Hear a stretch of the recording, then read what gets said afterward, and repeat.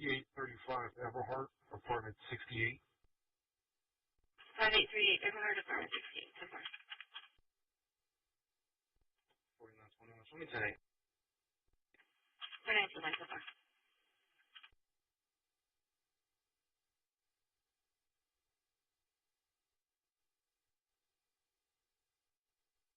Medic 1 driving 1.0. Reliable, I see. 0.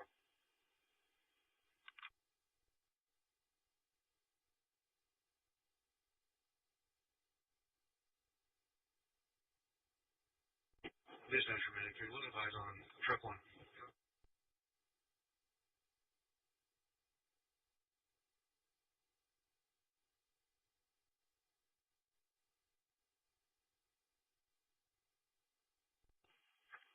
Truck 190.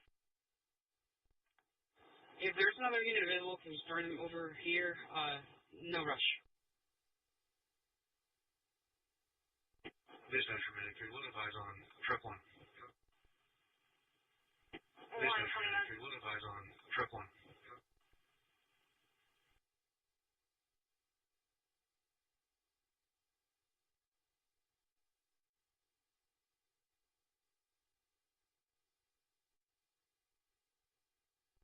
$633.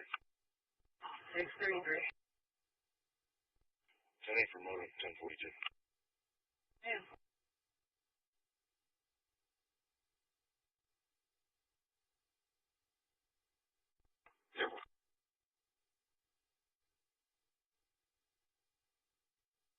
Far ahead, free trade, very dangerous. There's not as much talk of the fact that the United States economy is or has fallen off a cliff, which might be linked or might be the reason for all this Trump distraction. I compiled this list because you don't really see this really reported as one in the corporate media. But if you look at this, it's just staggering how bad things are right now. A poll finds near majority of Americans say groceries harder to afford today than a year ago. Bottom 60% of U.S. households don't make enough money to afford a minimal quality of life. Hiring at its lowest level since 2009. Serious credit card delinquencies climbed to highest levels in 14 years. 1.2 million fewer jobs were created over the last 16 months than the government had reported.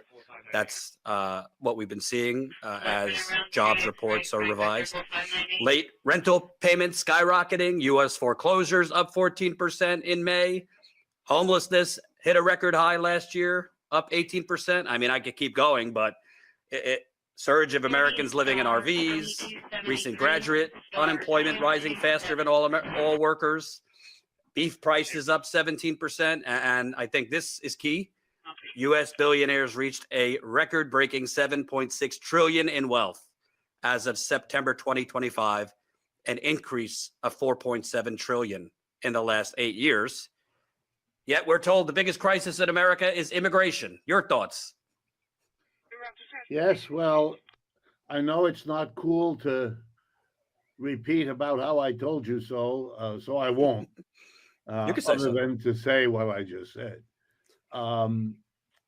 Yeah, I think that what we're watching, to be real clear with people, beyond the constant substitution of bluster and bullying and BS in order to, as you put it correctly, distract from all of the kinds of data you've looked at, leading many of us to wonder how long this can go on. In other words, how long can you substitute verbiage for reality, given that they're going in opposite directions? So with that in mind, let me try to give a context for what is going on. And I'll be brief, and then if you want, we can explore it.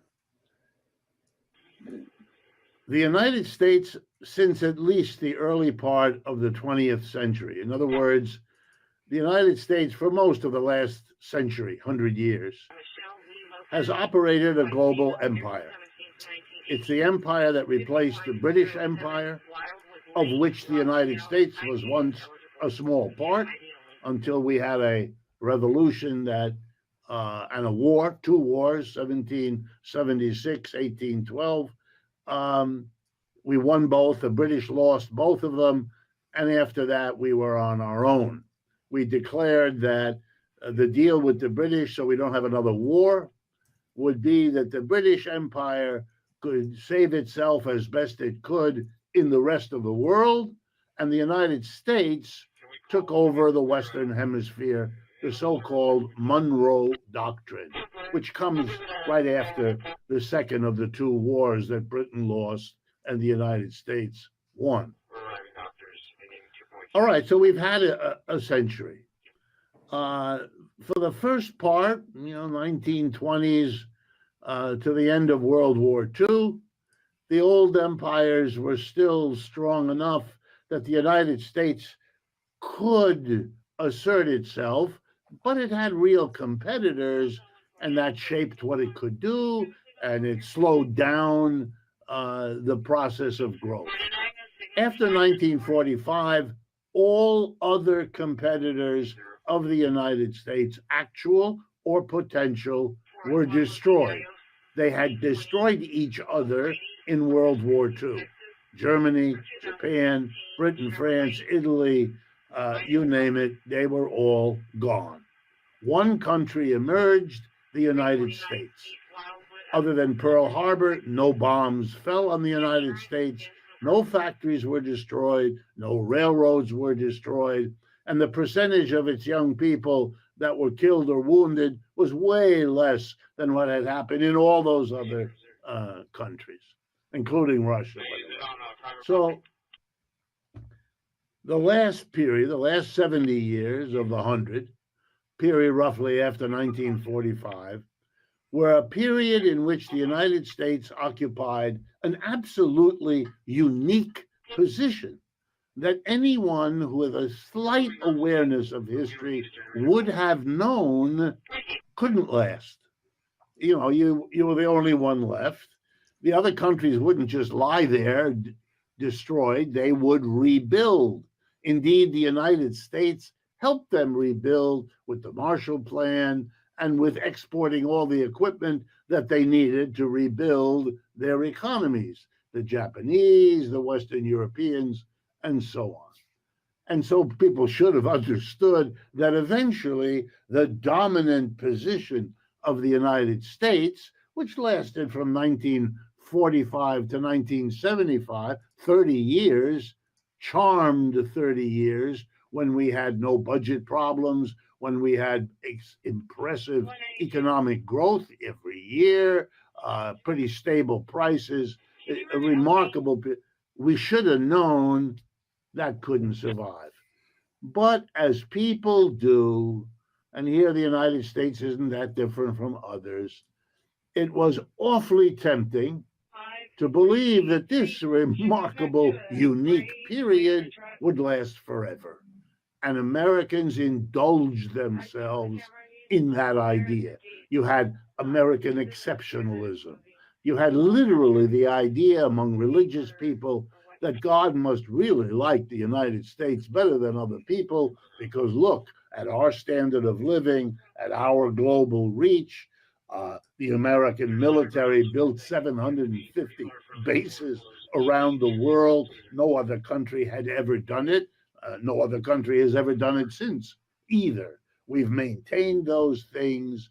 The US dollar became the global currency, replacing the British pound. US goods were everywhere. US jeans became the pants everybody wore in the world. The ideology of private capitalism with minimal government laissez-faire became a kind of global doctrine. And because the United States was so far ahead, free trade, let the businesses go anywhere. Globalization, it was wonderful. American companies would go around the world, find the best place to produce it there, bring the most efficient production back home in the form of cheap commodities for us to fill our garages with. It was a heady time, and we will forever look back on it with a yearning and the fantasy, which you can see on every MAGA hat. We're gonna go back and recover that.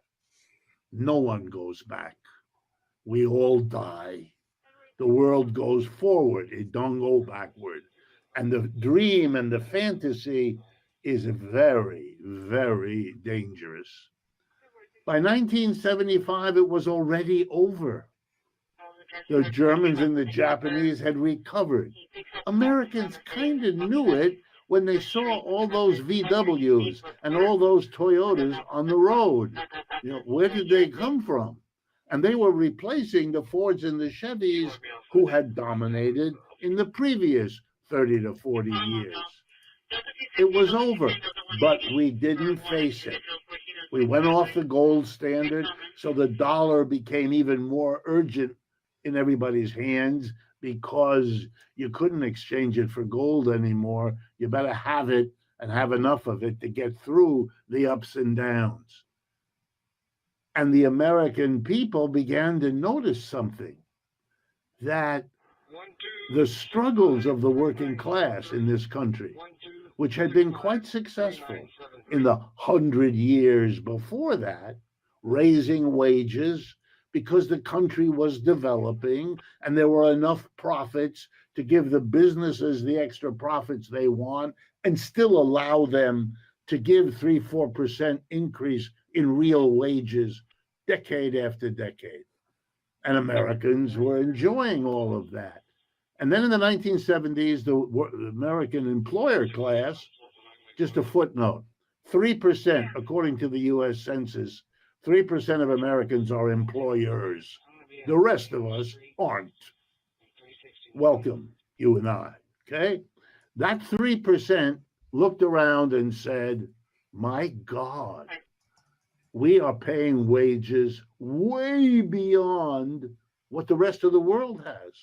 Our working class loves it. We have been celebrating that we do that, but now we have competitors. And they don't have to do it. And they're wiping the floor with us.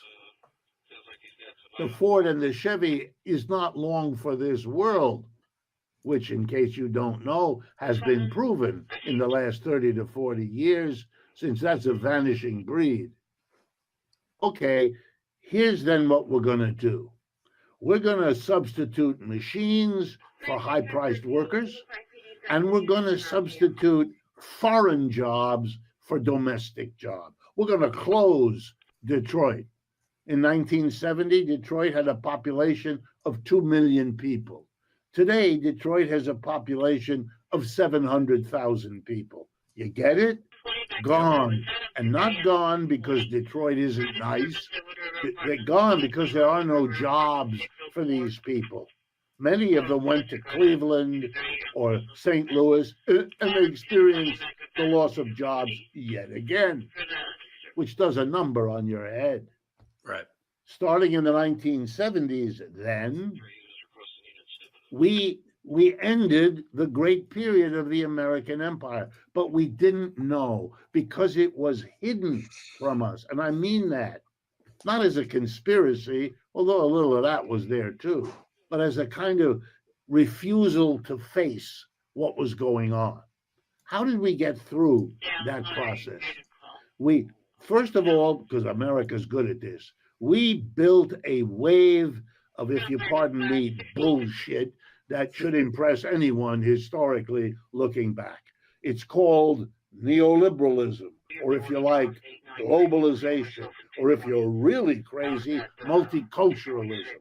In other words, we glossed the movement of jobs overseas and the replacement of jobs here in the United States with automation as something wonderful, global, multicultural, to hide what it was, which was the decision of those in charge of American business that they could make more money somewhere else. We should have known, right? Capitalism began in New England, then it left, and New England hasn't been a center of industry ever since. It went to the Midwest for a while. You know what we call that now? The Rust Belt, because it's gone. Then it went to the South and the West, and then in the 70s, it left. It went to China and India and Brazil and places like that. We could have and we should have understood it, but we didn't. Instead, we got all excited about the money that was being made by producing in China and paying people a small fraction of what they got paid here. Of course they went there. The Chinese did everything to entice them. The Chinese said, yeah, you can hire our cheap labor. Yeah, you can sell your products here in China. And remember, already then and even now, China's got 4 times the population of the United States. If that economy rises as it has, that's the greatest market in the world. And I've been a professor at business schools where I teach people like my colleagues that if you want to succeed as a business, you go where the wages are cheap and the market is growing. Friends, that ain't the U.S. The wages aren't low and the market is not growing. We have what's called a mature market. Last point, and then because I know this is provocative. Who are the people who lost their jobs in America? Well, the ones that the employer had the greatest incentive to replace with cheaper workers. The high-paid workers. And who were they? Here we go. White, male, Christian, unionized industrial manufacturing workers. They're the ones who lost the jobs. I mean, others too, but they were the ones, because these were the ones you were paying the big bucks to. These were the ones celebrating how America gives working class people a good salary, which in those days it did. They could keep their wives at home because they earned enough as males to have the wife at home with the children. All that's gone. And you know who that hurt the most? White, male, Christian industrial workers. And what is the support for Mr. Trump? White, male, Christian, former industrial workers. Of course they want MAGA. They want to go back. They want to recover, which they never will, what they had. They don't dare because they're Americans.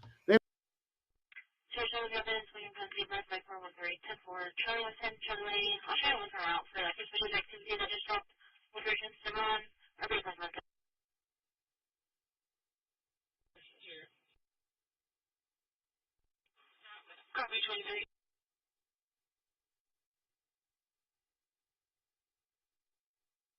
For a 78-year-old female with low blood pressure and a high heart rate.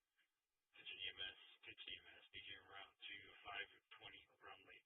78-year-old female, low blood pressure and high heart rate.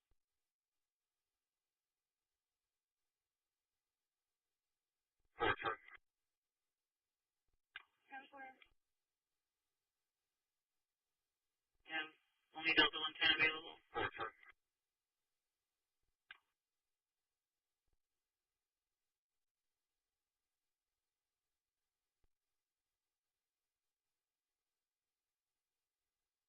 Could be individual camo jacket, black pants, Air Force shoes, neck tattoo.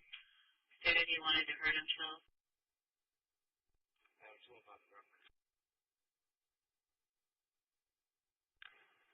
Dispatch at 14. 14. Knox Key return. Ready.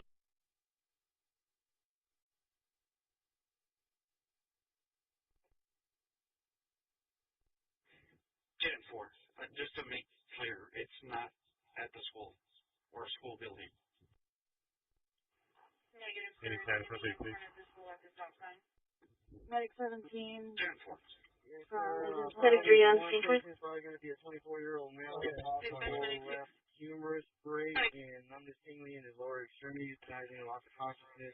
Probably priority patient 2 is going to be a 30-year-old black female, alert and conscious, complaining of 8 out of 10 pain in her lower back, wearing a seatbelt, airbag deployment. On the call, let me try to do a callback. They're saying that the Possible patient, address where the GPS alert, probably going to be is the one tracking. Receive, so a third unit is not necessary at this time.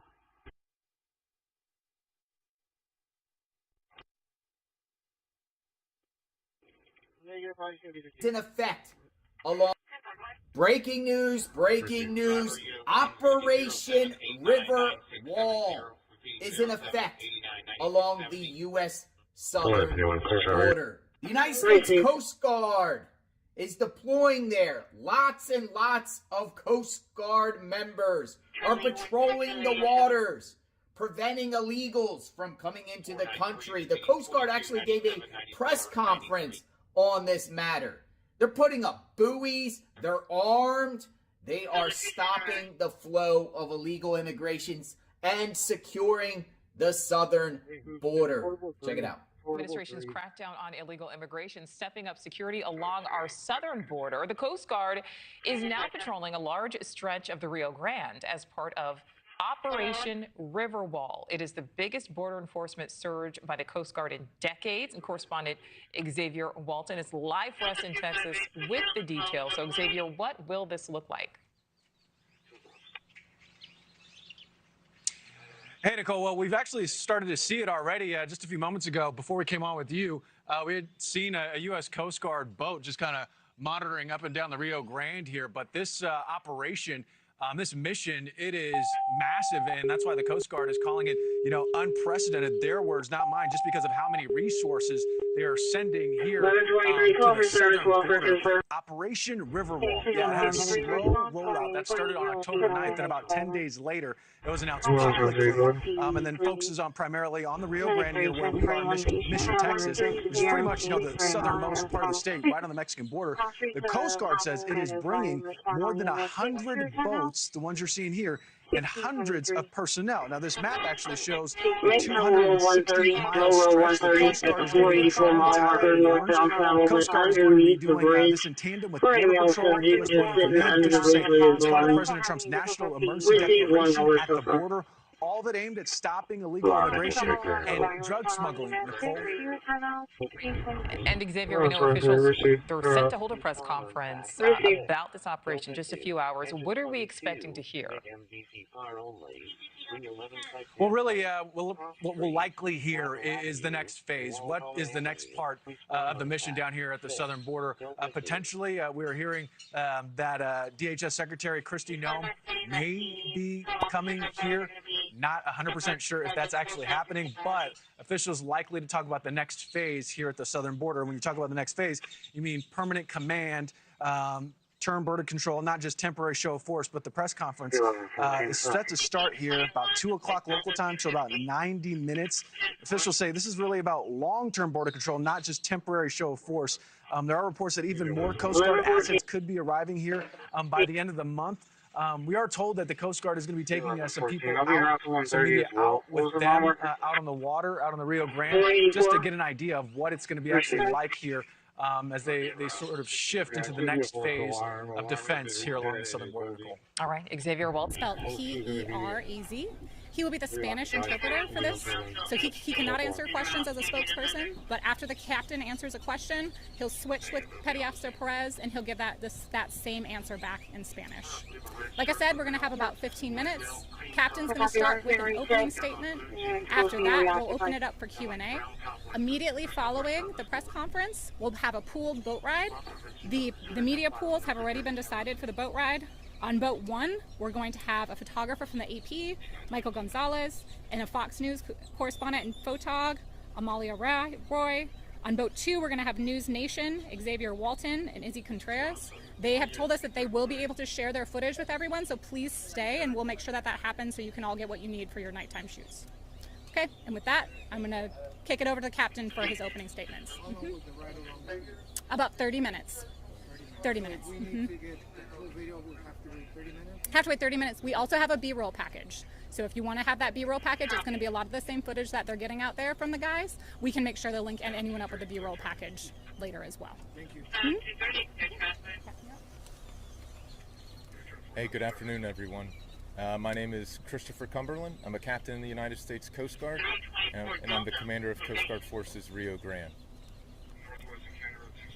The Coast Guard launched Operation Riverwall and mobilized additional assets to secure and defend the U.S. border from illegal immigration and illicit activities along the 260 miles of the Rio Grande Valley. We are working collaboratively with our federal, state, and local partner agencies by leveraging our unique authorities and capabilities to control our border. So with that, I'll open it to questions.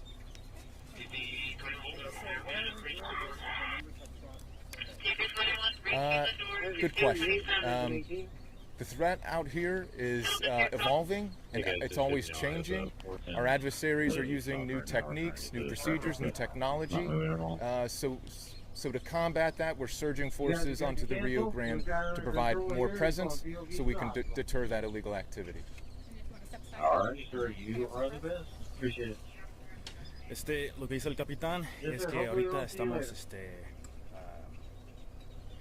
entendiendo lo que está pasando aquí en el río y lo que estamos haciendo, estamos trayendo más tecnología, más gente aquí para tomar nuestra presencia aquí en el río.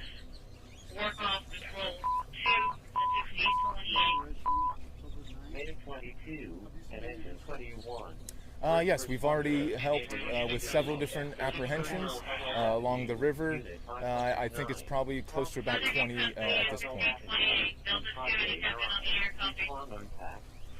Sí, hemos combatado 20 casos en total el día 9 de octubre, estás refiriendo.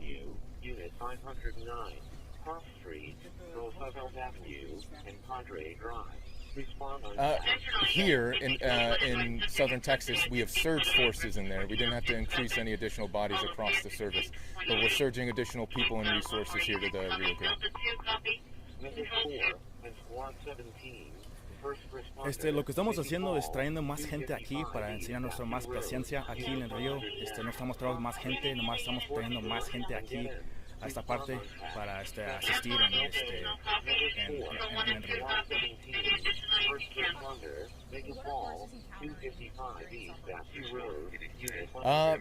A little bit of the Texas heat, but in general, the river conditions are very different. They're always changing. The river level goes down. What could be good water one day could be bad the next. So a challenging environment is probably the biggest thing that they're encountering at the moment, and getting used to the river and the operations that we're doing.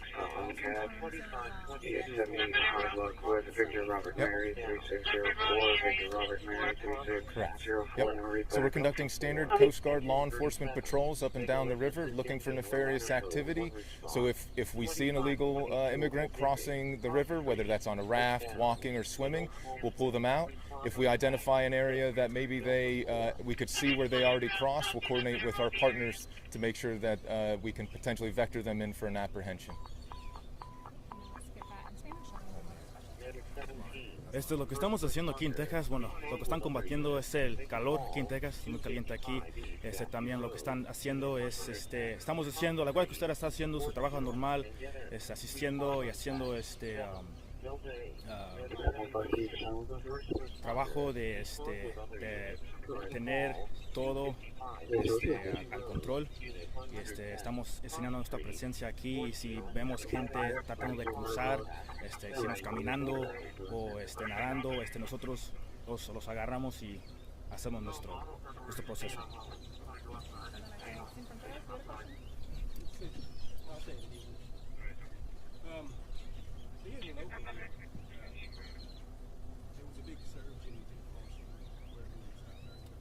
I'm sorry, can you speak up a little bit? It's hard to hear you. It's okay. Yeah, it was during the surge. Of course, it was very, very visible. Empty warehouses were converted into shelters. 1122, I have a call for service in the lobby.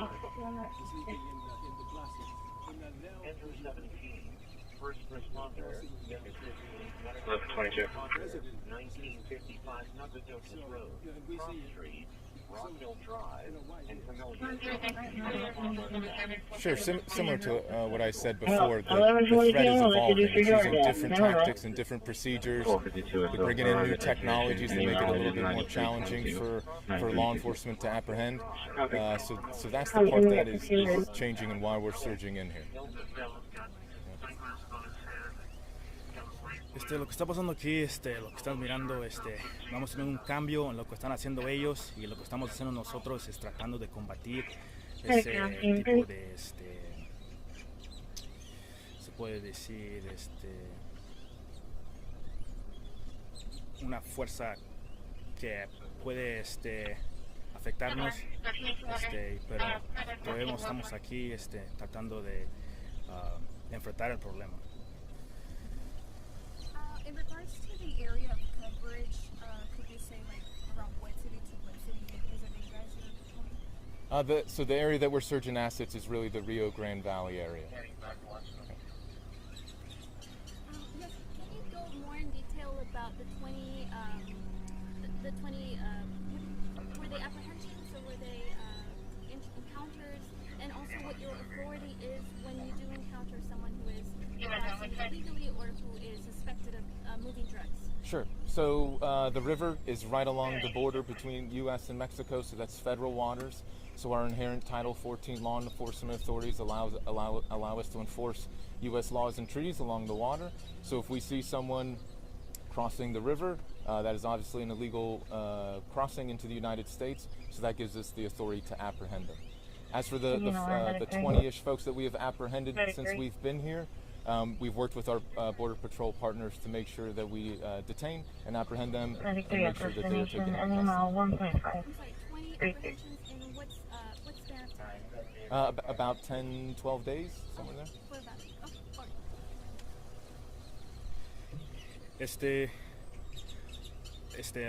El Río Grande queda entre México y los Estados Unidos y eso es agua federal, y lo que estamos haciendo nosotros tenemos la autoridad, la guardia que usted tiene la autoridad en detener a la gente que está dentro de los Estados Unidos, y en total tenemos 20 casos en total, y eso fue entre 12 a 20 días que hacemos estos los capturos.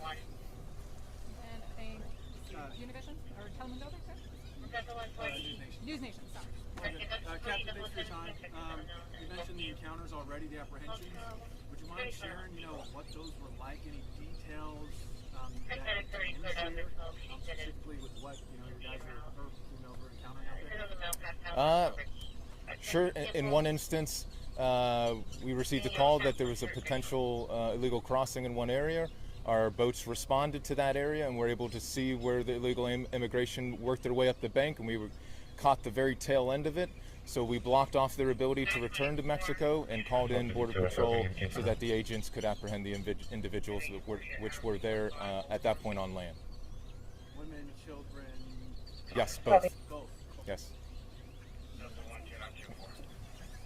Lo que pasó es que recibimos una llamada que había gente cruzando ilegalmente aquí en Estados Unidos, y lo que hacemos fuimos a ver lo que estaba pasando, y lo que hacemos es bloqueamos a la gente que estaba tratando de cruzar a los Estados Unidos, bloqueamos la salida de ellos, que fue para regresar a México, y lo que hacemos es que llamamos a migración, y vinieron y los agarraron.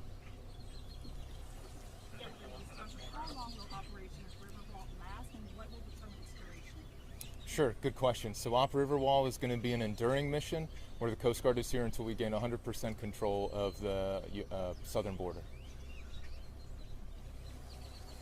Operación Riverwall va a estar aquí hasta cuando tengamos 100% de control aquí en los Estados Unidos. What are some of the steps that you guys are taking to make sure there's safety with you guys and the team? Sure. Excuse me. Good question. So to make sure that our personnel are safe, as we get down here and bring new crews into an area that is very unique and kind of dynamic, we're letting them get some area familiarization so they understand the specific area that they'll be patrolling, the depth where the river gets shallow and changes, and then we will slowly bring them up into operations. Everybody will be outfitted with the appropriate PPE and weapons to protect themselves. Did everyone get to ask at least one question? 52, that's okay, summer. With the Department of Public Safety, you guys are gonna eventually kind of work with the nations, have you worked with them? Is going to be 1693. Sure. So Operation Riverwall is a Coast Guard mission. We are working jointly with our other interagency partners that are down here on the river, which includes Border Patrol, Air and Marine Operations, the Department of War, and the Texas Military Department. Any Mexican, are you working with Mexican officers sharing intelligence, reporting Yep. The answer is yes. There's an international sharing happening between both us and Mexican forces. Lo que estamos haciendo es que sí estamos trabajando con México, con los especialistas, con oficiales, y lo que estamos haciendo también es estamos cambiando nuestra gente cada vez que vienen aquí, lo estamos entrenando para que ellos estén aquí, conozcan la área y conozcan dónde van a estar patrullando. Ya después de ahí les damos tiempo para que conozcan todo aquí y para que se preparen para hacer la patrulla. In these apprehensions, what else are you encountering in terms of contraband or At the moment, after I think we're on day number 13, we've only encountered apprehensions with Operation 1124. Give me for a civil matter, 109 2020, 109 2020. Not in any of the apprehensions that we've been here for Operation Riverwall. Border Patrol routinely will encounter both drugs, weapons, and other items as well. Con la Guardia Costera aquí tiene su presencia, no tenemos nada de contrabando con drogas o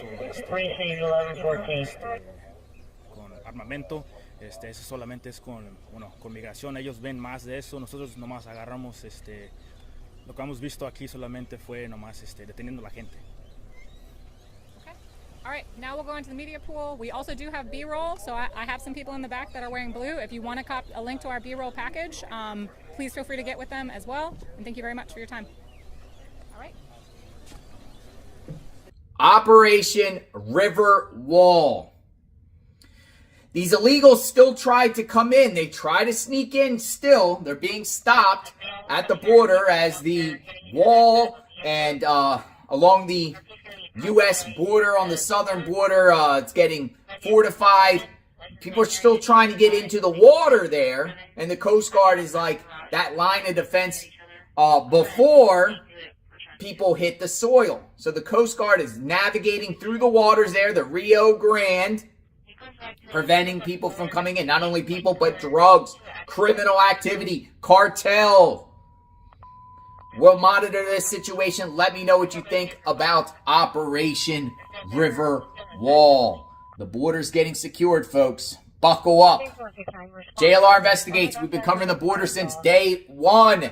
We've been to the border. We've seen people cross across the Rio Grande. Not anymore, folks. Doesn't seem like it's happening anymore that people are going to get away with it. They might try it, but they're going to get stopped by Border Patrol, and then stopped by National Guard, stopped by Coast Guard, stopped by the military who's down there too. You got all these forces down there. The border is being fortified.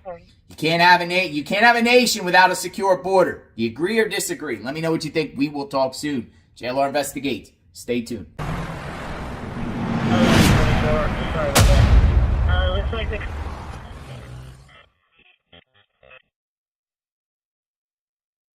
Copy.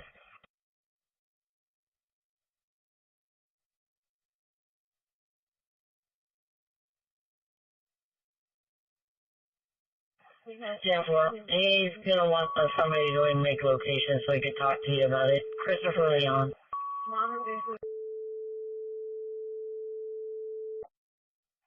Station 115, respond with a medic unit to assist Helotus for a possible fall at 10407 Double Fir Trail, Cross Street of Star Cross Trail, and Bar X Trail. Units respond on EMS 5 is about 1641. Station 115, respond with a medic to assist Helotus for a possible fall at 10407 Double Fir Trail, Cross Street of Star Cross Trail, and Bar X Trail. Units respond on EMS 5 from about 1641. 70. Maybe clear. You can show me around with the 250. We're near it. Go back there, Gerald. You got your ears on, buddy? You're looking for it. Roger that. Just taking the head down. Just finished. 1114. Copy medic 115. Hey, I don't know if you knew, but they just told me that next week we don't have to go to Randolph. They chartered them a bus. 1114. That contacted me now. He's code 4. He's taking a break, eating some food. He's got a bicycle. He's on his way to us. Well, that sounds pretty good to me. First responder, make a sick person, 300 East Captain Road, unit 1102, declining contact.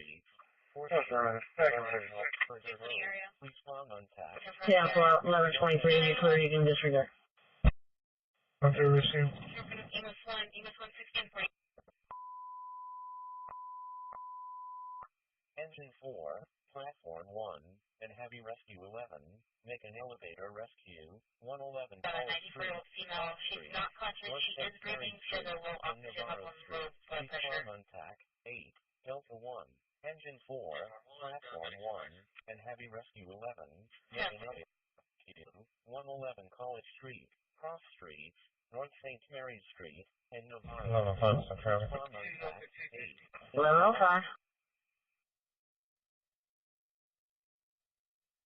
Show me clear, but I'm gonna head over to the Waltridge Apartments meeting. Medic 17, first responder. 123 in Martindale Drive. Road. William David Frank 7505. William David Frank 7505. Forster and Jones Melksberger Road. Respond on TAC 7. Delta 8. Medic 17.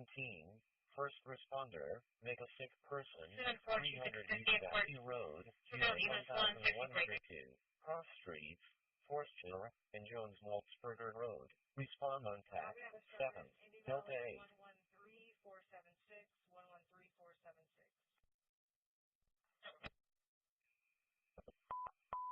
194, show me an service, please.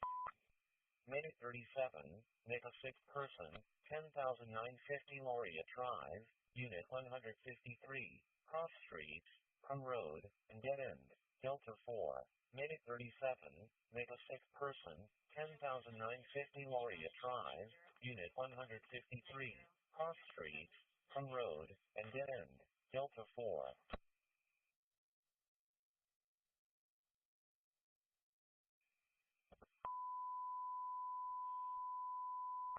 Ladder 37, assist engine or ladder code 1 response, 10,707 IH-10 West, Building 9, Unit 917, Cross Street, Remsky, and Expo Boulevard. Respond Delta 4,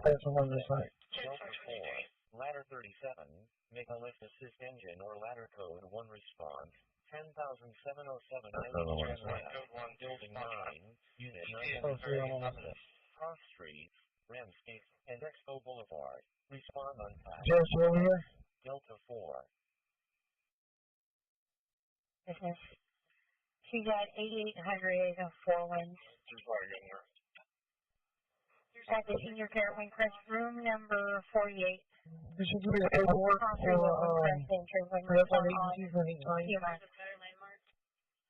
Q, 1645.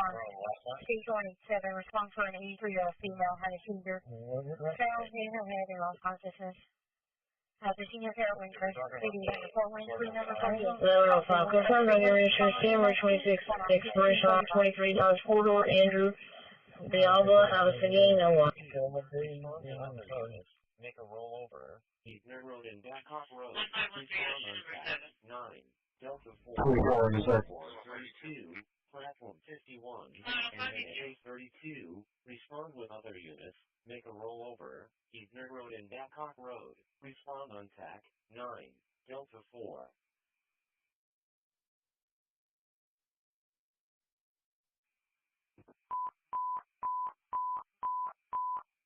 Engine 15, make a trauma, fire only code 1 response, 4114 West Commerce Street, Cross Streets, Northwest 25th Street, and Northwest 26th Street. Respond on TAC 6, Delta 1. Engine 15, Megatrona, fire only code 1 response, 4114 West Commerce Street, Cross Streets, Northwest 25th Street, and Northwest 26th Street. Respond on track 6, Delta 1. Yes, respond on unit Yeah, 236, stage 1, identifying second calls, respond for 1123, call for service follow-up, Lost Creek Road. 1643 Vegas, respond on unit 2, turn off, second calls, 90 miles 0, non-emergent. 1123, go ahead.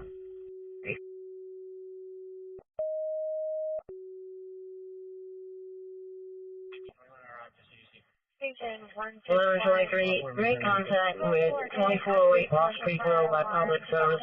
The phone number is going to be in the call screen. Once we do a follow-up report to a previous case reference also in the call report. Wants to add more stuff. Request to cancel, does not respond on 7, 10 out 1647. Station 161, received a call for an activated commercial fire alarm at 19190 U.S. Highway 281 South that requested to cancel. This is at Pierce Lane Primary School, Cross Street of Donald Aaron. Yeah, they did hurt. Pierce response on Fireground 7, 10 off 1647. Take your response.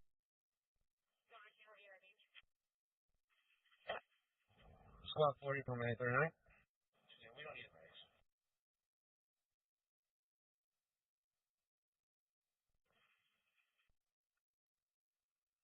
Our dispatch. Conscious and breathing, Station 161. saying that he fell, he's in Go pain. ahead, 161.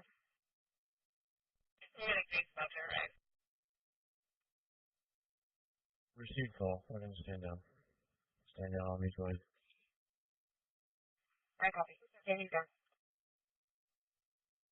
There is one, but he does have a video of some of the altercation if needed. I've checked all 3 floors so far and I'm not seeing them. Made of 18 and split 18. First responder. Make a sick person. 4938 Seabreeze Drive. Cross Street. Del Haven. Source code for this call, remaining at Farm on South. 7. Delta 6. Made of 18. Level 5, sir. Yeah, it does be First different. responder. Make a sick person. 4938 Seabreeze Drive. Cross Street. Maybe 115 Bravo Fire Dispatch. Respond on TAC 7. Delta 6. Something like that. Matter 115 Bravo, go ahead. Sir, hello. Level 5, sir. And a possibly older Ford SUV. First is Matter 115 Bravo, okay, point. Control 3 at 1649.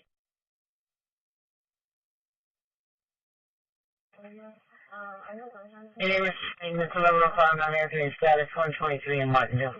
Traffic stop. 1151, I'm out. Received 1151. Jumping in on this side. 1105 status.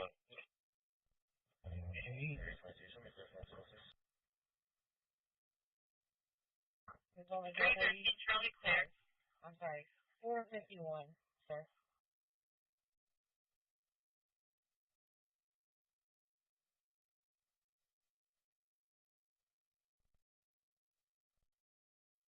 Ninety-two oh one. 9201, 2.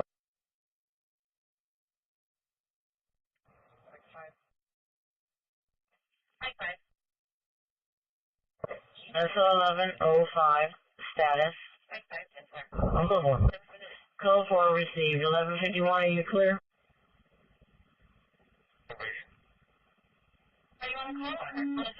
Collision limited highway at mile markers 613, I-10, call for medic 2, truck 1, engine 3, battalion chief 1, at westbound, zone 304, crossed I-10, East Access Road and State Highway 130, collision limited highway at mile markers 613, I-10, at westbound, zone 304, crossed State I-10, East Access Road and State Highway 130. Oh, okay, I'm already out of them. Receive. Yeah, to destination first. 22. 1123, so. 1123. Southeast Airport.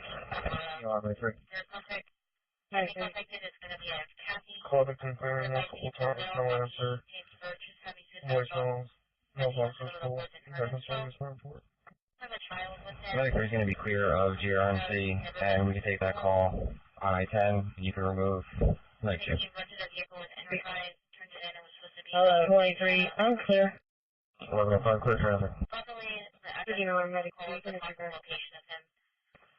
Oh, crash 10-4. 82, copy traffic.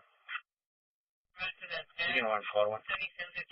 Squad 1's going to be responding to the collision major.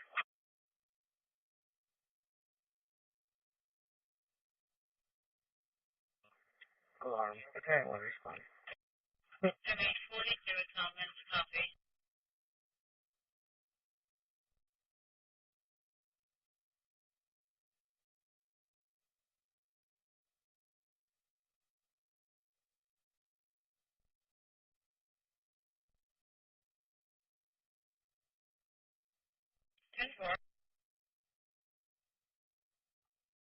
P-Trap 51, we're good with just platform 932, we're good. P-Trap 51 is Steve, we're monitoring, let us know if you need anything. Christi, thank you guys.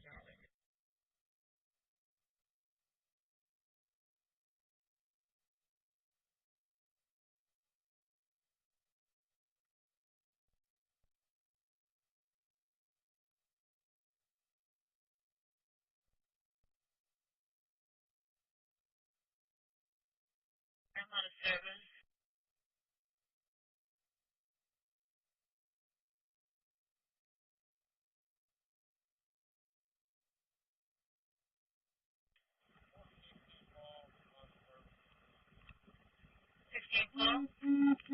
Fire alarm at 2501 Brewster Street. Call for engine 2 at Patlin Elementary, Zone 102. Cross Street Latal Avenue and East Martindale Street. Fire alarm at 2501 Brewster Street at Patlin Elementary, Zone 102. Cross Street Latal Avenue and East Martindale Street. Thank you, Alarm Medical. Medical. Medical 1 has a right destination, ending mileage .7. Exit 182. Roger that. 182, Swinder driving at Sanderson.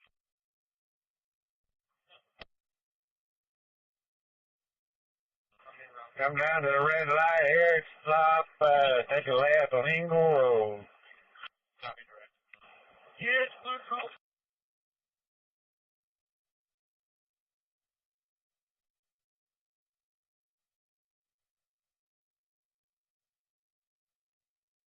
Engine ground up and down. UVM 7003, 522 Texan Trail, 522 Texan Trail. Straight up by dispatch 1654. Sidewalk. Ready for now.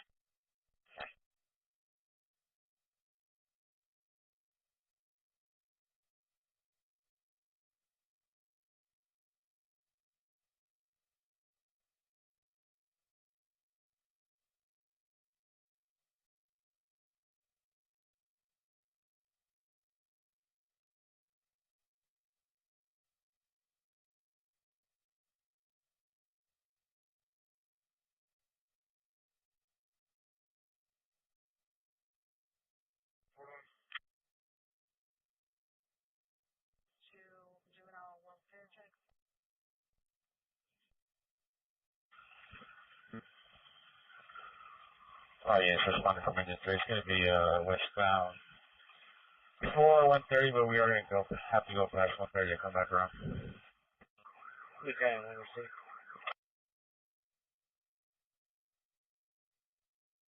And 24 pending.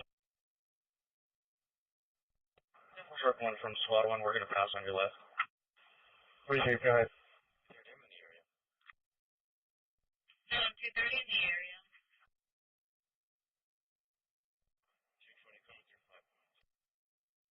Copy, direct.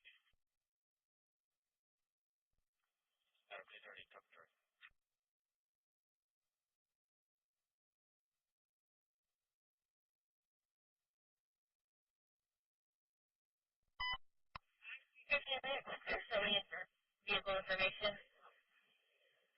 249 Lincoln Fort Boy, 249 King Fort Boy. It's going to be a 2006 Honda motorcycle.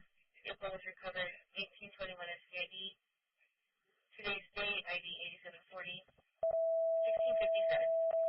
1657. Engine 24, make MVC fire only. Harry Wordensbach in loop 368. Respond on TAC 6. Delta 7. Engine 24, make MVC fire only. Harry Wordensbach in loop 368. Respond on TAC 6. Delta 7.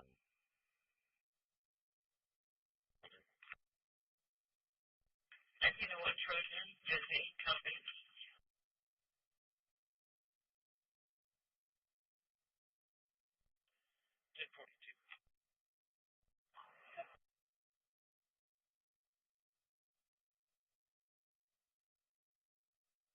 Once you get out here to Catamaran, you're on Eagle Road, and then you take a left on Marion Road. Oh.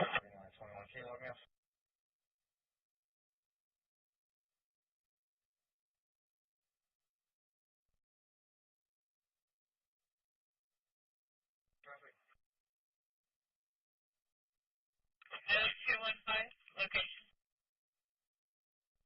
Will be Leopard and Lodge Lane.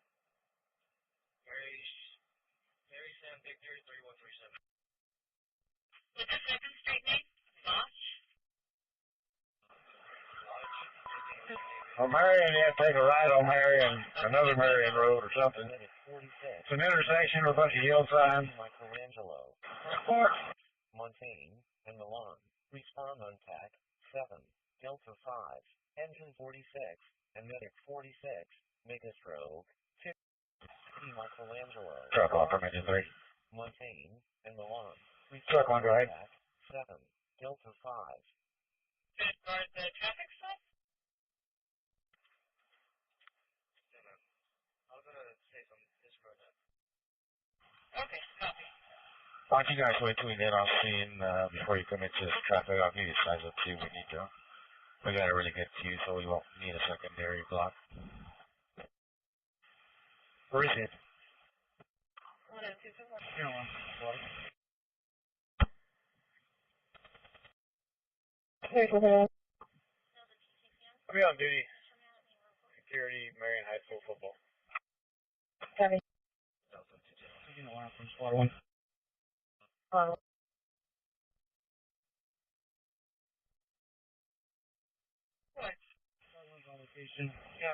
We got four vehicles.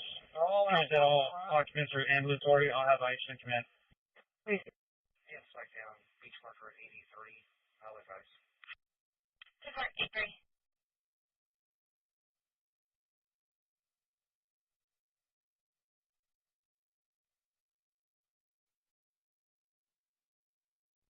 Down 230, copy plate. Mary William King 6501. Down 230, 10-4.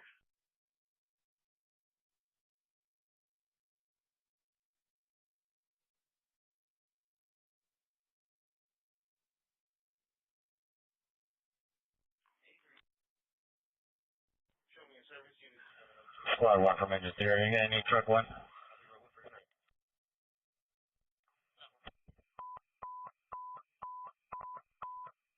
Medic 21, make a sick person, 958. Negative, we've got a pretty big queue built up. We can also cancel the medic unit. All occupants are ambulatory and refusing EMS. Truck 1 received. Will be clear available. Respond 215S4. 11-2, I'm off duty. Overdose. It appears to be a 35-year-old female 11050 Pierce Road, cross street of Atkins Road. Units respond on EMS 6 or come out 1701. Station 151 copy, BC 153 responding for a possible overdose, approximately 35-year-old female at 11050 Pearsall Road, cross street of Atkins Road. Units respond on EMS 6, come out 1701. Adam 230, also okay, cancel Adam 220, Adam 220, I'll show you clear.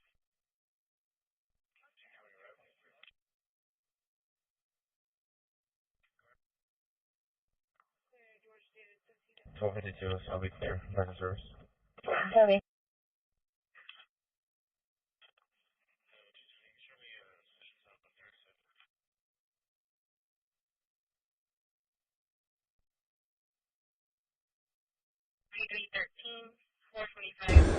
Good afternoon, everyone. 425 South Bronx 1.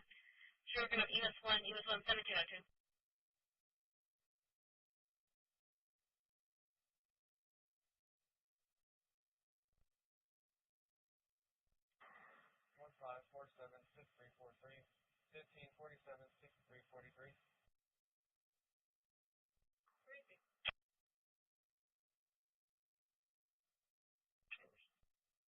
Image 45 straight.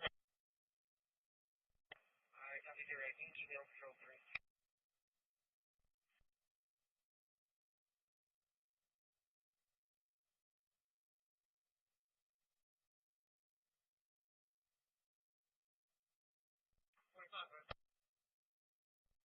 I'm going to be out at transportation ending 112869. Engine 3 from command.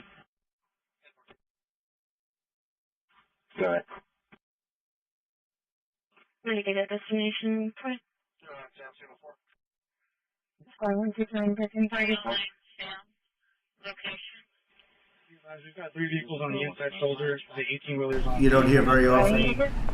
America's enemies will never see it coming. Hopefully we won't have to use it for that purpose, but you have to have it. And if it ever happens, they won't know what the hell hit them. A new fleet of these magnificent planes will be built in the air during my administration for the next couple of years. It's ready to go. They've already built much of what has to be built in terms of production, including the sheds. We'll ensure that the USA continues to dominate the skies. We're given an order for a lot. We can't tell you the price because it would give way to some of the technology and some of the size of the plane, good sized plane. This contract also represents a historic investment in our defense industrial base, helping to keep America at the cutting edge of aerospace and technology. Our allies are calling constantly. They want to buy them also, and certain allies will be selling them, perhaps toned down versions. We like to tone them down about 10%, which probably makes sense because someday maybe they're not our allies, right? But I would like to ask Secretary Hegseth, who's doing a fantastic job. He's really been very inspiring in so many ways, and I must say that before he speaks, we have had record people wanting to join our military in the last 2.5 months, literally since this, I think probably since the election, November 5th, but especially since we came to office and since I announced Pete. He's young, he's smart, he's strong, he loves it, and they love him, but we've had record numbers of people wanting to join our military. Now, if you go back 6 months, it was the exact opposite. You had record numbers of people not wanting to join the military. Now you have record numbers of people wanting to be in our military, and that's a great honor. That shows you we're really on the right track. So, Pete, maybe say a few words. Sure. Well, Mr. President, this is a big day. This is a big day for our warfighters. This is a big day for our country, a big day in the world. The name of this program is the Next Generation of Air Dominance. And Mr. President, because of your leadership, your clarity, America is going to have a generations in the future of air dominance because of this 6th generation fighter. We've had the F-15, we had the F-16, the F-18, the F-22, the F-35.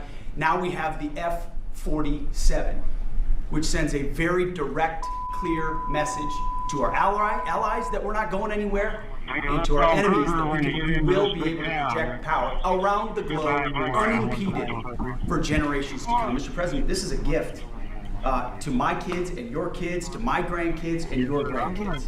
This is a historic investment in the American military, in the American industrial base, in American industry that will help revive the warrior ethos inside our military, which we're doing, rebuild our military, which the previous administration did not do, by the way, Mr. President. They paused this program, and we're prepared to potentially scrap it. We know this is cheaper, longer range, and more stealthy. President Trump said we're reviving it, and we're doing it. And then we are also going to reestablish deterrence. Under the previous administration, we looked like fools. Not anymore. President Trump has reestablished American leadership. The F-47 is part of it. And Mr. President, thank you for having the courage to do it and leading the way for all our warfighters. Thank you very much, Pete. One of the things I will say, but the generals are going to speak in just a couple of seconds, but this plane flies with drones. It flies with many, many drones, many as you want, and it's a technology that's new, but it doesn't fly by itself. It flies with many drones, as many as we want, and that's something that no other plane can do. So I'd like to introduce, if I might, Air Force Chief of Staff General David Alvin, and also General Dale White, two incredible people that I've known over the years, but I got to know them really well over the last few months. And when you look at the decision matrix that they placed in front of us, that's why we ranked so high, is because we have the resources necessary and the ability to build out quickly to meet the needs in front of us. As far as economic impact, it would be tremendous. Does anybody have an exact number? 1,600 jobs. With 3,000 spinoff. Look at this. This is teamwork right here. So we are really proud, and the people of Alabama are ready to get to work. And I've got a housing question, if you could, just for a second, Mr. President. Please. Owning a home and going about the American dream seems like it's out of touch for a lot of Americans. Just recently, you pushed out a statement about addressing an emergency housing situation. That's right. We're thinking about doing that. Well, we need a little help from the Fed. We have a man named Jerome Too Late Powell. You probably heard of him. He's too late. He's way too late. And the economy is so strong that it's pushing through that. Normally, it would have been much tougher, but we're doing so well that we're pushing through it. But it makes it very hard for people to get mortgages because too late is too late. Very simple. He's too late. And probably political, whatever. He wasn't too late before the election. Before the election, he was cutting rates, right? Because he was hoping that, I guess, Biden would get in or that Kamala would. He was a big Biden guy, explain that one, and then he was a Kamala person, but he was hoping, I guess, she'd win, I guess. I don't know. It didn't work out too well. But yeah, we need a very serious cut. You know, I think that if you look back many decades ago, the United States was always the lowest, even if they were doing badly. The United States was, because without the United States, everything in the world would die. It's true. It's so powerful. It's so big, and I made it really big. Crossing Sky Fire receivers respond on US 2, Tema, US 1, Tema 1710.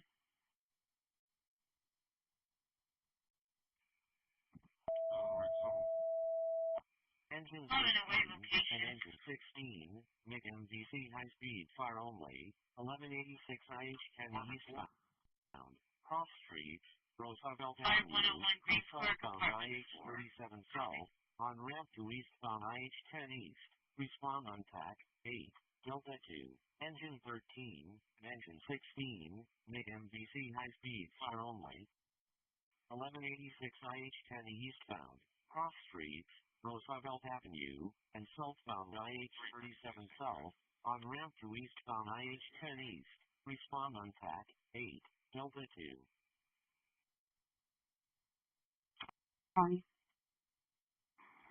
Alarm, Battalion 1.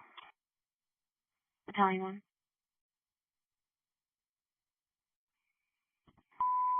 Clear, I can. In service. Engine 36, make an unauthorized burning, 8826.5 Palms Drive. I am talking about someone we almost never hear from before, during, and after those cases. Former DOJ Special Counsel Jack Smith, the only federal prosecutor to indict a president. He just doesn't speak much. You might recall that if you remember those busy periods during his 2 cases over the past years. But he has now, the news tonight, made this rare public appearance. And it's with someone you might recognize, a fellow Justice Department veteran, Andrew Weissman, who also we should note is an MSNBC analyst. So this is big news, full disclosure, someone we work with. But when this hit, I don't care who he happened to be talking to, it was going to be a big deal because it was his first comments. Okay, so buckle up because what just dropped in Washington is absolutely explosive. Former special counsel Jack Smith, the guy who investigated Trump for the classified documents case in the January 6th stuff, just handed over previously unreleased audio recordings to congressional investigators. And according to sources who've heard these tapes, they're devastating. We're talking about internal Department of Justice recordings that allegedly capture Trump officials pressuring DOJ leadership to shut down or reshape prosecutions. We're talking about evidence of potential presidential interference in active criminal investigations. We're talking about what one DOJ official described as a constitutional panic inside the Justice Department. And the timing of this couldn't be more explosive because Trump is currently sitting in the White House, and these tapes apparently show his administration trying to corrupt the very investigations that were targeting him. Now, if that sounds like something out of a political thriller, you're not alone in thinking that, but this is real. This is happening right now, and the implications are staggering. But before we go any further, real quick, let's be honest. You can't really trust mainstream media anymore. That's why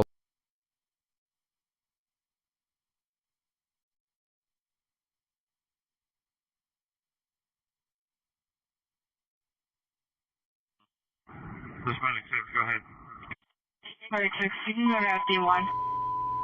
Good morning, everyone. Hope you're all doing well.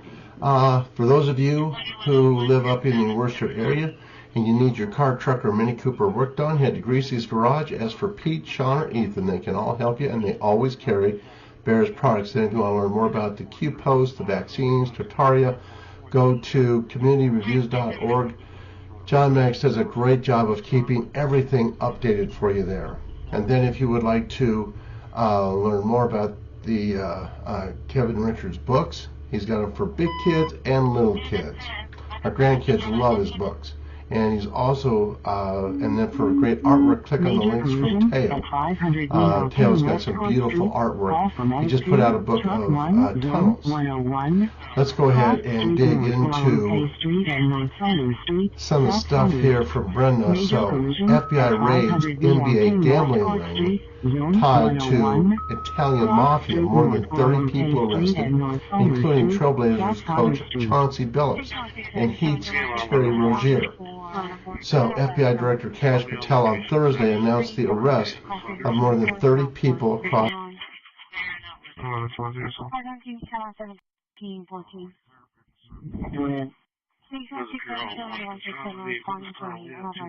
Water damage.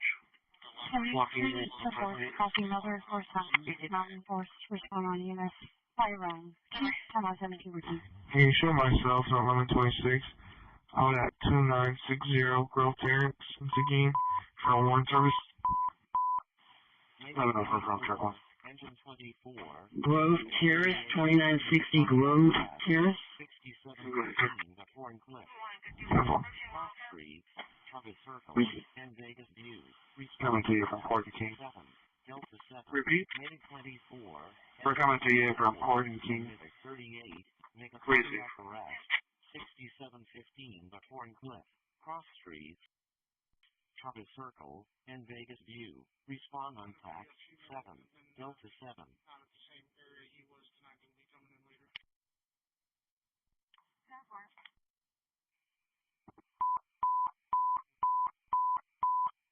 Engine 53, amid a 22, make an unconscious fainting. Fire dispatch, 407 Stinger, Cross Street, get end. And bigger on TC, you're going to see minor damage to both vehicles. Engine 50, I'll be out with it. 22, make an unconscious fainting. 14,407 Stinger, look. Cross Street, get end. And bigger run, respond on tag. 7, Delta 2.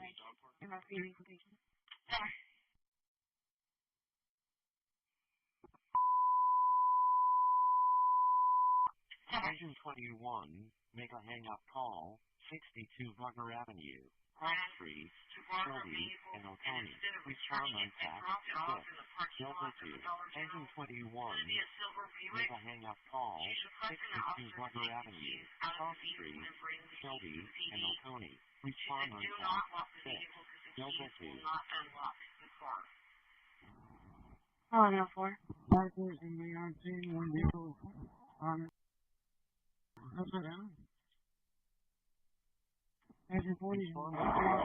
We're going to have 4 occupants, 3 in one and 1 in the other. All are going to probably be refusing EMS. Run. Respond on TAC 7. Delta 8.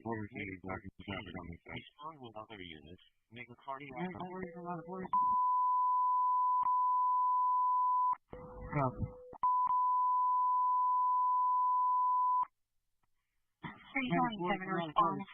fall.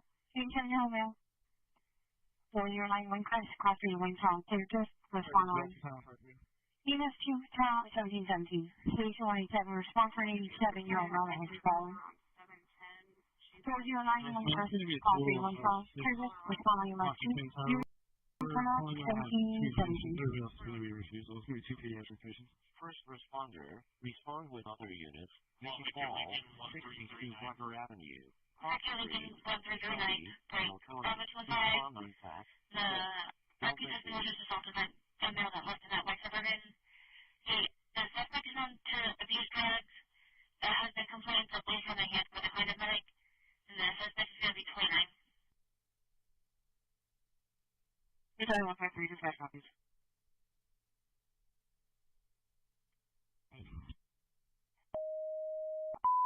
Platform 14, from 140. 1122, call for service. 7-year-old male alcohol withdrawal at Heath Gear 7 Parker. Crashes there to the pass at High Plains Drive. Units respond on EMS 5. Discretion. 114, down. 112, I copy responding for a 37-year-old male going through alcohol withdrawal. 111, Drive. Cross Street stairs to the path and high. Shillington, Elmwell Road, 710 Elmwell Road. Callers advising that there were 2 black male subjects that were walking behind the property. Also, Louise said that one was wearing a black shirt and jeans and the other one was wearing a gray hoodie and jeans. Complaint advised they believe they might have been trying to break in because they don't belong in the area.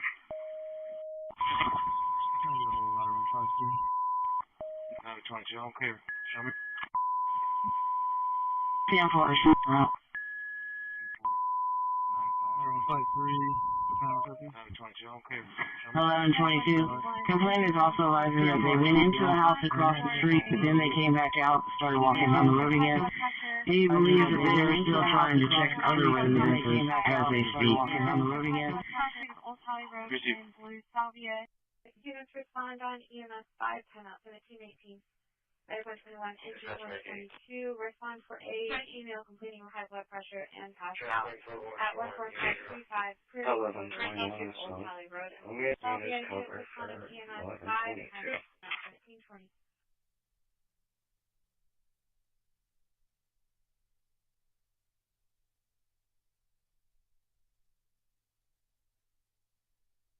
On 1121, 10-4, show you how to fill it. Also realized that the caller advised he told them that they needed to leave and that he was going to get his firearm. He has been advised either way. 1122. I'm clear on all. 92, 37, out 30.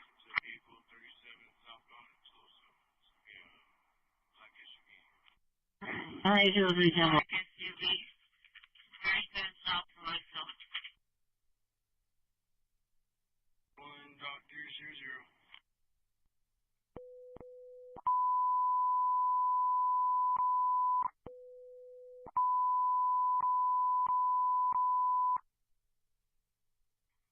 Station 187, second tone, response for an 87-year-old male fell on the floor. 409 Crest, all 31 call surgery, respond on unit 2, 10-21. Station 187, respond, second tone, 87-year-old male fell on the floor. 409 Crest, all 31 call surgery, respond on unit 2, 10-21. Delta 6, engine 9, make a fire alarm. Papa 187, ready to down, EMS queue. Cynthia Lynn, and Clark Avenue, respond on tax 1, Delta 6. Yes, ma'am, will y'all be having a unit respond to Crest Data Call?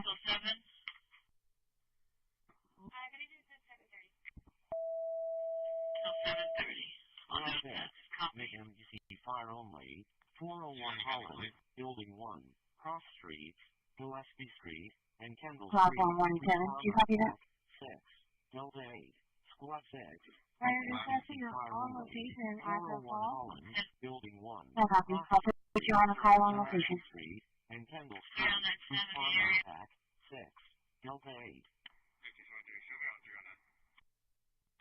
1523, outlet 309 Sam.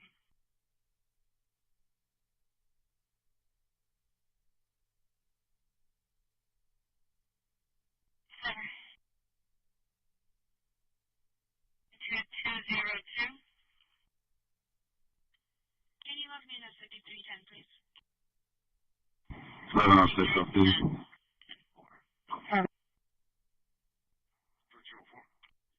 Medic 121, engine 126.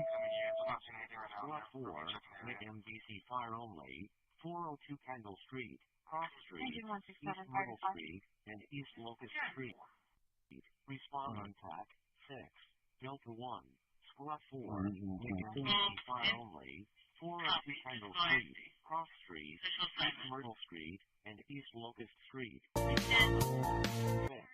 When the council considers the item. At that time, you may come up to the podium and speak. And at this time, I'll ask the city attorney to please review the council meeting rules of decorum that will appear on the television screens. All citizens must be courteous, polite, and respectful of one another, including the city council and city staff. The mayor and council members shall be referred to by title and/or title surname. All remarks must be addressed to the mayor and city council and not to the council members as individuals. Citizens are only permitted to speak on city-related subject matter. Speaking on any non-city-related matter is prohibited.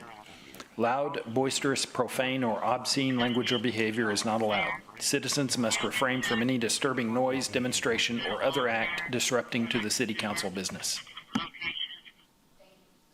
Thank you, Mr. Risley. So please state your name and the city in which you live before beginning your comments. Citizen comments are limited to 3 minutes, while non-resident comments are limited to 1 minute. A visible timer positioned near the city secretary's desk will help in managing that allotted time. If you have a petition or any other relevant information that you'd like to give the council, please present it to the city secretary and she will forward it over to us. So at this time, we'll go on to section F, which is our city manager's comments and update on city operations. Mr. Zanoni. Great. Thank you, Mayor. And good morning, Mayor, members of the council and the community. We do have a couple things on the city manager's report this morning, and I want to begin, though, by introducing one of our new team leads, one of our new executives, and in particular, we'll be recognizing the appointment of Dr. Anita Kurian, who joined the city organization, beginning her role as the Director of Public Health yesterday. Yesterday was her first day. She's with us this morning. I'm just going to give you a little background on her, and then she'll come up to the podium to introduce herself as well.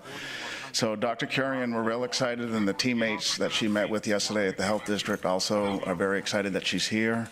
She brings 34 years of experience in the healthcare field, including 23 years in public health. And there's not a lot of folks that are like this, right, in the country. So 23 years in public health.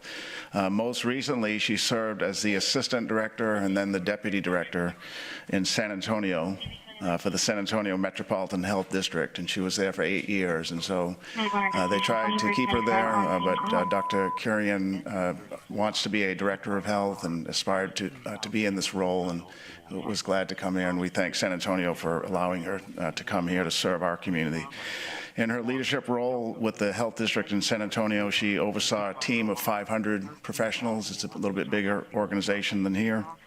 With a population of 1.5 million residents, both in the city and in Bexar County as well. She has some extensive college work as well, professional education work. She has a Bachelor of Medicine and Surgery from Karnataka Medical College. She has a Master's of Public Health from Rollins School of Public Health at Emory University, a prestigious school for public health in Atlanta, Georgia, and a PhD in Public Health from the University of North Texas Health Science Center in Fort Worth. So, very credentialed, very experienced with a total of 34 years in public health and 23 years in health, 23 of which are in public health. You'll see in a moment, but she is known for her solution-oriented and data-driven leadership approach, focusing not just on immediate health concerns, but also on long-term community well-being. And that's important for our community. So at this point, I'd like to invite Dr. Carrion to come up and just share a few remarks. It's her, as I mentioned, her second day in the job, and she's excited to be here today and excited to introduce herself to the City Council. Thank you. Good morning, Mayor and the Council. Like Peter said, this is my second day on the job, so I still don't have all the answers. I'm still getting my bearings, but I am incredibly honored and excited to be your new Public Health Director. At the onset, I just want to acknowledge the major leadership transition that my department here and my team has undergone. So I'm committed to bringing back some consistency, some credibility, but also care to help build this health department to be a high-functioning public health department where our staff, our workforce, which is our most important capital, are excited to come to work, come to work every day, do their job, and serve this community. Like I said, this is my second day. I don't have all the answers yet. I won't presume that I know what the needs of our diverse community are yet, but I do bring a deep commitment today to listen, to understand to the needs of this community, and to champion all the initiatives that our city managers has already started. Most important of all is health for all. I've heard this from you today. I've been briefed by the city manager as well. Health for all, regardless of where you live, what your zip code is. Whether you live in the heart of the city or in the most rural parts of our community, everybody deserves access to care and opportunities for better health outcomes. The other initiative that city manager has already championed, and I intend to carry forward, is to be better stewards of our taxpayers' dollars, especially in this climate of fiscal constraints. And you can do this by having a collaborative approach. My entire career was based on collaborative approach. I know we cannot be that Lone Ranger doing everything for everyone at all times. So I intend to carry forward that philosophy of mine, leverage the existing partnerships, foster new partnerships, and learn to do more with less, especially, like I said, in this climate that we are in today. And most important of all, invest in our workforce.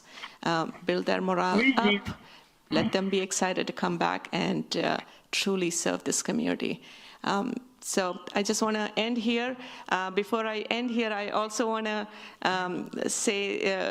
have a shout out to my team, incredible team. They're watching me out there. I'm going to get emotional now. They're watching me up there, incredible team back in San Antonio. Although I have moved on, they are looking from far and cheering me on. So thank you so much. Yes, they did want a shout out, so I'm giving them that opportunity. I also want to thank the three most important men in my life, my husband, my two kids, and I just want to end here, say I'm excited. My team and I are excited to start this journey together. Thank you for the warm welcome and looking forward to making something meaningful here. Thank you.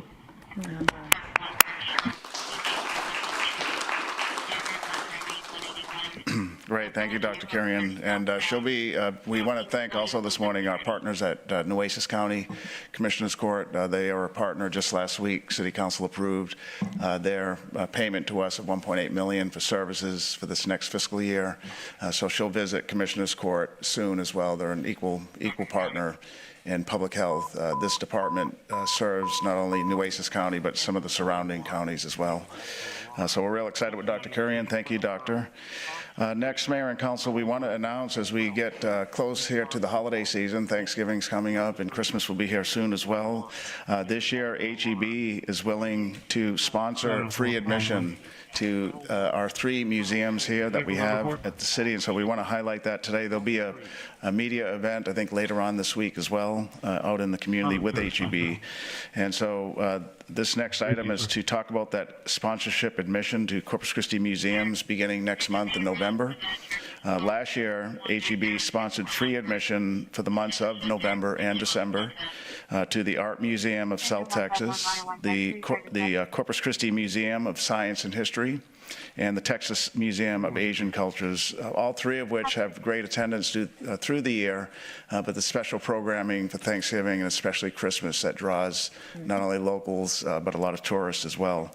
And so this is great news because both our residents and visitors use these museums, but they also then use our community. They go to our restaurants, they spend dollars here, and they give back to our community. So these museums help with culture and education, but also, as I mentioned, have an economic impact. So as we know, tourism is the 2nd largest industry in Corpus Christi, and HEB's sponsorship will directly impact that local economy here. So at this time, I'd like to have Beth Datamo come on up. She, I think, 2nd year or so here with HEB. She's done a great job with public affairs, staying in touch with the assistant to the city manager, and we're going to have her give us a little bit more information on this sponsorship that you'll be helping fund or funding in total for the next 2 months. Yes, as Peter mentioned, hi, I'm Beth Datamo. I have the honor of leading our Gulf Coast region in terms of public affairs and external affairs for everything that we do. And I'm glad I got the pink memo from you, so thank you all for keeping me in the loop. Thank you for your thoughtful introduction on what we do with HEB. I have a short presentation I just wanted to share with you guys. This year we're celebrating 120 years. As a company. So next month, founded by Florence, but with just $60, we are now almost a $50 billion private company here in the state of Texas. So just wanted to share with you all our continued investment in putting forward what we do here in the community. I know I see most of you out and at our events and things like that, but I just wanted to highlight so that you know what our investment has been. I know we have a couple other slides. I don't know who's advancing, but wanted to share just what our community investment has been. So these are just some of the things that we have highlighted. We have 8 different concentrations or pillars, if you will, that we highlight throughout the year and that we invest in 5% of pre-tax earnings. So all of that comes right back here into the Gulf Coast region. As Peter mentioned, we started this initiative last year with those 3 museums. They each saw an increase. On the next slide, you'll see what their attendance was like. They were big numbers for them that they saw in the months of November and December. And so again, they shared back that data with us. It was an increase from their 2023 numbers. And then we covered the cost of those admissions and reimbursed the museums back and agreed. So this year, I'm just excited to share with you. Yes, again, as Peter mentioned, I'm not going to share everything because we do have a press conference on Friday. So what we're adding this year is the South Texas Botanical Gardens. So that will be on the list. Plus, it's on the next slide, 5 more museums. So we're going from 3 to 9 this year. And again, as I mentioned, we have the Gulf Coast region. So we go all the way down to Falfurrias and all the way up to Bay City and beyond. And I'm mentioning that because we want to make sure we encompass all of our community.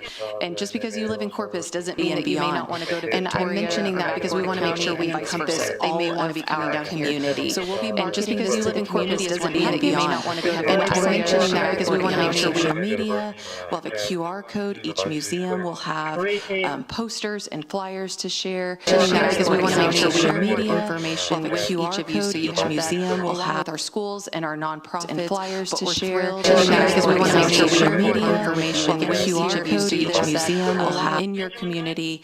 And we look forward to sharing it with you throughout the holiday season with your friends and family, and look forward to seeing you on Friday if you can be there. Thank you, Mayor and Council, for letting me be here to share a few things. Thank you.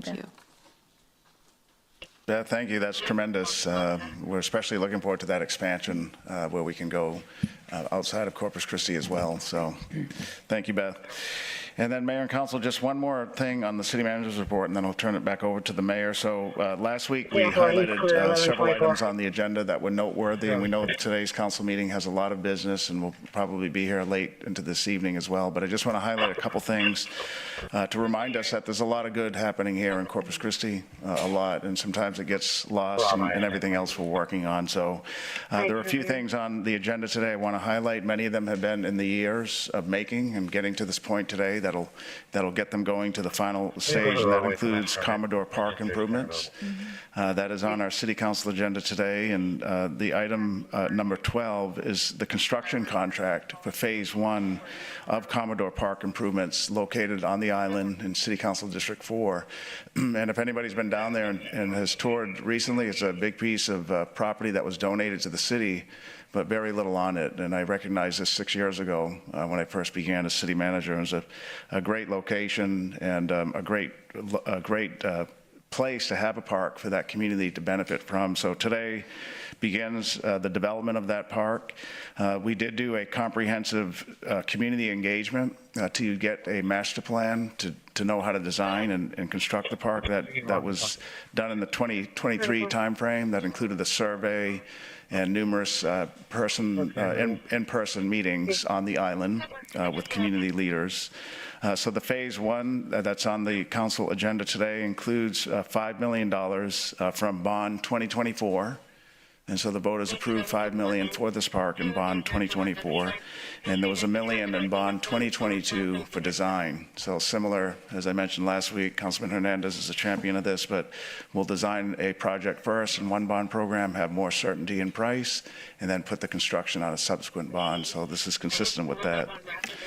So Commodore Park currently utilizes approximately only 1 acre of what is a 12-acre site.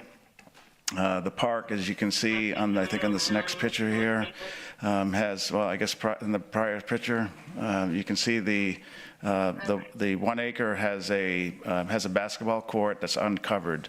And so the purpose of the project is to fully develop the 12-acre site to have some aesthetic character that will be complementary of Whitecap. Whitecap is just across the street, and we've engaged the Whitecap developers to make sure the development of the park is consistent with the theme that they have in their nearly $1 billion master plan community. So the scope includes a phased construction, site improvements that'll include a covered basketball pavilion, a tennis court, pickleball courts that are very popular today, a fenced playground area, a bird observation blind, a concrete walking trail, picnic area, a concrete parking lot, and with golf cart parking, and then park lighting as well. And so as we flip through these next couple of slides, you'll see some of the pictures. You can see that's the one on the left, the one basketball court that's been there for many years, but that's it.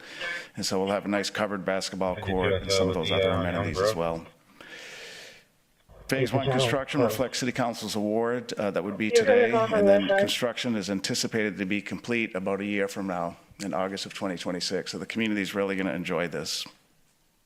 A second item on the City Council agenda is our Gabe Lozano Golf Course, and we're doing some improvements there in the parking lot. And so this is one of 2 full-service golf courses that the city has and are managed by Forsyth Golf, who do a tremendous job. It was built in 1965 and renovated in 1983 and it includes an 18-hole regulation course and a 9-hole executive course known as the Firefly that has nighttime lighting. The parking lot has not seen any major improvements, I think, since 1968. Ed is here from Forsyth, and you can see the pictures here demonstrate that. The parking lot's in pretty rough shape. So phase one is to construct and expand the parking lot with a completion date of October, phase one will be completed in October. That'll be 7,200 square feet of 85 spaces. What's on the agenda is phase two, and that is to fully demo and reconstruct another section of the parking lot so that there'll be additional parking spaces. This is a $400,000 project that is paid for with golf revenues. So it's not a general fund project, not a bond program project. But rather Forsyth is doing such a great job running the golf facilities that the city sees a return on investment, and that money is being used in this case for the parking lot. So that's a second good news item. The third one is our skate park at Billish Park, and I think representatives here that led the drive in the community to have a skate park there on the island. We know there's a lot of young children there, and a lot of them love to skateboard, and the nearest park is not there. So this will be the beginning of the skate park at Billish. There are 3 additional in the city today. Just to highlight those, we have the West Guth and City Council District, it says 2 here, but it's District 1, right? Yeah. Renowski Park in City Council District 4, and then Cole Park in City Council District 1. Yeah, so this will be our fourth one.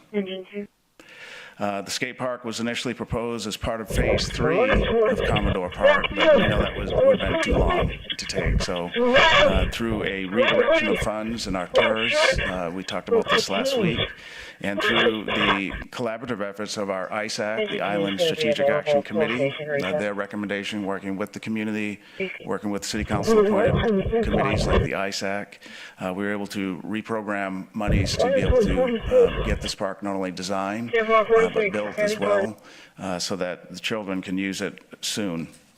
The schedule includes, as I mentioned, the design and the construction of the new skate park, and it will be at the Billish Park, which is another collaborative effort that the city has with the Padre Island Property Owners Association, who help to manage that park with the city.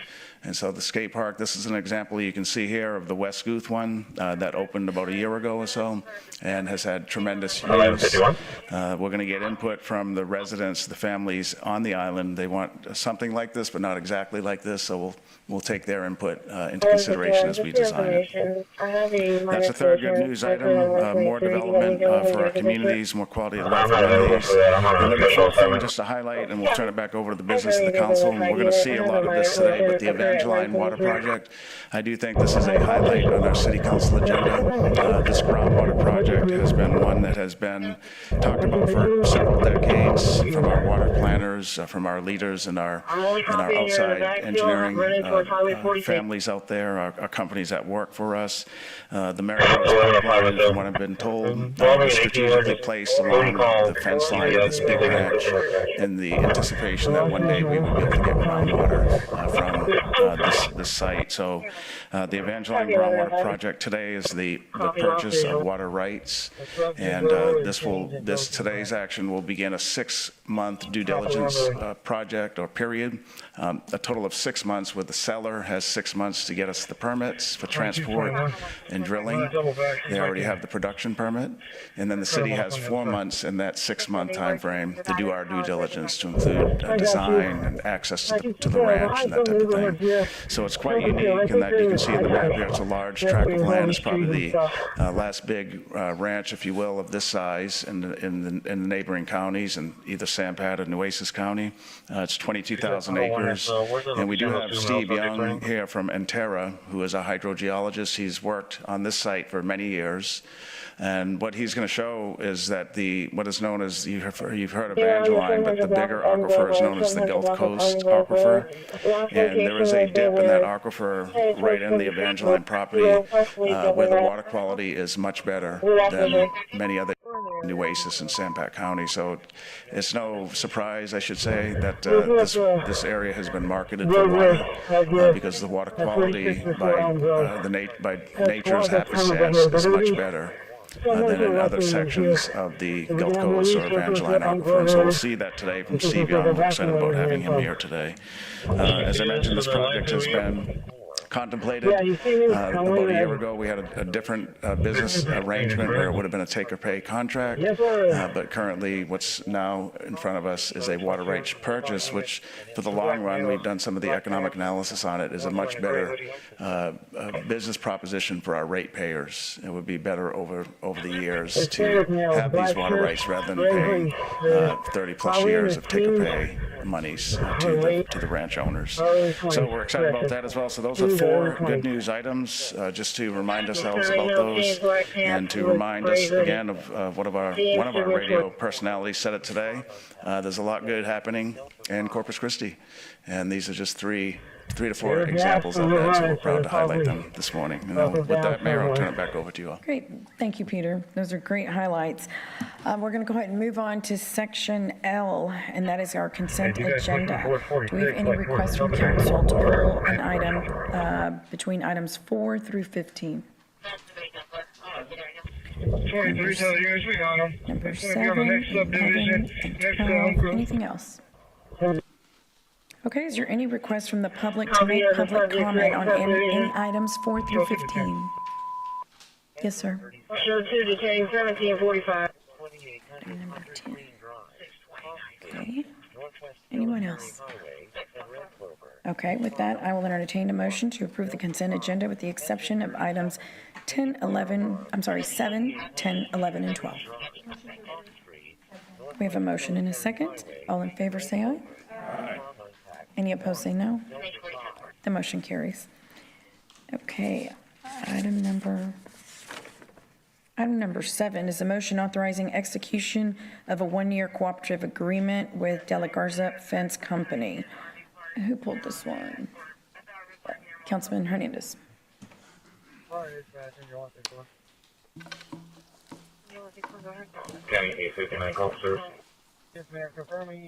Okay, just on this one, this company that we contract with is out of San Antonio, and the other option was from Houston. This might be more of a purchasing information as to, are there any local companies on buy board?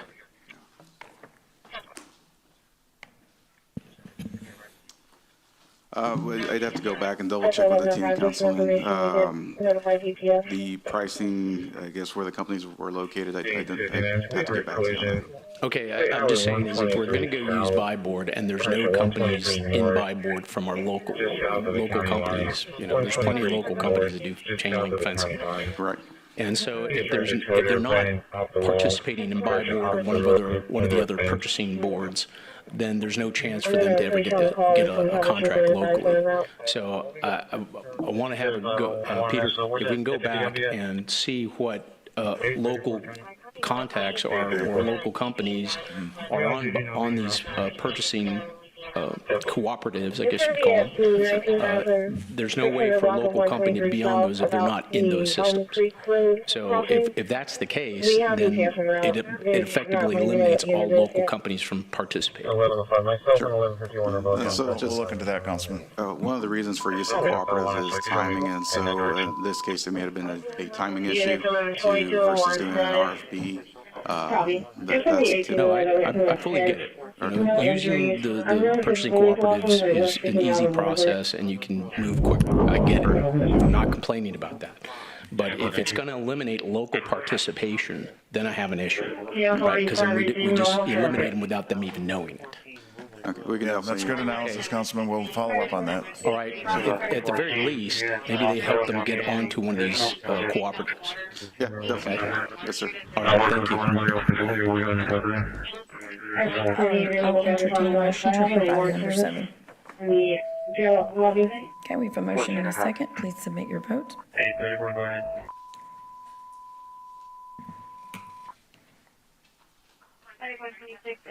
The motion carries. Respond for a 25 to 30-year-old female pregnant. And let's see, item number 10. Mr. Klein, would you like to go ahead and make public comment on that item?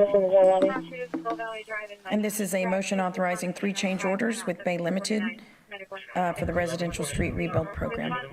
Yes, thank you, Mayor. My name is Jim Klein. I live in District 2 here in Corpus Christi. I have real concerns about this. Again, just looking at this, the agenda item itself looks as if the cost overruns are pretty significant. This is like a 20% increase over the original cost, and that calls into question, I think, the validity of the bidding process. I have concerns about that. But I also want to remind the council again as well, and the public, that the city staff itself has told us that in-house crews can do this same sort of work for 2/3 the cost. I think we really need to be doing that instead of contracting this out to private contractors. Thank you. Thank you, Mr. Klein. I'll go ahead and entertain a motion to provide item number 2.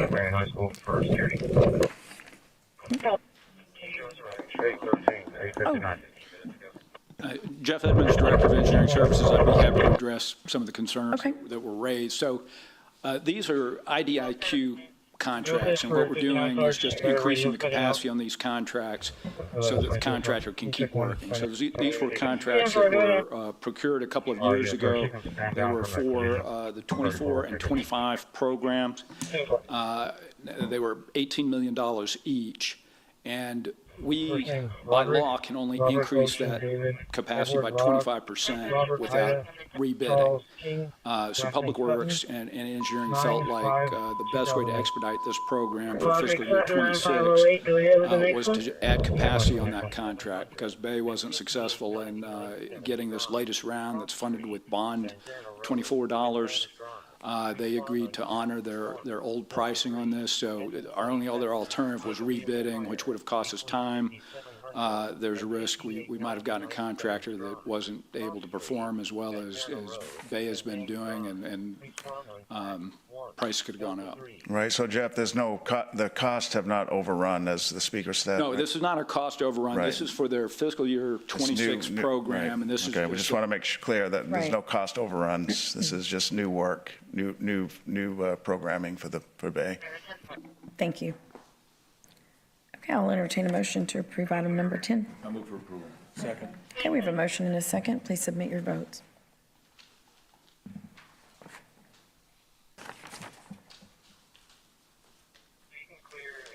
The motion carries. And item number 11 is a resolution awarding a construction contract to Max Underground Construction for Trojan Drive to Delgado Street. Councilman Campos. Okay, the only comment, or the only, I guess, issue that I'm raising is that it was way underbid. I mean, y'all estimated that it would cost us $63,000 down to 35. Is that? Did I read that correctly? You read that correctly. So this is a case where the engineer was the high bidder. So but why were you all so off? I'm just saying that's quite a leap there. Yeah, well, and it's not technically us, it's the consulting engineers that do the design. They provide a cost estimate, and for whatever reason, they were off, but it's a good thing. The bids came in well under budget. And if you worry sometimes if you have one bid that seems like it's way under the engineer's estimate, you have some concern. But if you look at this case, we had 7 bidders, and they're all underneath the engineer's estimate, and the grouping is not that bad. So we're comfortable that we've got a good bid on this. And do we? Who is this consultant? I'm sorry, I didn't. Well, so this is a Bond 18 project, and I thought the question was going to be, why in the heck are we just now bringing forward a Bond 18 project? So we had an original consultant that we hired on this, and we got way down the road, and they kind of went radio silent on us, and then they went out of business, and we had to restart from square one on that. And that's why it's taken so long. Right, but you didn't answer who is the consultant. Well, the original one was a company called Govan Development, which is no longer in business, and then we used an MSA with Freeze and Nichols to So Freeze and Nichols were the ones that overestimated the cost. I would say, yeah, their estimate here is. Okay, so that's what I was trying to get at. Okay, so I guess that was the same thing for item number 12. I mean, it is a good news, so yeah. But I just wanted to find out exactly what company were we using. So you answered that question. Thank you. With that, I guess I move for approval. Okay, Councilman Pereira. Thank you, Mayor. Hey, just I know I'd been engaged in this project for quite a long time. In fact, I know I'd gotten a lot of calls because I tried to make all these promises back from 2020. So I appreciate that. Have we been coordinating with the school? Because I know they had contacted me about when this was going to happen and how is this going to tie in? Because their back parking lot, that's where their parking lot is. That's where they get to all their, all other activities with regard to basketball and the football field and all that. We'll be sure we closely coordinate with them and ensure we don't interfere with their access. Yeah. Okay. All right. Yeah. Just so we do that, I know that the principal had called and he had expressed some concerns and he just wanted to make sure that. I'll make sure but they're excited. They're super excited. So. Anyway, yeah, and thank you so much. I mean, yeah, it's just a long time, but I'm not even going to belabor that, just other than saying thank you. Councilwoman Campos. Well, I had also pulled number 12, but I didn't know if it was the same company. If it is, and he's answered my question, unless item number 12, again, way under bid. On Commodore Park. Commodore Park. Oh, under the estimate, yeah, that was Turner Ramirez Architects on that one. Okay. All right. Thank you. Okay. Do you want to make a motion, Councilwoman, to pass? Yes, I do make a motion. Oh, for both? Yeah. Okay. For the number 12.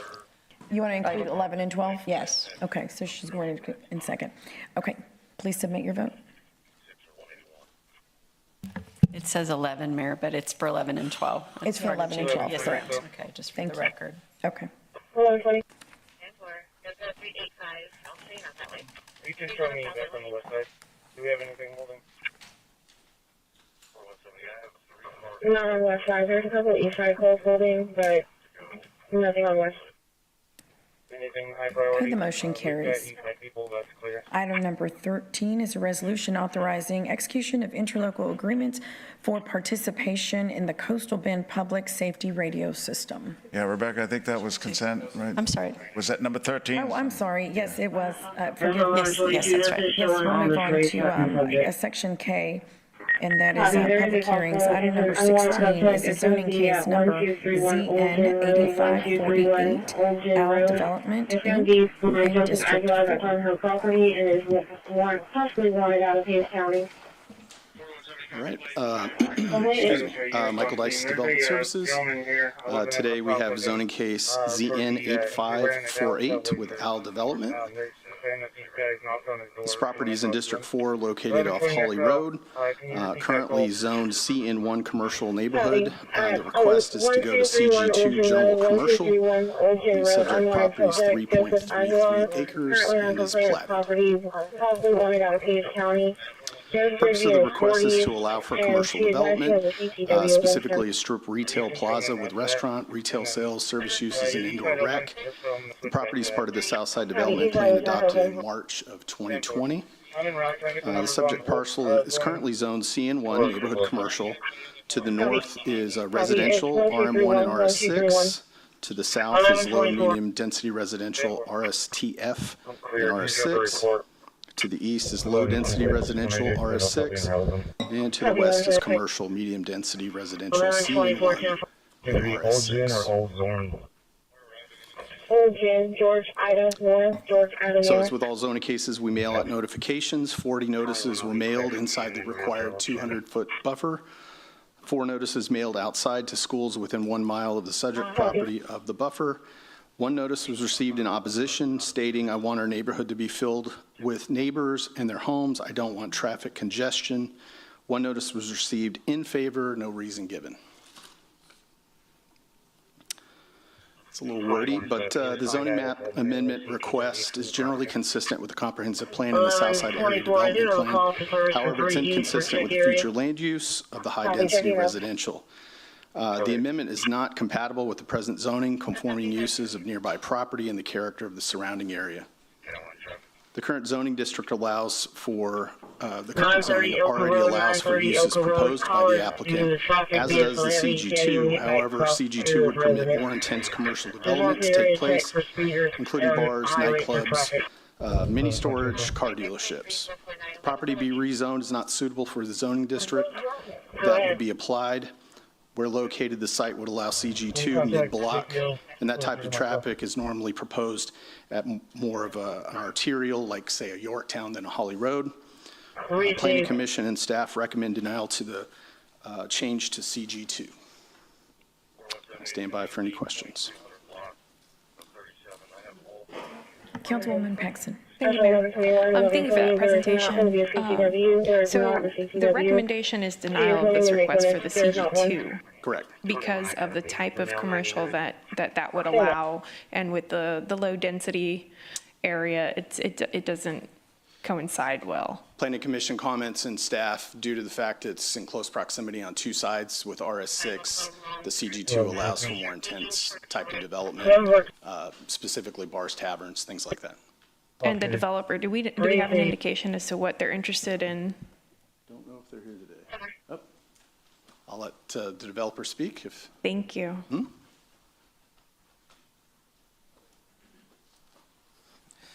Good afternoon. I'm representing developer, appointment agent. So CG2. What's your name, sir? For the record. So he has about 25,000 square foot strip plaza. So really, he wants to make it more lax with CG2. CG2 is all around on Holly, on the intersection. I want to say all four properties are zoned CG2 at Holly and Airline intersection. So it's very common to be on Holly, which is shown on the CC viewer. This will make it more marketable for the developer as he develops this and makes it a property that can bring in tax income for the city. I see in the notes, and thank you for your comments, but I see that the actual surrounding demographic, I've got a couple CN1s, there's all those residential. We got CG2 right next to the CN1, and we have CG2 on the other side of Airline and Holly, and then south of Airline and Holly on the same side we have CG2, and then right next to the residential we have RM1 and RM3. Mr. Dice, could you speak to that? Because the map that I see is, I'm more talking about the close proximity properties. Correct. I think what he's referencing is further down. I'll be transporting so in close proximity to this property, there's a senior living facility across the street. Before you switch to east, just for information, the last call I have up here is going to be an animal control call. Before you switch to east, just for information, the last call I have up here is going to be an animal control call. So as you notice, the red area is the property that's going to be proposing the rezoning. If you look across Holly, that is a senior living center. Next to that is apartment complex, and then across West Bend is Moody's Meat Market. So we have all of the zones listed in the next map. So it's RS, RM, RM1, and then the RS6. That's in the close proximity. Again, he's referencing Airline, which is further down, but we're looking at it at this particular location. And I do acknowledge that there are some more dense commercial further out, but for me, looking through the information provided and hearing the feedback from the area, that request is too commercial. It doesn't match that area. So my curiosity is if there's a recommendation that would meet both the developer's need and the concerns of those residents. I'll let the developer speak for that. I mean, if there's another alternative request of zoning. The existing CN allows for everything except the bars, taverns, mini storage. So there's already a use in place, and that was the reason for our denial. If they have further comment, they can.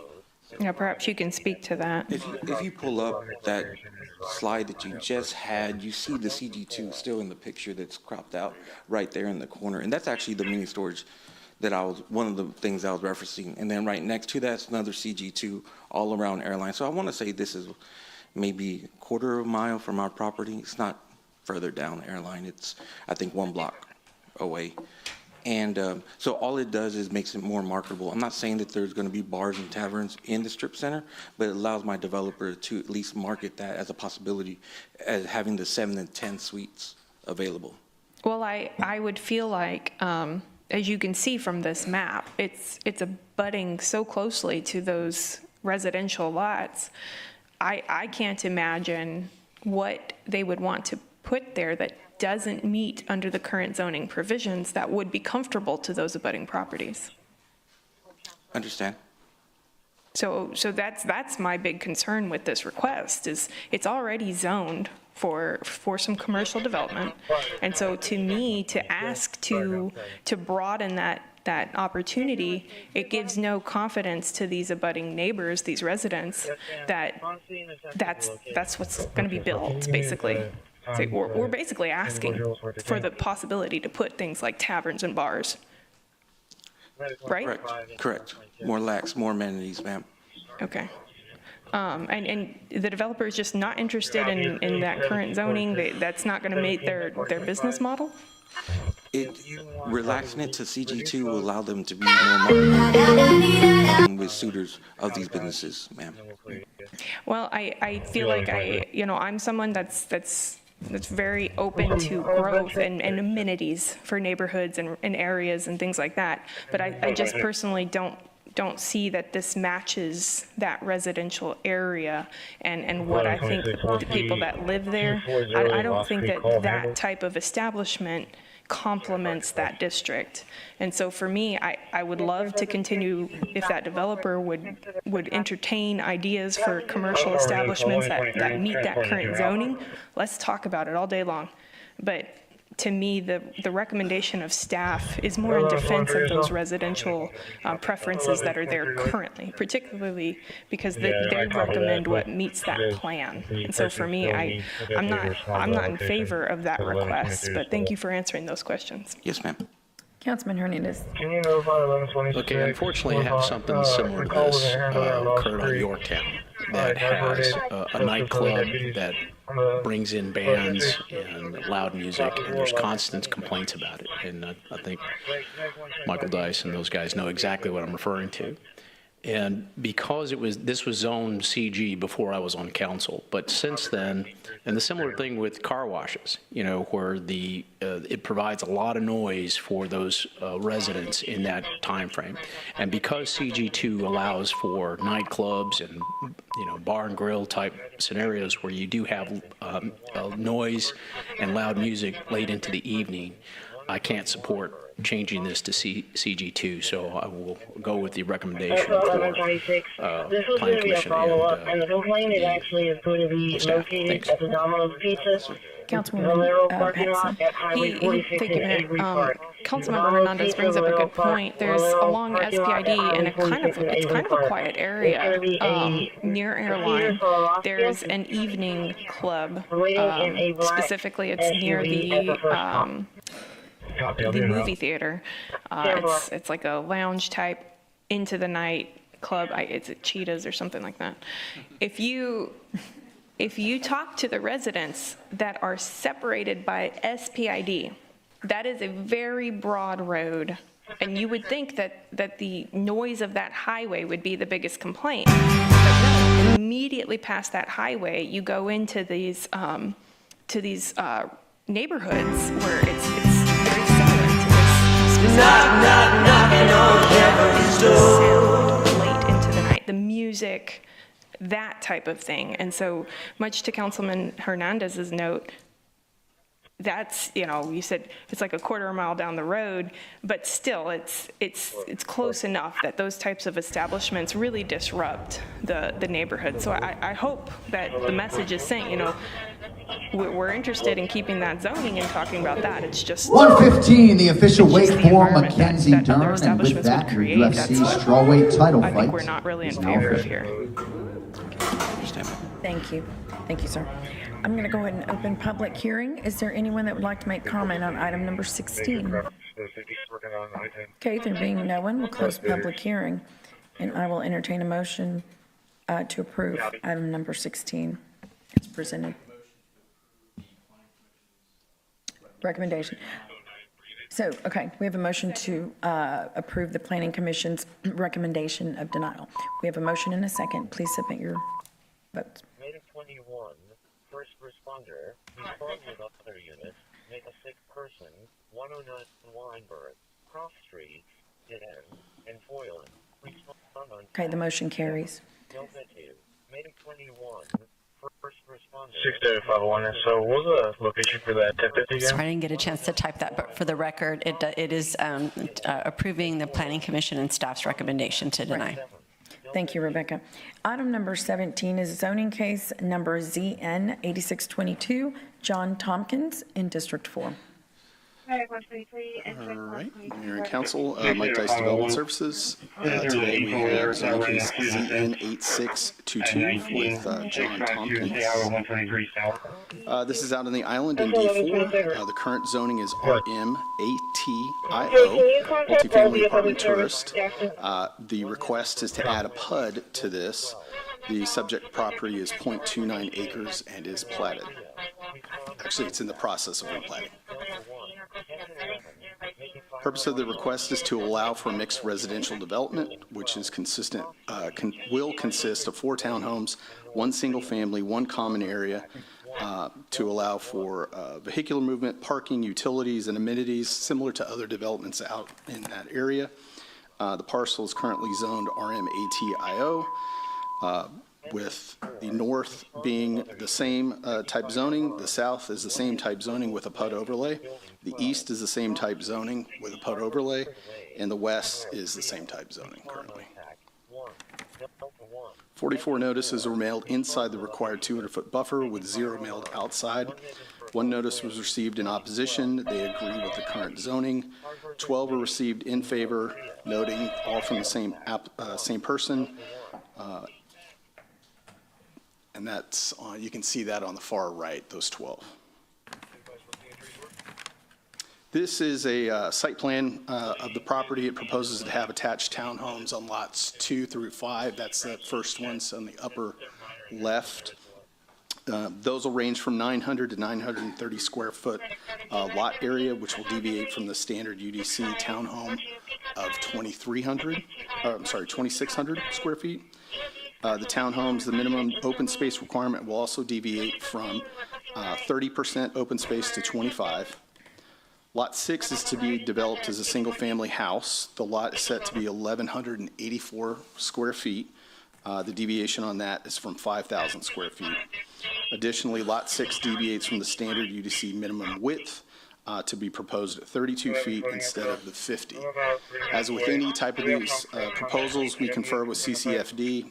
The fire department is okay with the conceptual layout, maintains the 20-foot minimum fire access road width, and no parking will be allowed in that access lane.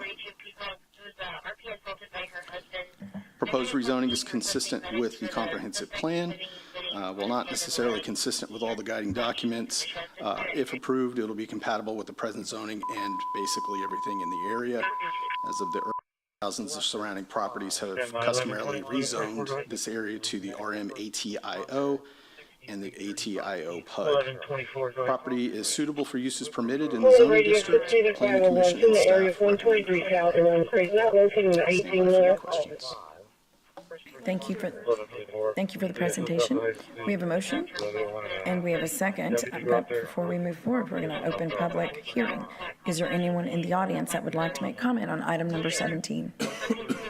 Okay, there being no one, we will close public hearing. Please submit your vote. I was trying to locate the address because I'm not seeing a 720, but I do see a 270 Champlain Lane. The motion carries. Item number 18 is a motion authorizing city manager or designee to execute a deferment agreement with Solid Rock Commercial Properties Ltd. Mayor and Council, Mike Dice again. It's the Mike Dice Show today. So this is a deferment agreement. These are allowed through the Unified Development Code to help facilitate developers in need where they have a certain restriction or a problem. In this particular case, this deferment agreement is for Solid Rock Commercial Properties. They're constructing improvements known as the Solid Rock Industrial Park. Everything that we got from the individual is from Florida. You'll see on the location map, this is over off of Old Brownsville Road, and phase 1 of the development is in shape.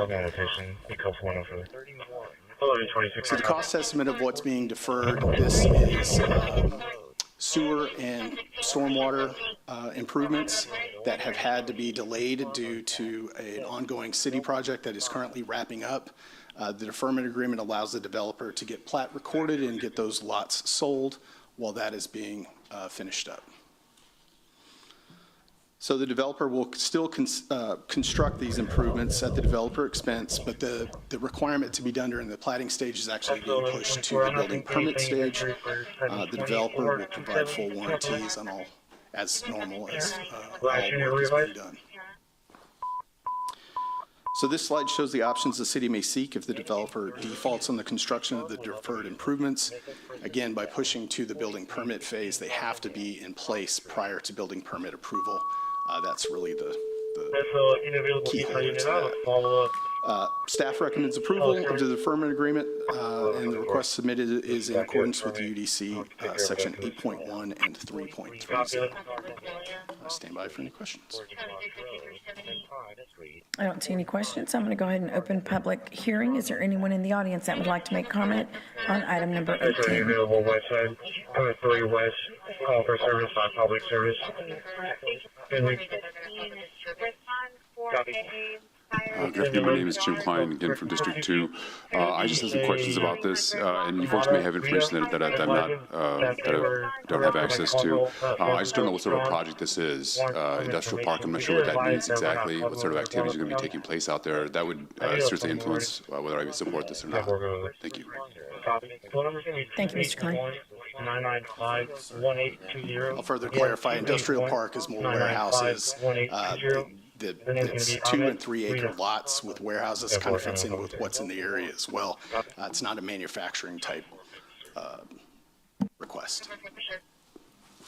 Yeah. Thank you. Okay, we have a motion and a second, and I'm going to close. Is there anyone else? I'm going to go ahead and close public hearing. We have a motion and a second. Please submit your vote. Jackson Road, Cross Street, Northwest Loop 410, and North Rock Drive. The motion carries. Item number 19 is a resolution authorizing the reuse of city parkland for the Civitan Service Center to be located at Saki Park in Council District 3. 24796, Mayor, members of council, my name is Juan Rivera, Interim Director of Asset Management. I'll be talking about the expansion of the Civitan Service Center on Saki Park. Topics of discussion for today, Service Center, Saki Park, Service Center and Saki Park challenges, and the master plan and distribution of public land. So the Service Center is the industrial main hub for the city of Corpus Christi. That center is comprised of 85 acres and various operations that include animal care, facility maintenance, fleet maintenance, park and recreation, police, public works, solid waste, streets, and water utilities. The service center is largely used for not only daily operations, but also for the storage of dirt, gravel, crushed limestone, city vehicles, heavy machinery, and much, much more, all worth millions of taxpayer dollars. Saki Park is located northwest of the Civitan Service Center. The city park is comprised of 7 acres of mixed park space. The NRPA considers 5 acres to be the minimum for a neighborhood park, so our request today is to take over 1.5 acres, leaving 5.5 acres of that park still readily available for public usage, still classifying that park as a neighborhood park. 2 miles from Saki Park, you have 2 other parks. You have Botsford Park, which is football fields and green space, and you have Almanza Park, which has swing sets and basketball courts. The park also sits 5 miles away from Cole Park and 8.2 miles away from Bill Witt Park. With parks, using placeholder AI, we conducted a survey of actual park usage, and last year we had 10K visitors to that park. Placer AI did place the usage of that park in the amenities that are currently there. In 2017, the council did approve for an investment to happen at Saki Park, which was the new park equipment that was placed there, and that's mainly where most of the usage of that park is currently taking place. So with the park takeover, we are going to leave most of those amenities intact and still in place. So this is our proposal. Red border is the fence that we are planning to put as part of the Enclave project, which is a council-approved CIP project. And the yellow border represents the remaining portion of Saki Park, the 5.5 acres. The amenities that will remain in those 5.5 acres include a basketball court, the playground, the backstop, and the public art that's in the corner of Riker Street and Saki Drive. In addition, we will be relocating a bench that would be part of the relocation of that bench into the 5.5, and Parks is looking to add additional benches inside that park. So let me provide you with the reasons behind why we are proposing this change. So in conjunction with CCPD, we requested past data for the past 5 years. And in the past 5 years, there's been a combined of 34 incidents of crimes against people, crimes against property, and vandalism in and around Saki Park and the Civitan Service Center. The addition to this is that Public Works Department has grown exponentially at about 42% since fiscal year 2020. As a result, we have not kept up with that growth in terms of employee accommodations in that area. So if you drive at any given time right now to Saki Park, most of our employees are parking on grass, and they're actually jumping curb just to get to work. So we're not providing a good work environment for our employees, especially with the growth over at Public Works. The other part is that fleet maintenance usually has 167 vehicles at any given time getting services there at the fleet facility. At its highest peak, we're close to 200.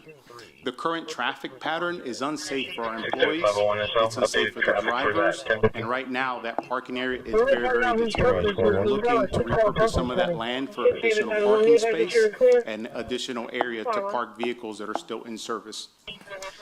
Additionally, Parks and Recs does not have an area for laydown, meaning they don't have an area to place all their materials, mulch, gravel, crushed granite that they need on a daily basis to respond to emergencies or to refurbish park areas. 1122. 1122. As part of the master plan, what we're looking when we repurpose this land, if you look up north, Public Works is looking to expand their parking area, so they're going to go ahead and regrade and create a parking area for their employees up north. On the southern portion of this park redistribution, you're going to have an expansion of fleet operations in terms of parking and maneuvering for the vehicles that are currently being serviced in that area. And you'll also have a portion there that's for parkland, for Parks and Recs laydown yard. So pending any questions, the staff does recommend approval with this motion. Okay, we have a motion and a second. Councilman Hernandez? Okay, you said additional parking will be there. There'll be access to that parking from Saki Drive? Sir, no.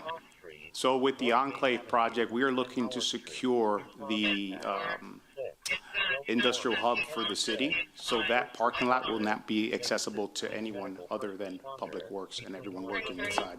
Well, no, I understand that, but is there a driveway coming in from Saki Drive? Because currently there's not.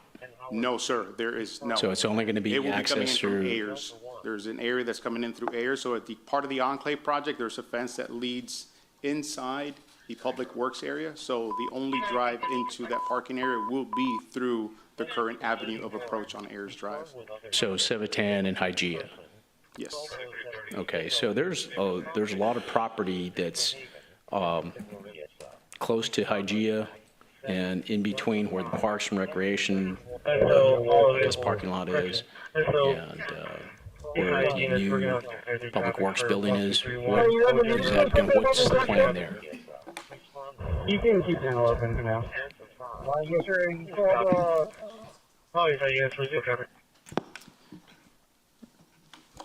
Ernie De La Garza. It might be good to put them out. Yeah, well, yeah, it's on the screen actually. So when we worked with the architect, Ernie De La Garza, Interim Assistant City Manager, Director of Public Works. So to answer your question, sir, there is a access that's planned on the north as part of the future project. You can see that down the pink. And so that is intended for public. So when they come get their right-of-way permits, public will come and use that parking. And then the expanded area will be off to the right. So there will be a planned access off of Saki just for the public. So that's the architectural layout there. And then, of course, the building is in black. The existing building to the left is that white one. That's the current facility for Public Works. And then the one in black is the one that's proposed as part of the master plan. The smaller one in white, it can withstand up to a category 3, I believe. And then the future one is planned to withstand a category 4. And so in the event of emergency operations, Public Works staff will shelter in place during a major storm event and then stage there and mobilize from there in the future rather than Whiskey for my man, beer for my horse.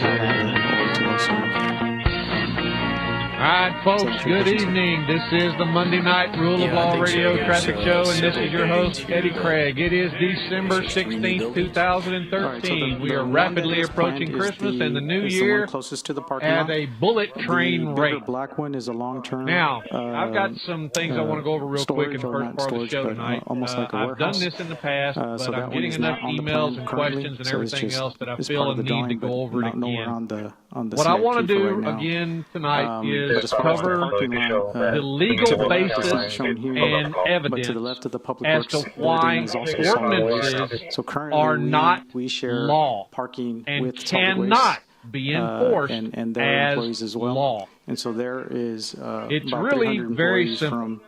Provided, of course, you have a valid state constitution, which argumentatively many states do not. Peter, I think we need a briefing Texas, for at least council in as the to what the overall 1836 plan is version for that does. area, because, I mean, this is kind of some new And information. if any of them do, and possibly one or two others. We can do that, Councilman. Okay, We so do just that. have a bit over plan, because it seems like there's a lot in of any cost regard, associated with all this. Yeah. I in assume Article it's going to be 3, phased in over Sections time, 29 but through I want to have a 39, good overview of the we entire plan. Yeah, we're glad specifically you're asking for it. This is an spoke important out asset of the and city, and it's stated how the legislature underdeveloped. and It only has a lot the of old legislature infrastructure on there, but a was lot of our employees check authorized in and check to out every day create from the site. a So binding the project here in front of general council law. is to first secure the property. We have And it millions goes of dollars of through it equipment that step are by step. exposed. It and has have to be become victims of originated in vandals one of and the two theft, houses of things the like catalytic legislature. converters and so on. So And step et cetera, one et is to cetera. fence in the And what I property, wanna so do we're real securing quick our is I wanna go to assets, the some of those taxpayers' sections, assets. in the And article. then step And I wanna read step you one what was it to kind of says, and I wanna reconfigure how ask the you how complex an has been ordinance set up. It was meets just kind of that nobody really criteria. managed it, and so asset And I'm management willing to bet you're has going taken to a little find run out in terms of a that kind of a it landlord, doesn't, and it managing can't who goes possibly. where, managing cleanliness, that Right. type of thing. It's very All that to simple say, how we'll show all you this the plans works as to far as improve this what we very said they important could do and work how they site had for to the do city. it, This is and where how our they're public not works, doing parks, any of it. our heavy fleet is maintained, and Article other 3, departments Section of solid 29, waste. So we'll be enacting glad to show you clause that. of Okay, and law. the reason I asked if there was going to be The enacting an clause access from of Saki all is because laws there's a shall lot of be residential it homes on that enacted side. by the Increase the legislature traffic on Saki. Yeah, we don't want it to go on that side, right? That whole side will be Ordinances fenced are in not created by for the safety for legislature. the homes, plus the Statutes small park that is are there. We don't want to add traffic. Statutes Okay, aren't so that is only for Statutes are approved, visitor but they're not or, created by the public legislature. They're created by traffic the to come in, agency not as an for our. interpretation Okay. of the Correct. actual bill All right, thank you. that the law is written into. That was passed by the I'm legislature. going to go ahead and open signed by public the governor. hearing. Is there anyone in the audience that would like to make public comment on item number agency 19? reinterpretive rewrite Okay, there being no one, of we'll the close actual public hearing. bill, We do have a which is motion the and a second reason on the why table. the Please submit your statute vote. cannot be introduced in court as evidence of law either, any more than an ordinance can. Okay, the motion carries. Thank you. Now, I'm going to with that, move like up I say, item this number says 26. that every That is law the has to have this hydrogeological analysis enacting and clause modeling in for it. the Nueces Groundwater Project and the Evangeline Groundwater Project by Intera. And after we hear that analysis, then we'll move on to the items that are associated with this study. Good afternoon, Mayor and Council. Nick Winkleman, Interim Chief Operating Officer of Corpus Christi Water. I would like to introduce Steve Young with Intera. Steve is a PhD, professional geologist, and professional engineer. But more importantly, Steve is working alongside the team for both the Nueces groundwater program and also the Evangeline groundwater project. So with that, I'll introduce Steve and have him go through the presentation. Thanks for being here, Steve. And Mayor, while Steve's coming up, we did hand out the finalized PowerPoint presentation. Okay. That's the thicker one. And what we did is we have this for you as well. It's like a placemat. As Steve goes through his presentation, understanding the aquifer is going to be important. And it's in one of the slides, but as you advance, you're going to want to refer back to this. So this is a real good demonstration of the aquifer. Steve's going to talk about the water has been trapped in there for millions of years. It's not a recharged aquifer from rain events.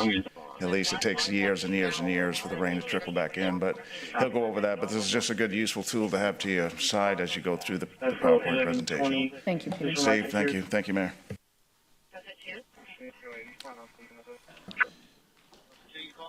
Well, good day. I'm, again, Steve Young. I'm from Austin, Texas, with a company called Antera. The outline has been designed to provide some general information on the Gulf Coast aquifer, to set the stage, to develop a conceptual flow model for the Gulf Coast aquifer, in particular in San Pat in Nueces County. That would be built into a groundwater flow model, which allows us to predict impacts of pumping. Then at the end, we'll cover some of the predictions. Okay, so early on, I will be getting a little technical. I'm sort of a scientist, but I'm going to try to summarize some of the key information to help you understand the system. So on the right-hand, my left-hand side, the Gulf Coast aquifer covers coast to coast of Texas, but it's divided into three main management zones. And it's divided in terms of how much groundwater there is and how it's being used. And all three, right now we're in management 16, and to the north of us is 15, and north of that's 14. There's probably on average about 10 GCDs, groundwater conservation districts, that regulate groundwater, and that will be coming up in Nueces County. As you're aware, doesn't have one at this point, whereas San Pat does. Okay. They all have one thing in common through the Gulf Coast is that general flow picture on the right-hand side. You have at the base of the Gulf Coast, you have a lot of saline water. It's older water. It's been in contact a lot with minerals. It's got mineralized. It's got salty. It's actually, a lot of it's saltier than salt water in the ocean. And what you have is water about 150 miles back coming recharging. It's starting to flow into the system. It's displacing and creating a sort of a flow cycle. It's a regional flow. That water may take about 100,000 years to reach the coast. Then on top of it, you have smaller flow cycles that's really going to the rivers. But this general, as we talk about it, this isn't one continuous, block of sand. There's actually very differences, and it's controlled a lot by the individual aquifers. And that's the next slide. This is, I'm going to take a little time on this. It's a very important slide. The Gulf Coast has formed over millions of years, and it's changed in its composition as the ocean level changes, as recharge rates change, as where the sediment comes from. And you have four main aquifers they refer to, and that's on the left-hand side in that table. And you have the Chico and Evangeline. Those are two shallow aquifers, which we'll be most interested in. Then you have sort of a clay confining layer called the Burkeville and Jasper. But on the right, I want to give you some perspective of where these sediments are. The shallowest one is the Chico, which you're interested in, is pink. And then and that's at the coast, maybe 1,000 feet, whereas the Burkeville, where the Evangel is yellow, and it's a couple thousand feet thick. They have different units of sand and clay at different periods of time. And they have been categorized of how they move groundwater and how they prevent vertical flow of groundwater into formations. And we're going to use these formations because it's important to where we pump and where we monitor water. In the Chico, we have four formations, which you've probably not heard before. It's Beaumont, Lissy, and Willis. It's alphabetical. 1954. With about 70 years of experience in the industry, Gulf Coast Marine is a name you can trust for all your boating needs. Our facilities are sitting on over 10 acres, 8 buildings including storage for over 100 boats. Our world-class service center has 8 double bays which can hold 16 boats with over $1 million of parts in stock to get our customers back on the water fast. Billy Holmes has been actively involved in the business since 1972 and became president in 2003. Gulf Coast Marine became a shallow sport dealer in 1984, selling many 18s in the coastal bend. Over the years, we have held firm to our founding values to offer world-class service and the largest selection of saltwater boats on the Texas coast.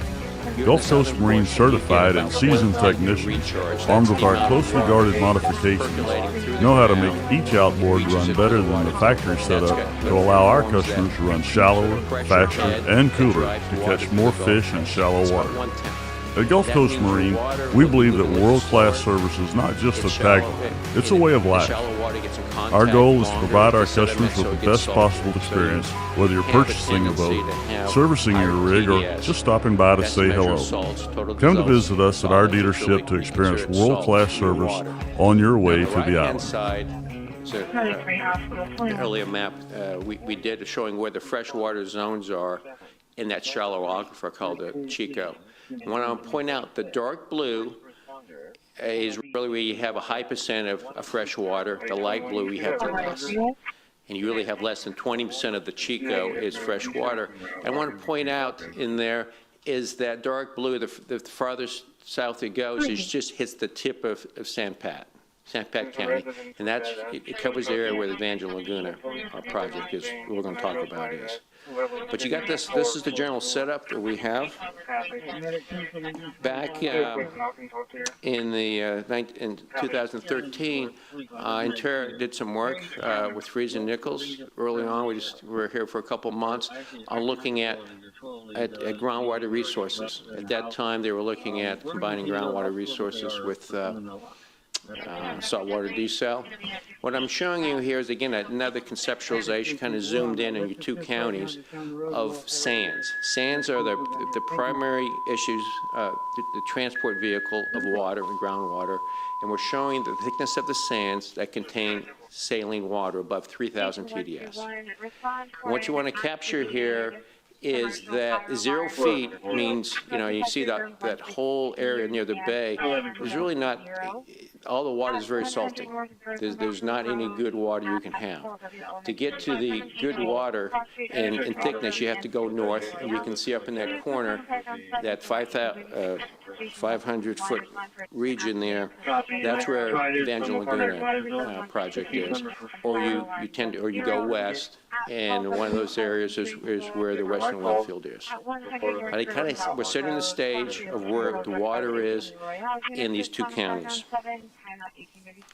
On the next one is a lot of data, but this was actually done 10 years ago, updated, very slight update in terms of changes.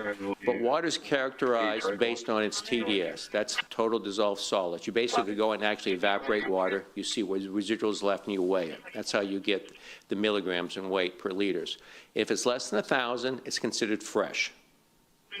And if it's between 1,000 and 10,000, it's considered brackish. And they divide a brackish up to 1 to 3,000 is slightly saline.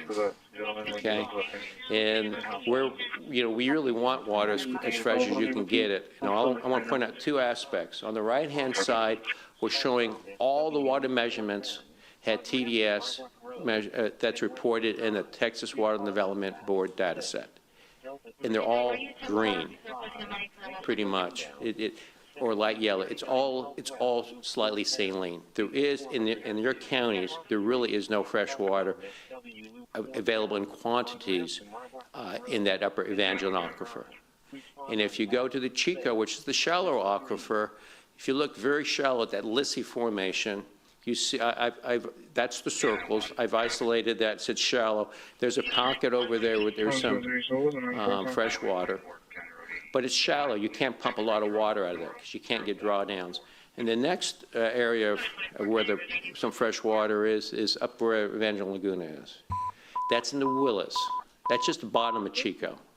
So you're looking at the bottom of that upper aquifer, and that's where it looks like that's where the better water is going to be. Okay. And then back then, in 2013, just to kind of put the ribbon on this, in Terra were to pick where, if you were to go for groundwater, where are the two places you should pick. One, which was the most favorable, was up there. This is before the Angeline project was formed in that area. I think most people knew that. Yeah, we were estimating quantities of 5,000 to 10,000 to 20,000 acre feet. That's why it's a limit of 20,000. That's why we're looking for. But you had the fresh water, and you had a lot of sands. What you had, though, reason was too, you had a groundwater conservation district. They were just formed. You don't know the rules. This is a very important part of this process. When you start looking at what's available, it's not just physically, it's to make sure that you can work through these regulations to pull the water out. And that's, I'm sure, going to become a question. And the second aspect was, again, the second field was, again, where we had the western well field. Okay? There was good sands. It was still brackish, though. Okay? We're going to step back a little. God bless it. And try to put some of this information into understanding what's important when you're looking at trying to understand groundwater flow. I have a conceptual model here of the regional flow. We made it a little more complex. Earlier, we were assuming the Gulf Coast was just all one coat of sand. We really have formations or aquifers. And that's where we have, this is very idealized, but we have two aquifers here. The blue, that's representing the sands. So the sands are important. What percent of sand makes it how permeable, how water can flow through it. Then the thickness of the sand tells you the capacity.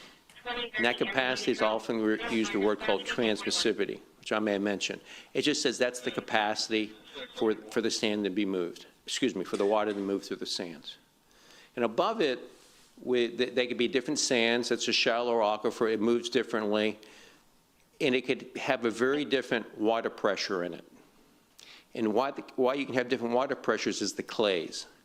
Clays are relatively impermeable, and they don't allow water to move quickly. So pressure can build up in these aquifers, and they can be very different than the aquifer above it. This is important when we go to look at impacts. So when you put a well in a confined aquifer, the well, you screen it in the aquifer, the pressure will rise above the top of the aquifer. And the amount it rises above the aquifer is the available drawdown. And this is a very important concept because we say something draws 80 feet. Well, if you only have 100 feet above the aquifer, 80 feet is a big number. But if you have like 1,000 feet or 100 feet, 500 feet, it's not as important. You can work with it. You can manage it.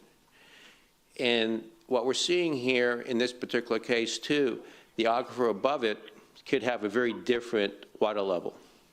And depending on how much clay you have, and this is what you have to develop a model for, you can pump the lower aquifer, draw it down 300 or 400 feet, and only have the top aquifer maybe only change 10 feet.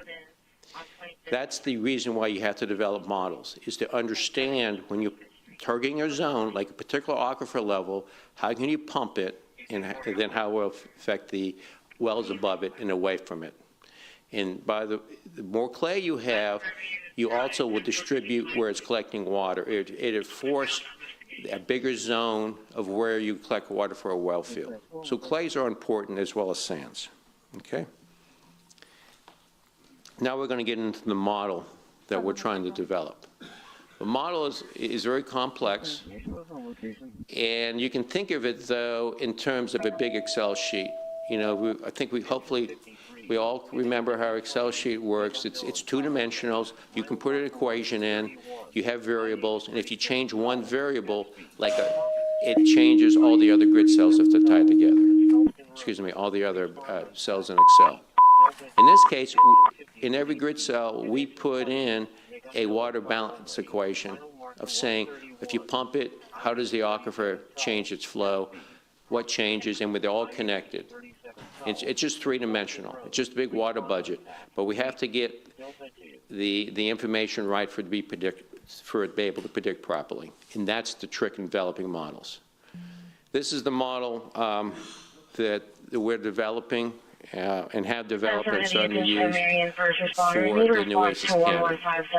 We have 2 models being developed. I was asked to come on board this year to develop this, to work with Nick on looking at impacts. So there's all the grid cells, that's the model. And we have, away from where we think the wells are going to be, the grid cells mile by mile. That's a standard cell size that's used by the state for their models. As we get into the near the river, they're much smaller. They're down to a 16th of a mile. That allows us to get better resolution. That's supposed to be a cross-section. AA was supposed to go through the river in the middle of the model. I shifted the picture so it's off, but picture that AA going through the middle of the grid. And what we have to the right is all the layering we have in that model. The orange colors are the Chico aquifer. We have 3 layers. We talked earlier about that. Everything below it is the Evangeline aquifer. All those different layers, we have to figure out the properties, and we're going to be pumping the upper Goliad, the top layer, and the Willis, and the Lissy in the model. The state's model, which is being used by GMA 16 and a lot of management, has this in 2 layers. And, so there has been a big effort to get this resolution much better. And we would think 2 layers, you would not be able to do a very good job of representing all the different properties in the wells. I'm going to jump ahead just to give you an idea of what we're doing with the model. The picture on the left is the box model, and those little points that are hard to see, that's where we have water levels. We're still getting some more water levels. We're seeing in current conditions what we've simulated. That's the water level. That's if you put a well in to the formation, that's the water level it'll rise to. Negative 100 feet means it's below sea level. That means there's pumping going on in that model that will bring the water below sea level. Again, because all the clays, things can stay different. And you're at 250, that means the water level in the well is 250 feet above sea level. There are different levels in the aquifer, like I mentioned earlier, so you can have different head values. Is that clear? That's a really hard concept to understand, how you can have in the same location very different head levels that there are, especially when you get below sea level. But that's very common. Okay? What we're doing, and this, I'm sure you're going to be asking a lot of questions about the model, but we are no better this model than the data we can use to generate it. What I have here is locations where we've done an aquifer pumping test where they go out and pump it at least 36 hours. You see how the aquifer draws down and in that immediate area. And you can calculate the property that goes into the model for that based on that measurement in the field. Then I can go out and do that same test in my model, say I'm going to pump it 1,000 GBM. How far is it going to draw down? What's the rate? And that's just what we do. This is not even required by state models. On the right-hand side, I have a comparison. The bigger the number in the transmissivity is the thickness of the sand, the permeability of the sand, the better it can produce water, the more water you can get out of a well. You can see the numbers are about 1,000, 1,200 something. And we have some tests from the eastern well field. I don't have them all in yet. We have 2 tests from the western well field, about the same. The model does a pretty good job of predicting it. So you can feel confident in that area that when we're putting in these pumping rates and predicting, we've ground truth that ability in the model in that vicinity. On the bottom, there's 2 numbers. It's hard to see, but the two tests are about 5,000. Those are the tests that were done in Evangeline Laguna. And I did those tests. You can see that's much higher, but we had much higher sands there. So you might have expected that. And those were done in the Willis and done in the Upper Goliad formations. But that gives you, we're matching that, and that's what we're trying to produce a model. This next picture is just kind of give you an idea of just how hard we're trying to get all the information out of it. These are mostly geophysical well logs. When you put in a well, you basically do an X-ray, and when you do an oil and gas exploration, you do the same. Most of these are from oil and gas operations. We've gone around and collected about 1,000 of these logs. We've analyzed them all like this. On the left-hand side is the depth. So it goes down to 2,000 feet below ground. And on the top right, we have a little transect that starts up in Nueces County and comes all the way down to the bay. They're numbered. Notes might be hard to see all the numbers, but there's a sequence. In each of these, I have them numbered, and the black is where clay is. So that tells you can maybe get some isolation. So if you pump below it, the drawdown doesn't go to the top immediately. And the colors are all sands. If it's blue, it's fresh water. If it's slightly yellow, it's slightly saline. If it's red, that's I think it's above 10,000. It's like ocean. So you can see you get to the ocean or the bay, everything's red. Then if you get way up dip, it's blue, but the blue starts to fade away. And you can look carefully at the green star. That's the western wellfield. And you can see there's some fresh water near the top. That's one of the logs from the well. These are estimates. And near the bottom, it's more towards brackish. When you pump it, you get a mixture. I think we're getting about 1,800, and that's about what we get in that well field. If you move down just a little bit farther south, you see a log that's a red star. That's from the eastern. I believe the estimates there are about 3,000 mixed, and that's what you see there. But we're using these sands and clays to put in the model to understand if you pump one zone, how much water you get out of the zone, and how it will propagate upwards. Okay? And this next slide, just let you know that we convert all that information by layers. One side's percent sands, the other side's thickness of sands. But that's how we do the model. Don't want to spend too much time on that. Just let you know that's a process we go through. And what we've this slide simulates how well the model is predicting water levels. That's why we devised a model. We're showing how it's predicting on the current conditions. I'm showing 2 layers before any type of major pumping, calibrating to measured water levels I had showed earlier, and this is the water levels it predicts. Basically, it goes from high numbers, that's a pressure of the water, and it flows towards the low pressure. It would be a lower number, and you can see they're very similar. What you see for those little circles on the county lines, that's water flowing out of that model towards Clayburgh's pumping wells. Those wells have been pumping a long time. I think they may about 250 feet, 300 feet of drawdown they may have. So those are the ones, that's why you're getting some negative numbers. You get numbers because they've been there for a long time, pulling.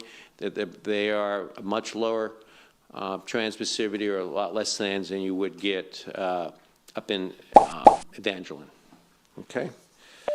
So at this point, we've gone through all the sort of technical details. I'm going to ask like Nick to come up and talk a little bit about the well design that we have, and then we'll go over some of the model applications.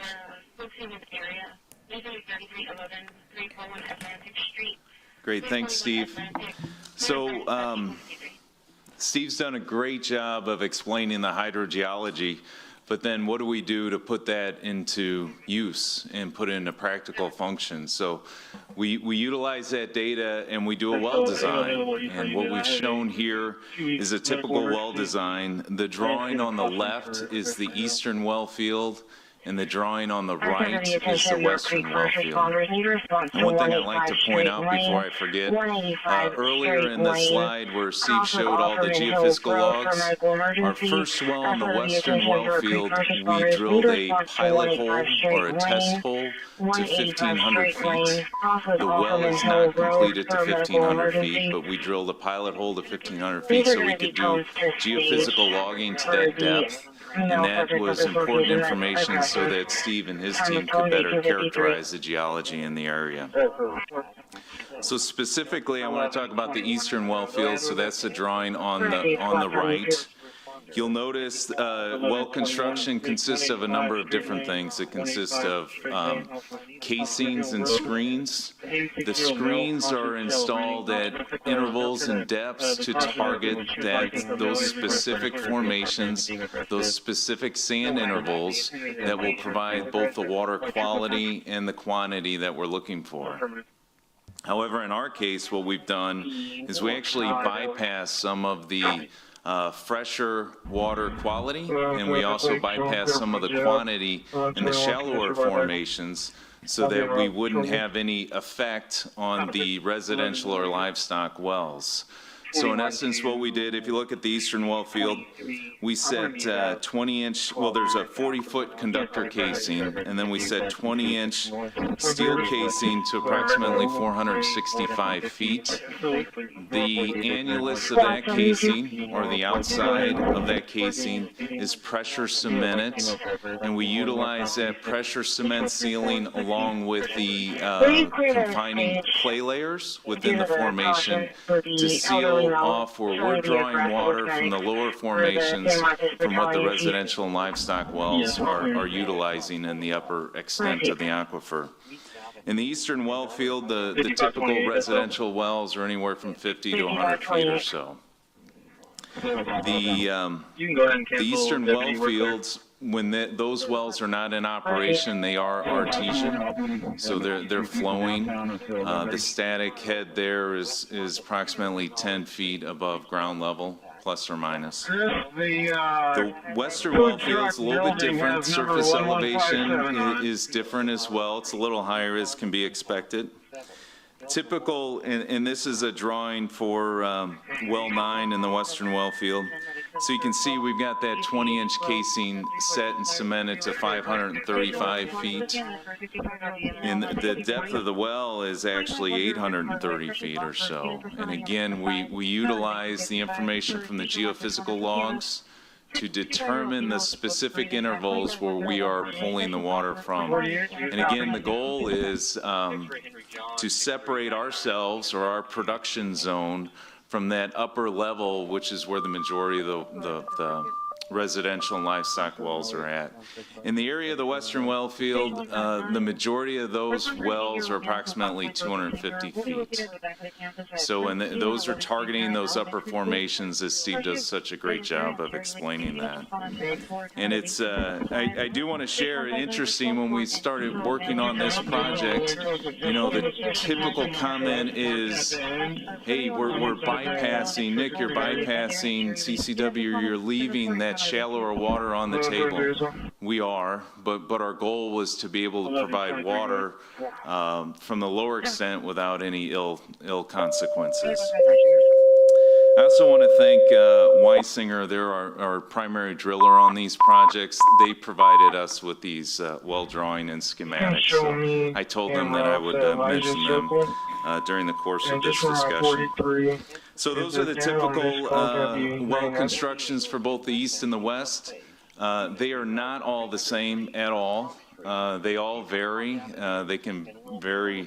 The depths can vary 10 to 15 to 20 to 50 feet. Each well is designed after those geophysical logs come in, and we analyze them, review them, and then we settle on the well field design. With that, I'm going to turn it back over to Steve. To the attention of York Creek first responders, these are tones to stage, second tones to stage for a medical emergency at 185 Straight Lane. 185 Straight Lane crosses Offerman Hill Road. This slide here is just a summary of the model. The point is, we have gone in and gathered as much information, hydrogeologic, as we could. We've extracted the information we can, looking at very detailed, and we're still looking. And it compared to what's been done previously at this area, this goes way beyond anything else that's been done. I'm glad to ask questions towards the end. But we're still not finished. There's I guess the main task is we're still adding some more water levels. At the time we started working at this, the ways the ground, the discussions with Evangel Laguna had not started, so I'll be bringing some more information in from there. And the question of the that will rise up is land subsidence, and I want to cover that a little bit. I suspect there might be a question on that. I've done a lot of work with land subsidence, especially up in Harris Galveston, and done quite a bit at 15-2 and done some predictions. And I think it's worth discussion. There's a concern that will come up. We have a basic equation to understand what goes on with land subsidence in that with 4 coefficients. The B is representing the actual amount of land the subsidence that has occurred. The CT is the amount of clay. It turns out this clay has much higher potential for subsiding than does sand. So you really want to keep track of the thickness of the clay. What determines how much weight is put on that clay and how makes it collapse is by taking out the drawdown. You're taking out the buoyancy effect of the water. You're allowing more weight to go on it, and that's what that D is, the drawdown. In the middle one that looks like a Greek letter, that is about how much you can squeeze clay and make it, and when you squeeze it hard, how much it collapses. So what they did to get these parameters, they up in Galveston and Harris County area, they have about 10 feet of subsidence. I'm sure you're all aware of that. They have a bowl. It's kind of reason they kind of have some issues with flooding.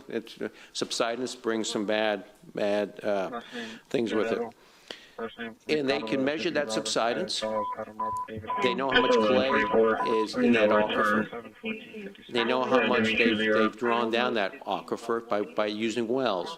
So they can calculate that alpha term, figure, well, how much if you had drawdown, would you expect that to happen?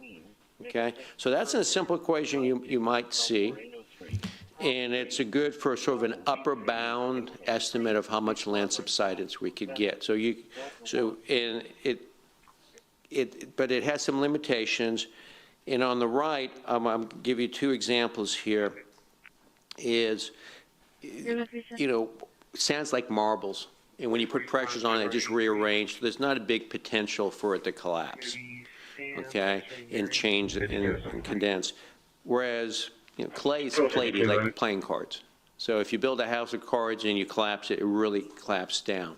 So once you reach a certain threshold, clay will start to collapse really quickly. But you have to reach a certain threshold. It's not linear. You might have to have 100 feet of drawdown or 50 feet before it starts to collapse. But that's one thing that you have to realize, and the reason we have to model it, it's not linear. It reaches a point, then it collapses a lot, then it slows.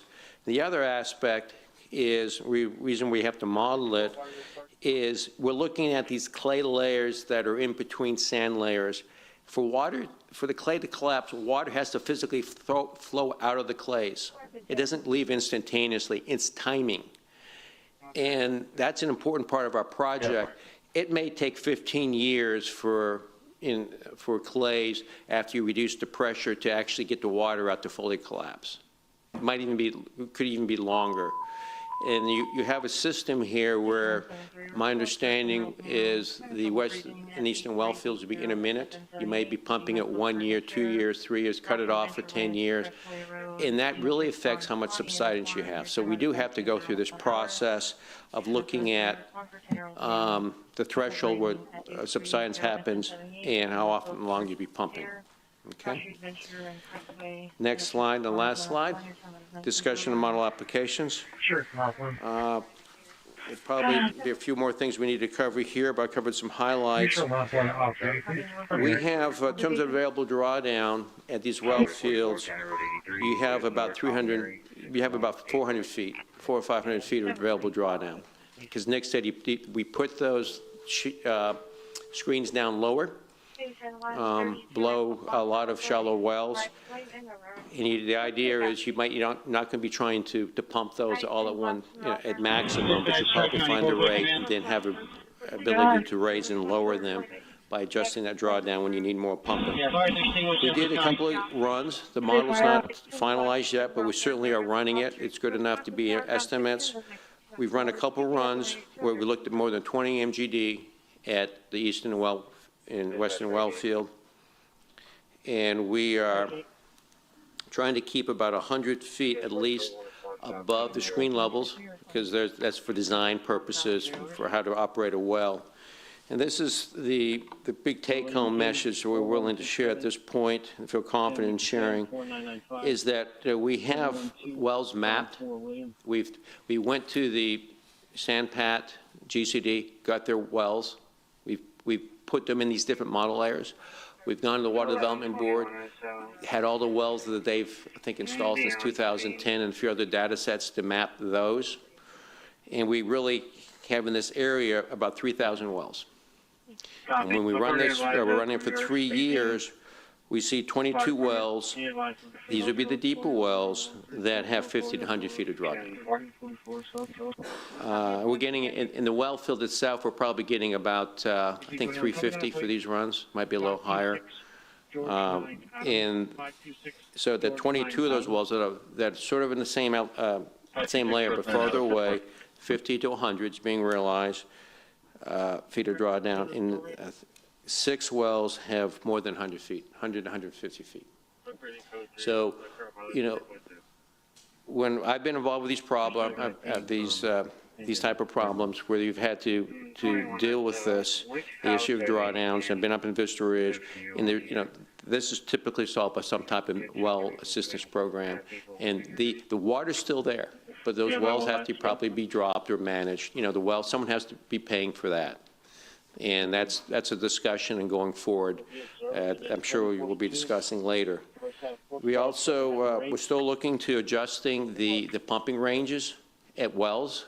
And, because right now, we're just pumping all the wells the same.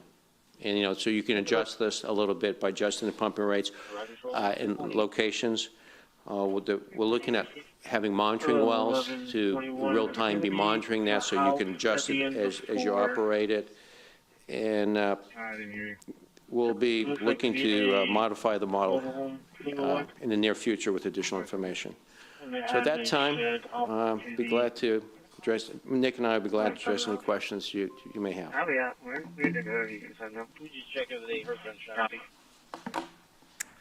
Okay, thank you. Councilman Hernandez. Okay, Mr. Young, I appreciate the presentation. I would say that it's probably a much higher level than what most of us have heard in the past, and there are some clarifications I want to do as it ties to what the requirements are for the Texas Water Development Board. Obviously, they have specific, and I won't use the acronym, it will be a modeled available groundwater for the Gulf Coast aquifer within the region that we're in, right? Okay. GMA 16, correct? Now, San Patricio has much higher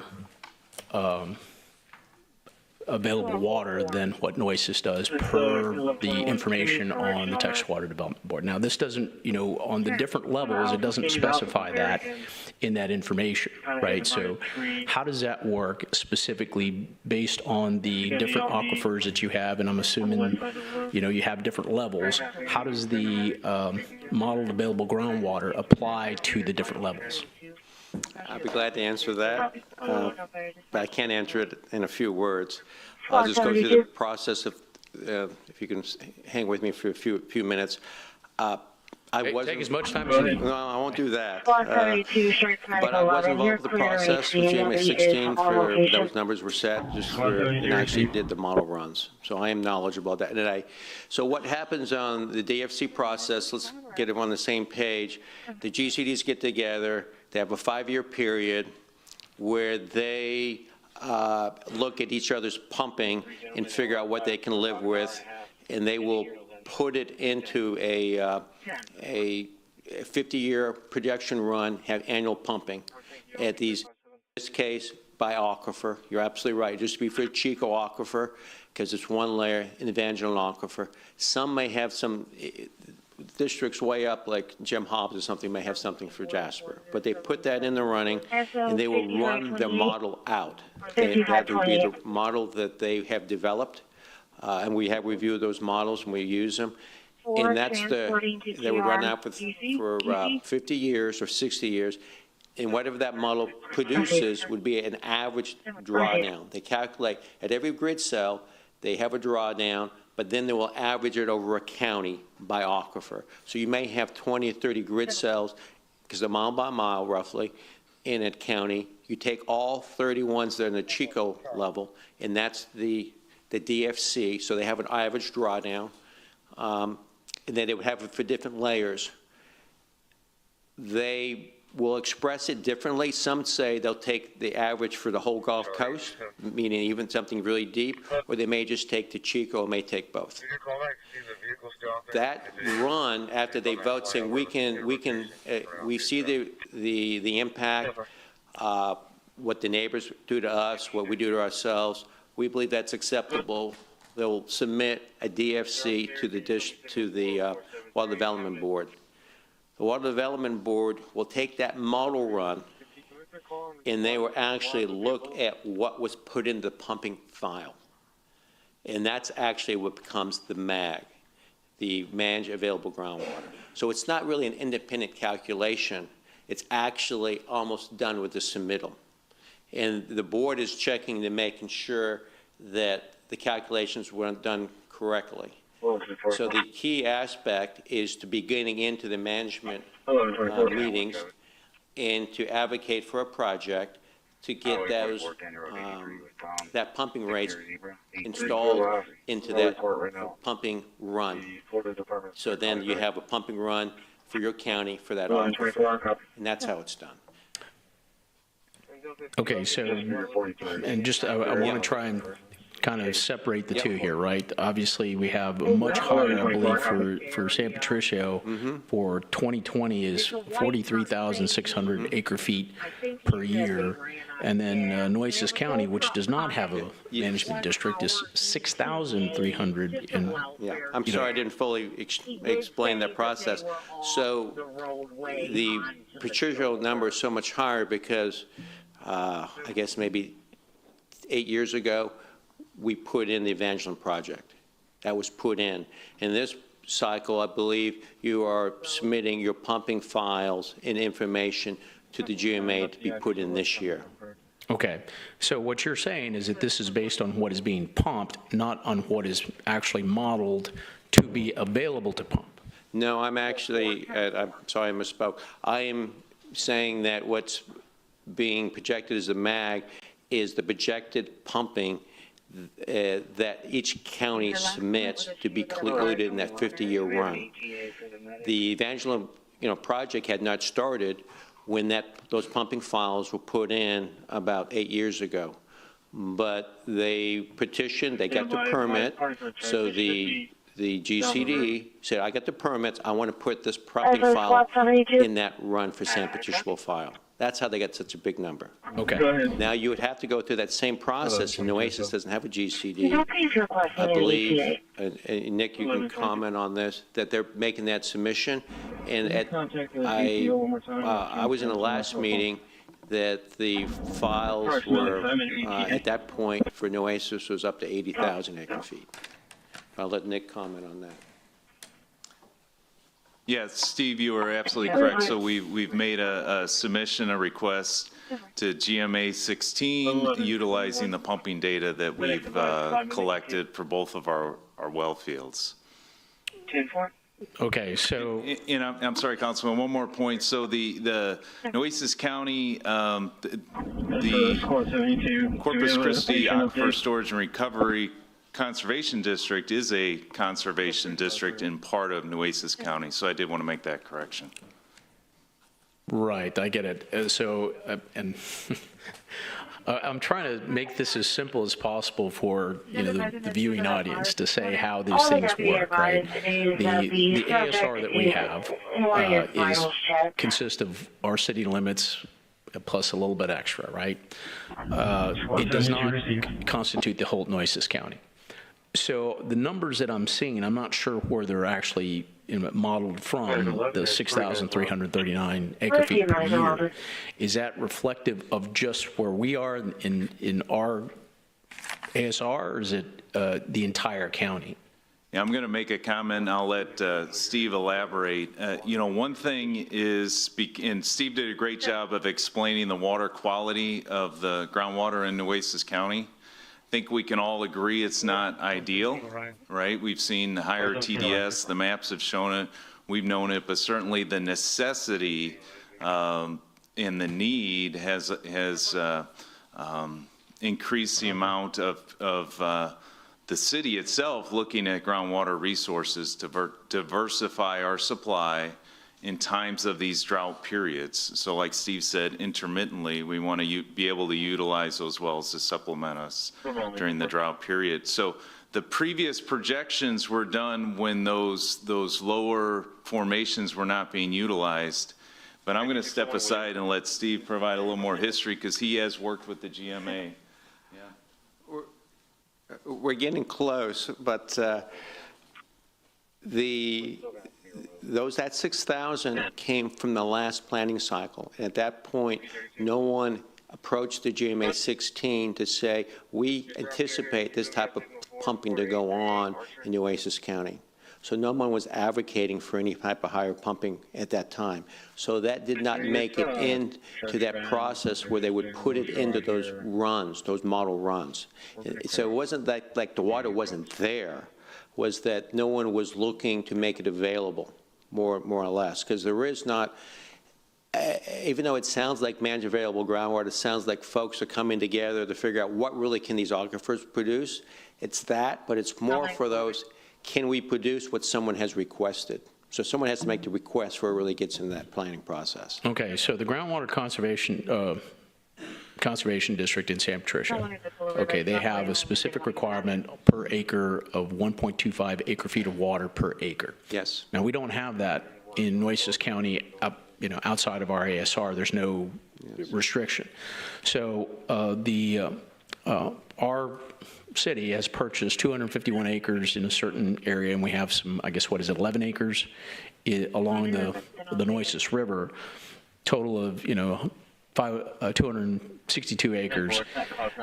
And the proposal was to utilize the same amount of water, or gain the same amount of water from that as we were looking from San Patricia. Now, I'm assuming there are different levels of where we would get that water from. I guess it's below 800 feet. I saw on the schematic for the actual wells, it was 1,080 feet. It's similar formations, but different elevations. You're correct. Okay, so looking at the different elevations, we have not taken that into consideration with regards to and I'll use the modeled available groundwater because of the different formations. Terminated. President Trump has announced that he is ending negotiations with Canada, all over an advertisement put out by Ontario's governor. The ad uses the words from President Ronald Reagan in a 1987 address. When someone says, let's impose tariffs on foreign imports, it looks like they're doing the patriotic thing by protecting American products and jobs. Where is the and line sometimes drawn on a per acre basis so that can be communicated? Essentially, in this post on True Social, he said that he believes that the ad was fake, that the message was fake. It is unclear what was misrepresented, because if you look at that speech, it was a radio address that Reagan gave in 1987. He gave it from Camp David. It is very much a full-throated defense of fair and open trade. You see, at first, when someone says, let's impose tariffs on foreign imports, it looks like they're doing the patriotic thing by protecting American products and jobs. And sometimes for a short while it works, This will probably go to the but question. only for a short time. Decision for What eventually occurs is First, homegrown industries start relying on government protection in the form of high tariffs. They stop competing and stop making the innovative management and technological changes they need to succeed in world markets. And then, while all this is going on, something even worse occurs. High tariffs inevitably lead to retaliation by foreign countries and the triggering of fierce trade wars. The result is more and more tariffs, higher and higher trade barriers, and less competition. So, seeing because the prices made artificially high by tariffs that subsidize inefficiency in management, people stop buying. Then the worst happens. Markets shrink and collapse, businesses and industries shut down, and millions of people lose their jobs. The memory of all this occurring back in the 30s made me determine the limitation to spare the American people a protectionist legislation that destroys prosperity. There's no groundwater control district in the areas where we're drilling these wells. So I want to make sure that we are cognizant of our responsibility as, a neighbor to limit what we can, and communicate that limitation based on the information from Intera to say what we can take and what we can't, and how it won't affect the surrounding wells and neighbors of individuals there. So I want to make sure that we self-impose this. And I don't know if it has to be a council action or not. That's why I asked the question, who makes a decision on how much water you can draw down from our ASR? So, yeah, I completely agree. We've got to work closely with our neighbors, and we've always tried to design wells appropriately so that there's minimal impacts.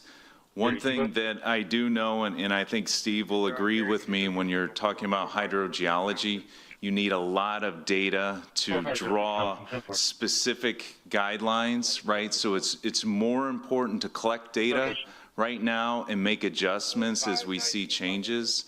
And that's why whenever we have a pumping test that immediately goes to Intera, whenever there's a new geophysical log, it immediately goes to Intera. And then what he's doing, he's updating that model. And then Steve can advise us on how to best manage and operate that Okay, so does historical data not exist for us to be able to generate something from this? So if you look at County Road 73 and the well field there are no wells that are 700-800 feet in that area, right? Along that road on those properties where we drilled the wells. Are there any of those that are in the county at that depth? Well, we need to be careful about going, making county-wide statements, because Steve did a great job of explaining the different formations and the confining layers.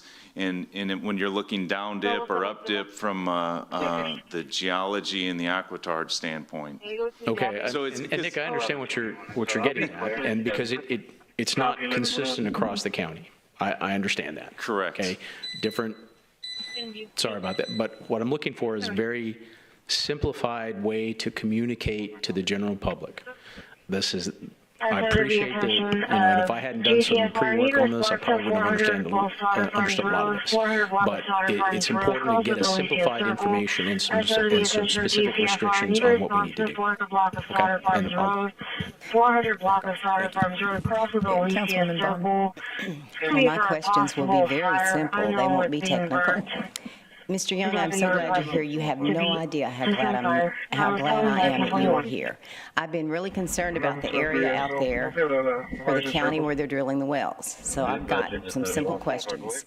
It's just 250 acres on one of them. Are we drilling too many wells on there? I know we have toned it down and not drilling as many. Are there too many on that small area? Negative. It's going to be the same component. The advantage of drilling a lot of wells is that you can actually get more water out of it, because you're going to, if you have one well, you have to have a lot more drawdown in the one well, and it will end up going into the screen. So you won't get any more water out of the system by drilling. There's going to be a limit of how many wells that really can be efficient.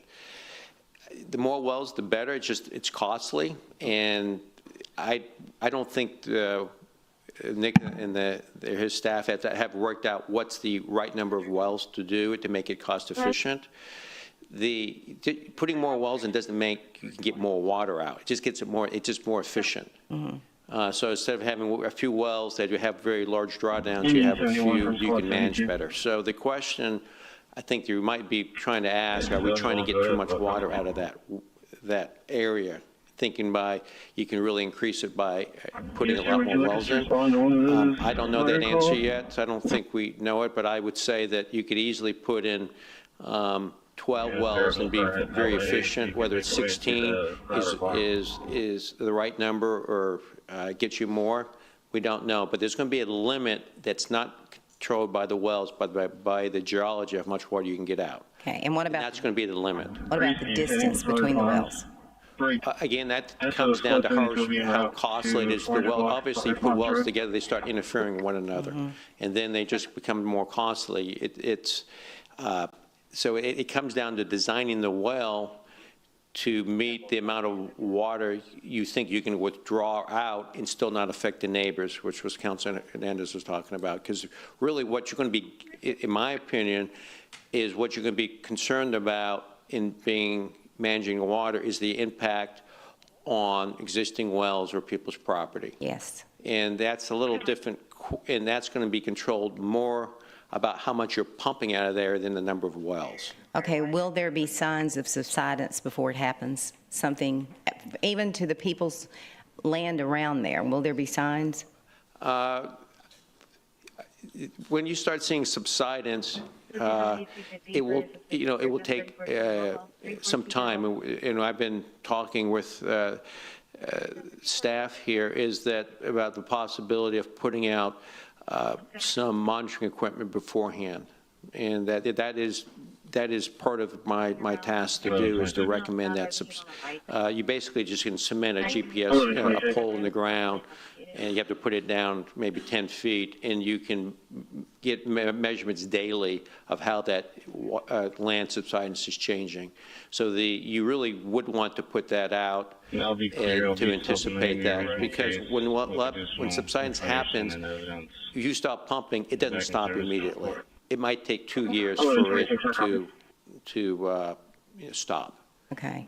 But that process is being discussed, is to put the right monitoring equipment in, and we have a task to make a design for it. I think they have up in Houston, maybe they got 140, these type systems involved, and I would recommend you consider that. Well, I think the city's done a good job to try and do everything they can to make sure that doesn't happen. I really have confidence in Nick and Mr. Sinoni that that's happening, but I just want to make sure the residents out there have a form of relief. So can you say anything to them that would make them feel a little bit better? Because let's just say you've got all those pumping. How long is it taking to fill it back up? And what's the long-term risk of collapse? Well, there's no risk of collapse. You're not going to, you would have to have thousands of feet of drawdown. I will tell you, we have run some cases. If you were to pump the aquifer like 3 years, within 6 months, I think it's at least 50%. I think it's 70% of the water actually returns to that pressure level. Everything's under pressure there, and it responds much quicker than if you were just pumping at ground surface. The water just forces that. You get that cone of depression. You get a couple 100 feet difference. So that's a huge pressure drive to put that water back into place, and it comes back really quickly. So if there were to have problems, that's part of the management plan I think Nick would be talking about putting together. There'd be monitoring, and if you saw some thresholds being reached, you would have to take some type of action before any damage would be done. Okay, and do you feel comfortable with what the city's doing right now out there? Well, I don't know about comfortable, because I don't think they haven't done anything in the Western well field, but in terms of designing a system for monitoring, the idea of designing a monitoring system, which I believe they committed to. Yeah. Yeah. And the idea of putting in some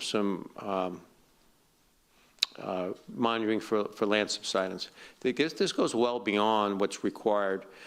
It's, Texas is the state of rule of capture. The GCDs are created not to get rid of rule of capture, but to modify it. So that is the law, and it is on being a good neighbor, which I believe the district has. The city has every intent of putting a monitoring system in, and for both water levels and for subsidence. And then to look, as Nick mentioned, to work with those that might be impacted for some type of well assistance, which is, I would highly recommend. So how long a distance would it be for any of these wells to affect the neighbors? How big of an area? Do we know that? Yeah, we have some simulations. Did you want to jump on that one? I can provide some distance. So a couple of clarifying things. So in the western well field, there's currently 12 wells planned. That may shift. It may decrease if we see something alarming in the pumping test, but that's what's currently planned. All the wells are a minimum of 1,000 feet apart, and none of the wells are on property boundaries, right? So they're further into the land. We don't want to have our wells producing on a property boundary as well. So once we've got we've drilled well 9, 10. And 11, we're currently getting ready to pump test well number 11. When we did pump test well number 10, we measured the water drawdown in 9, and that was minimal. So those wells are targeting similar formations, but we saw very little drawdown 1,000 to 1,500 feet away. And then, as Steve mentioned, we do have a water level monitoring plan in place. We've got 5 monitoring wells on the eastern well field to measure the depth of the water in that upper Lissy formation.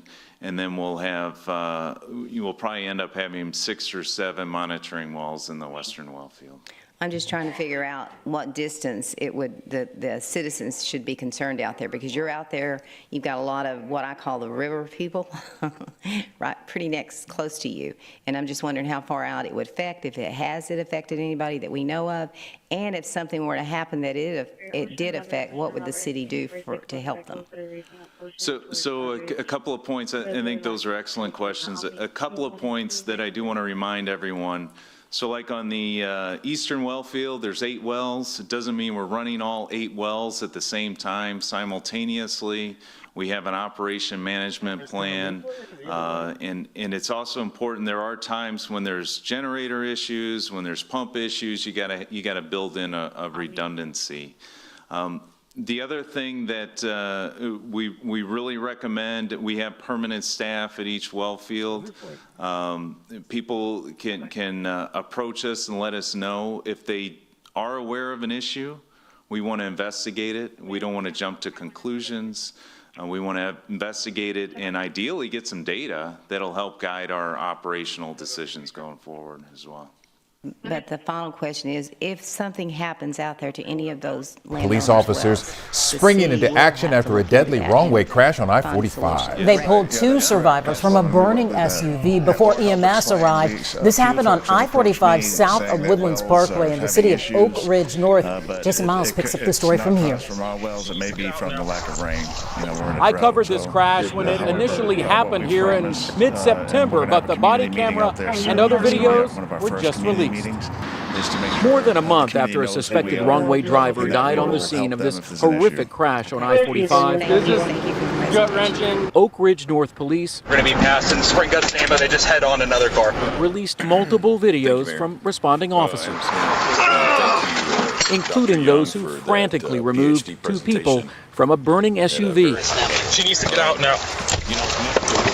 Help me. She needs to get out. The car's smoking. That couple had been struck head-on by another driver who was traveling southbound in the northbound lane. What I need you to do, breathe, okay? So, dude, that's where we're at right now, okay? Just breathe. I've got EMS around. The male driver can be heard moaning in pain as another officer tries to keep his female passenger conscious. Bailey, keep on breathing.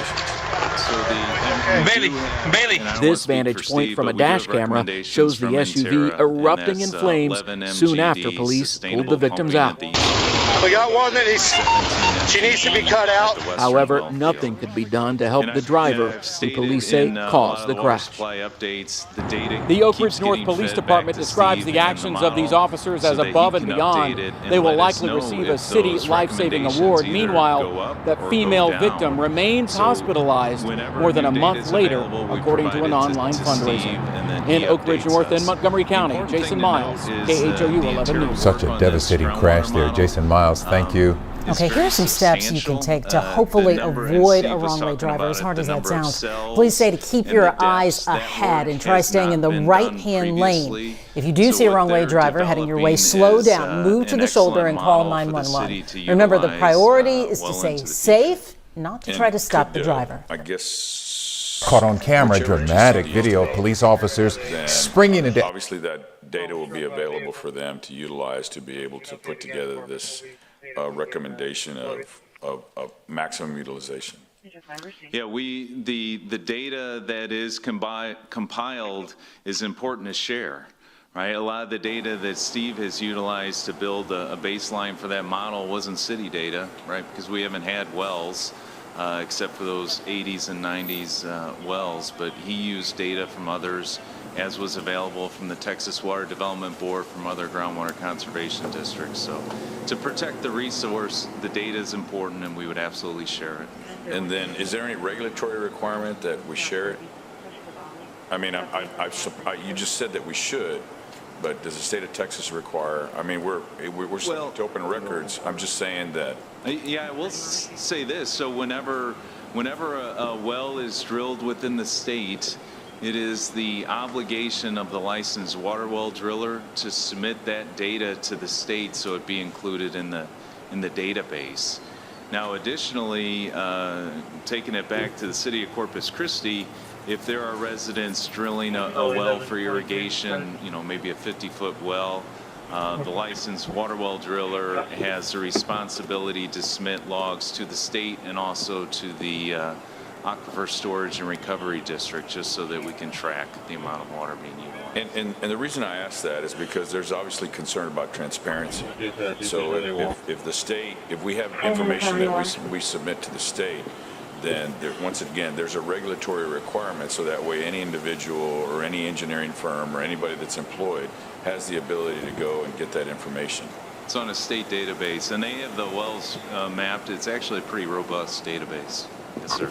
Yeah, I saw it. I thought somebody sent it to me, and what is it? I was just, anyways, it's just like all this other stuff. I felt like during, just to be overly simplistic, during Mr. Young's presentation, I felt like Charlie Brown back from there, when his teacher was talking.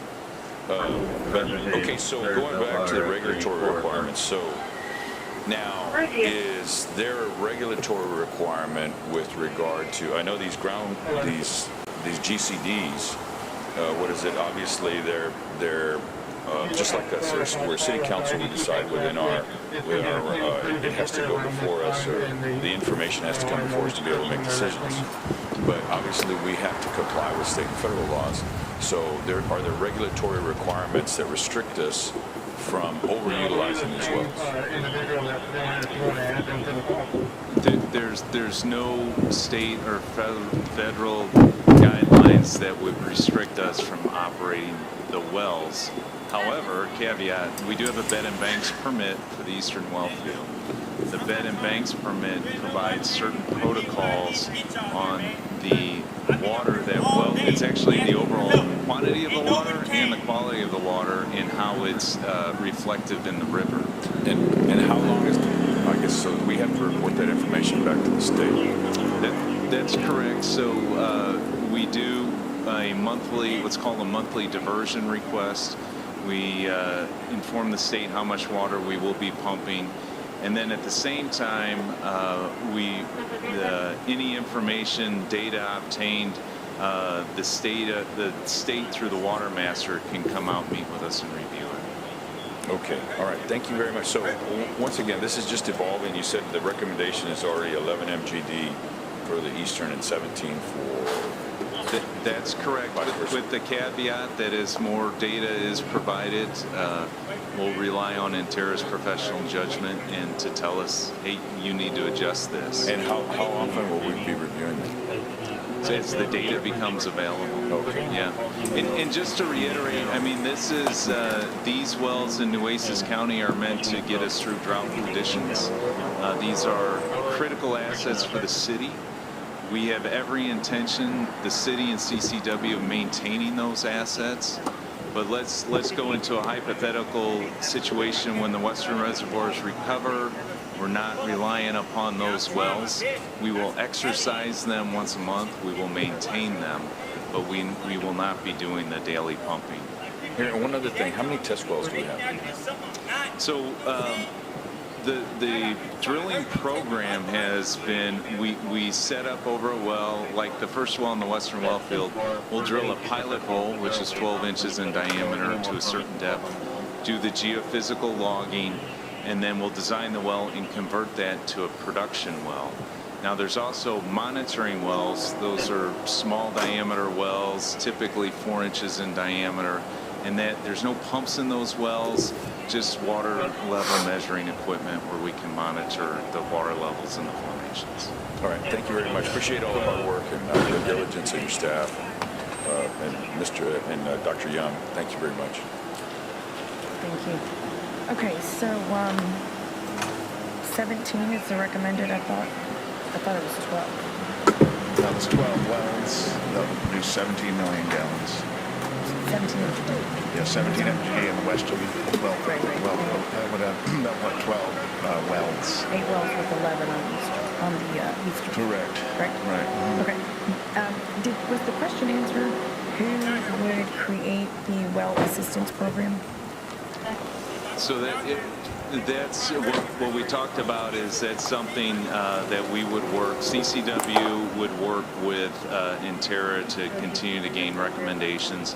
But as the city manager said, we are looking to have a community meeting in an area that would be consistent with both the eastern and western well fields, right, so that we can exchange information with the residents. No, I understand, but creating an actual well assistance program is something that is both sides would have in hand, that both sides would say, here, this is what we're going to go by, because, I mean, 2 years from now, who's going to be sitting here? Who's going to be in your chair? It could be you, or it could be you there, or not, right?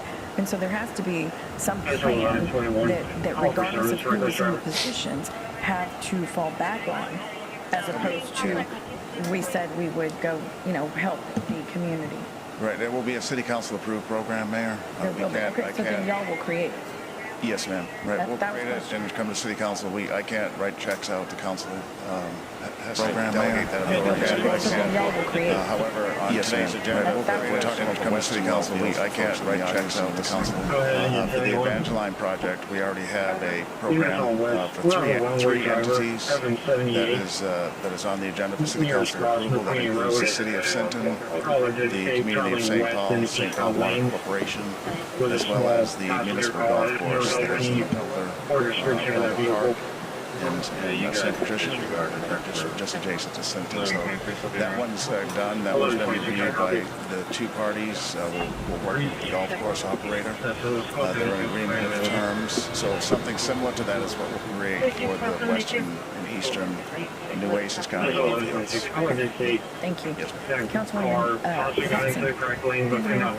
Thank you both for this incredibly robust presentation. It was very, very fascinating and interesting to see the layers and depths of the different aquifers and the materials and the compositions therein, and how the role that the city of Corpus Christi plays in the future of these resources. And to me, the presentation here, while it presented a truly deep information base, it also signals, I think, a very strong message of the interest that CCW and Corpus Christi has in doing a very thorough examination and research on how we progress utilizing each of these resources. And I do recognize that there's some members from our neighbors in Sinton here today, and I'm grateful for their presence, but I hope that this is a good snapshot of how interested we are in being good partners with these resources and being responsible with the use. And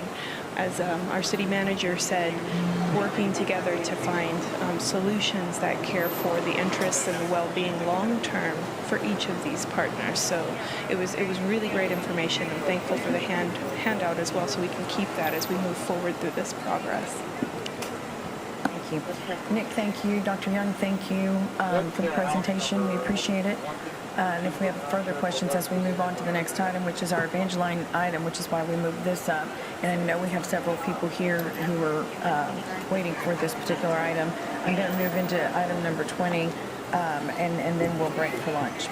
So that is a one-reading ordinance authorizing execution of a groundwater rights purchase and sale agreement with Evangeline Laguna LP, execution of an interlocal cooperation agreement with the City of Sinton, and an agreement with St. Paul Water Supply Corporation for possible remediation activities due to the Evangeline groundwater project.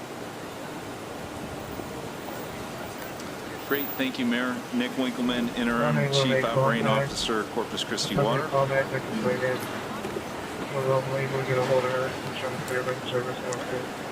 The background of the agreement, the property is located north of Sinton, Texas in San Patricio County. The parcel is located within the San Pat Groundwater Control District. Evangeline Laguna LP, which is the entity of which this agreement would be with, has groundwater rights for 22,789 acres of land. That property is owned by different entities. The Evangeline groundwater rights equate annually to approximately 24 million gallons a day. Costs for the city to purchase these water rights in perpetuity is $169,491,700. And if you look at the map on the left, you can see the green area is the property in question. Also shown on the screen is the City of Sinton, as well as the St. Paul Water Supply Corporation. Both the City of Sinton and the St. Paul Water Supply Corporation utilize groundwater wells to serve their customers. On September 23rd, the city and Evangeline Laguna agreed to enter an agreement for the fee simple purchase of the groundwater rights with the following terms. The city will pay a non-refundable $1 million earnest and option payment for a 120-day due diligence, or you can call it an inspection period as well. Additionally, there'll be $3.25 million escrowed at the end of the inspection, period. This amount would be subtracted from the total purchase price. Evangeline Laguna, within 180 days, will provide the following. They'll provide clear and indefeasible groundwater rights. They will provide surface use agreements. Those are surface use agreements that have been pre-negotiated with the landowners, the subject landowners. And those surface rights agreements are critical so that the infrastructure can be developed and put into place so construction can occur. They will also provide non-appealable drilling and transport permits. As was said earlier, they already have a production permit in hand, but that will be transferred to the city as part of the condition to close. Council has previously authorized a number of agreements so that the city and CCW can move forward in our due diligence in the pre-engineering for this project. Understanding that time is of the essence, we have had contracts approved for attorneys, for a property surveyor, and also for various engineering entities. The engineering team consists of Pape Dawson Engineers, Hansen Consultants, and Intera Incorporated as well, as Steve Young stated earlier. Additionally, the other entity, the other engineering firm working on this project with this team is HDR. They are doing so under another contract, but they are a big part of the team.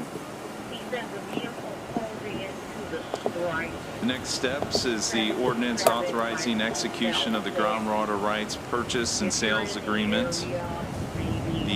Additionally, the execution of an interlocal agreement with the city of Sinton and a future agreement with the St. Paul Water Supply Corporation.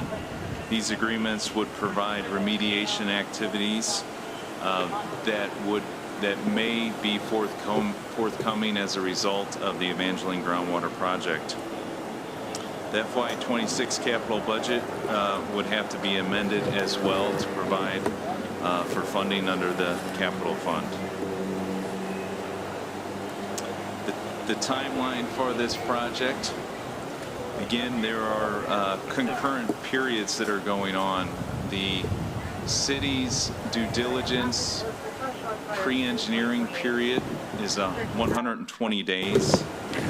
The Evangeline Laguna period is 180 days, and that's to provide those key components, which are the permits and the secure the groundwater rights for the city to review, and then also to provide all of the surface use agreements as well. The city's pre-inspection period consists of many tasks. We will review access to proposed well locations. As you all know, access is very critical. We will review and confirm the well field layout, identify existing infrastructure that may impede a well field layout. We're working with the engineering team, which again is Pape Dawson, Hanson, and Intera, working with AEP, the electrical provider, to understand the electrical infrastructure. There's additional review of the title and surface use agreements. Dr. Steve Young is working on the hydrogeology and continue to confirm those assumptions. And then, of course, the land survey to confirm the amount of acres associated with the purchase. During the summer last year, I spent some time investigating some modifiers to thermite compositions. I was doing this as a continuation of an experiment I started years ago, in which I was attempting to create handheld thermite cutting rods. I thought by increasing the burn rate of the compositions, I may have more success, because the thermite would be able to transfer energy more quickly, cutting through the target material before heat could disperse. I went through many trials using several grades of aluminum powder, as well as sulfur and magnesium additives. Some of these compositions worked better than others, but ultimately I was disappointed in the results, and scrapped the idea in favor of my thermic lance project that I posted a few months ago. Not wanting to give up on thermite quite so easily, this past week I've been doing a few more tests. I welded up a quick and dirty stand to hold my target material. The first thing I'll try is a pretty straightforward test of the basic thermite composition. I have a 1/8 inch steel plate, which I suspected would not put up much of a challenge.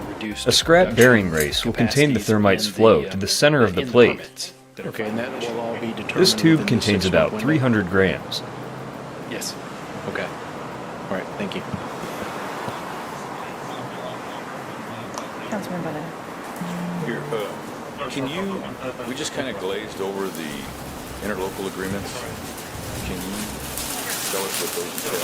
Yeah, I can provide details on that. So working specifically with our partners in Sinton, the interlocal agreement would allow for, in my opinion, the most important thing is an interconnect. So it would allow for the city of Sinton to interconnect with our well field, so that in times if their existing well pumps went down for any number of reasons, it might be electrical strike taking out. Surprisingly, it did not burn through. Though the back of this plate glows bright red, even this amount of thermite was not able to penetrate what I consider to be rather thin steel. It seems that thermite is talked up quite a lot for its effectiveness at melting through steel, but in reality it falls kind of flat. I also tried one other composition called thermate. This differs from thermite in that it's made from the same basic components of iron oxide and aluminum, but also contains a secondary oxidizer, barium nitrate. This variation is used by the U.S. military to decommission artillery and things of that nature.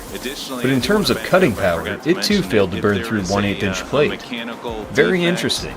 Something that's not part of, has not been caused by the operation of the Evangeline well field. The city of Sinton can interconnect with our I hope you enjoyed this somewhat behind-the-scenes look into the experiments that often inspire my project videos. Be sure to leave me some feedback in the comments below, and thanks for watching. And then with the St. Paul, is it, what were the details? Be a very similar agreement. We met with, the city manager and I met with the St. Paul Water Supply Corporation. It was a very good meeting. We identified and lined out the terms of the agreement, and they were very receptive, so it'd be very similar. The St. Paul Water Supply Corporation, the agreement's different. It's not an interlocal agreement because they are not a government entity.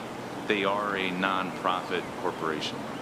Okay, and so how does their regulatory process work? I mean, suppose they say, no, we don't want you. I mean, who does it go to? They have a board, or do they have? They have a board. They have a like a CEO or a general manager, and then they have a board of directors. And so we will. This type of an agreement, because they're not a governmental entity, doesn't need city council approval. But we're providing council similar to the Sinton one, and so they have a copy of it. Similar to Sinton, they haven't objected to any of the items, nor have they asked for any additional material to be added into the agreements. So we're confident that the agreements are mutually satisfactory. Okay, so but does the city of Sinton obviously has to bring this before their council? They will, and we're going to go to their council meeting when they do that. They're here today. The mayor's here and the city manager, and one of several meetings that I've had with them, we told them when you do put it on your agenda, we'll go to your city council meeting to do a briefing on the project as well as the interlocal agreement. And then let's just assume on the off chance that they don't support it. What is it? Where do we go from there? I mean, we continue to talk and see what their issues are and mutually find a common ground. Okay, so now let me ask something else. I'm just wondering how much time do I have, Rebecca? Just tell me. You don't have to put it up there. Okay, man, a lot of time. Okay, so we're gonna. So far, we've spent, or at least for this particular project, because I know we've spent tons of man hours reviewing Evangeline and negotiating over the past decade, probably. And I know very much so last year and the year before then. So that way we've come to this point. So but for right now, we've expended we've encumbered $928,000. That's correct. Yes. And then we're going to add an additional $1 million of non-refundable earnest money. Correct. And then where did those funds come from? The funds are coming from the water fund and the water capital fund? That's correct. So we have had, there are a number of recently bid projects that came in under budget. So if you remember that $900,000, we used that CIP savings from the capital fund to fund that portion of the project. And then the $1 million, I mean, have we thought what's going to be the consequence associated with, I guess if it's 169 million, it's actually 170 because we're losing $1 million of earnest money? It'd be 169 plus the $1 million. That's correct, where the other escrow is subtracted from that. And so I'm sure we don't have $170 million of savings that we've had from project. No, that's right. So you're correct. So where's that? What is that offset, or is that we're going to be looking at rate adjustments next year? So the funding for that, we will do, the expenditure will be reimbursed through revenue bonds, And I think what you're looking at, so there will be a rate impact. So working with Camille and the New Gen team, the 169 million plus or minus for a 30-year debt with a 5% interest rate, there'll be approximately a 29 cent per 1,000-gallon increase for that impact.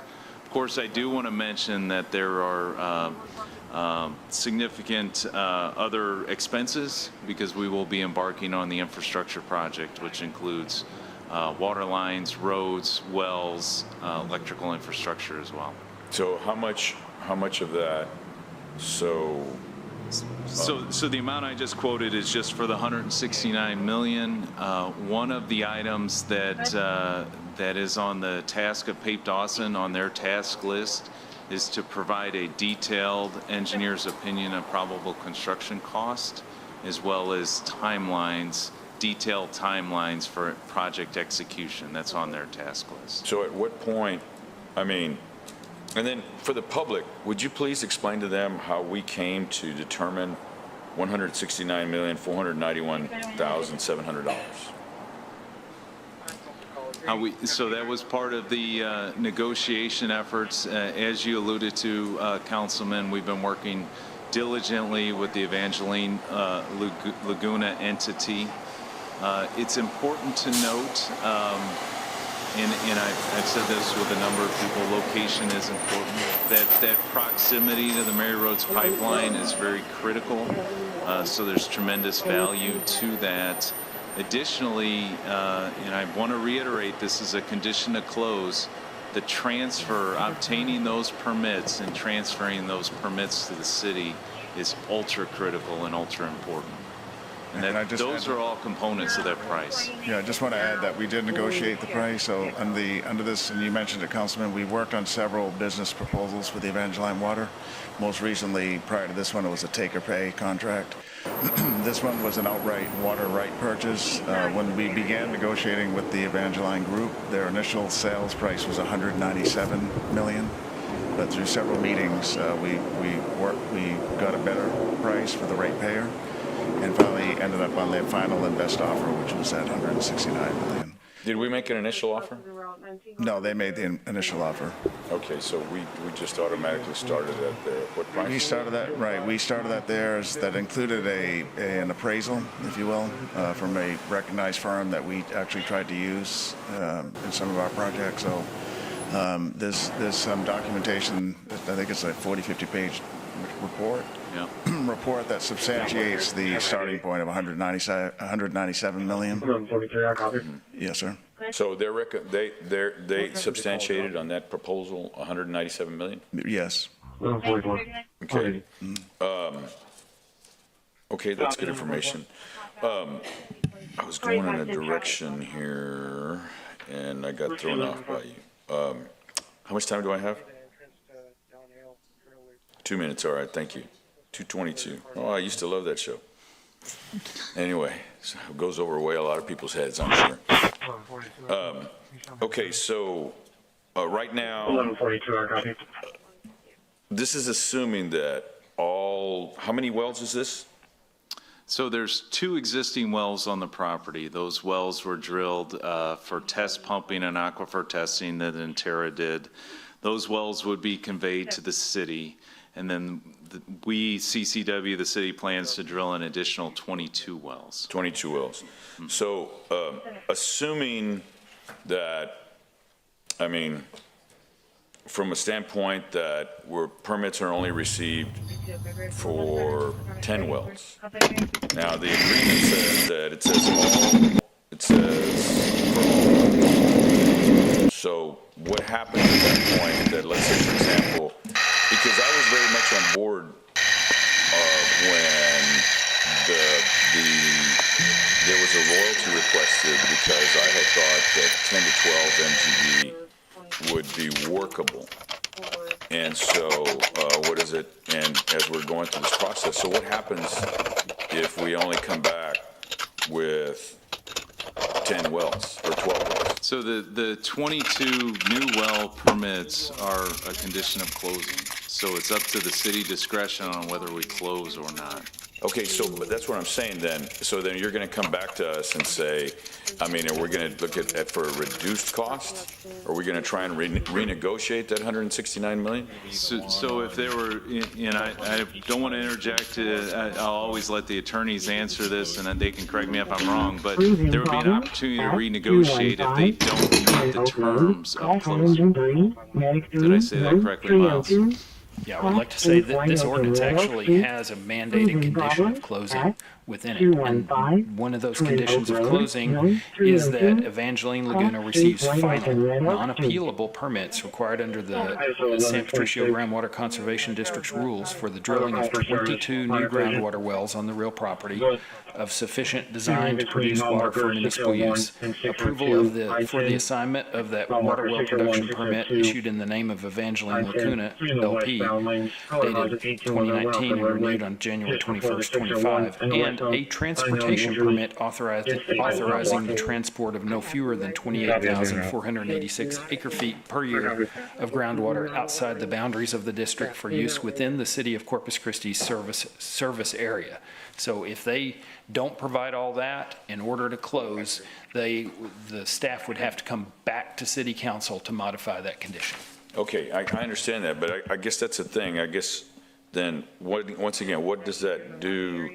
Because there's a couple things that concern me. I guess number one, I don't know why we have the I wish we didn't have the interlocal agreements tied in with the approval of the terms of this contract.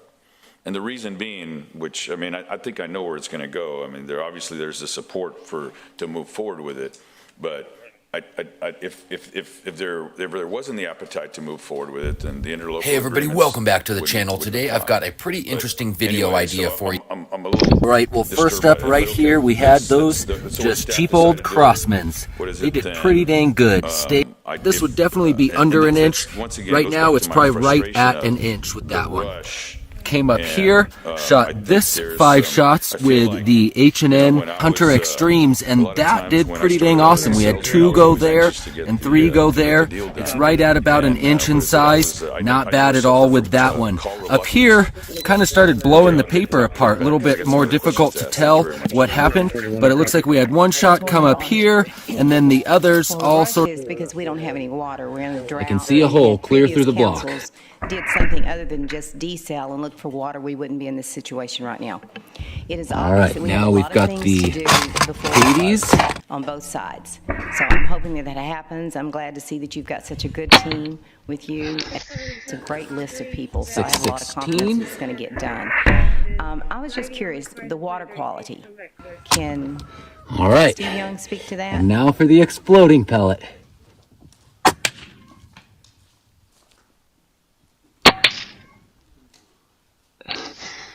Nice. I can speak to that.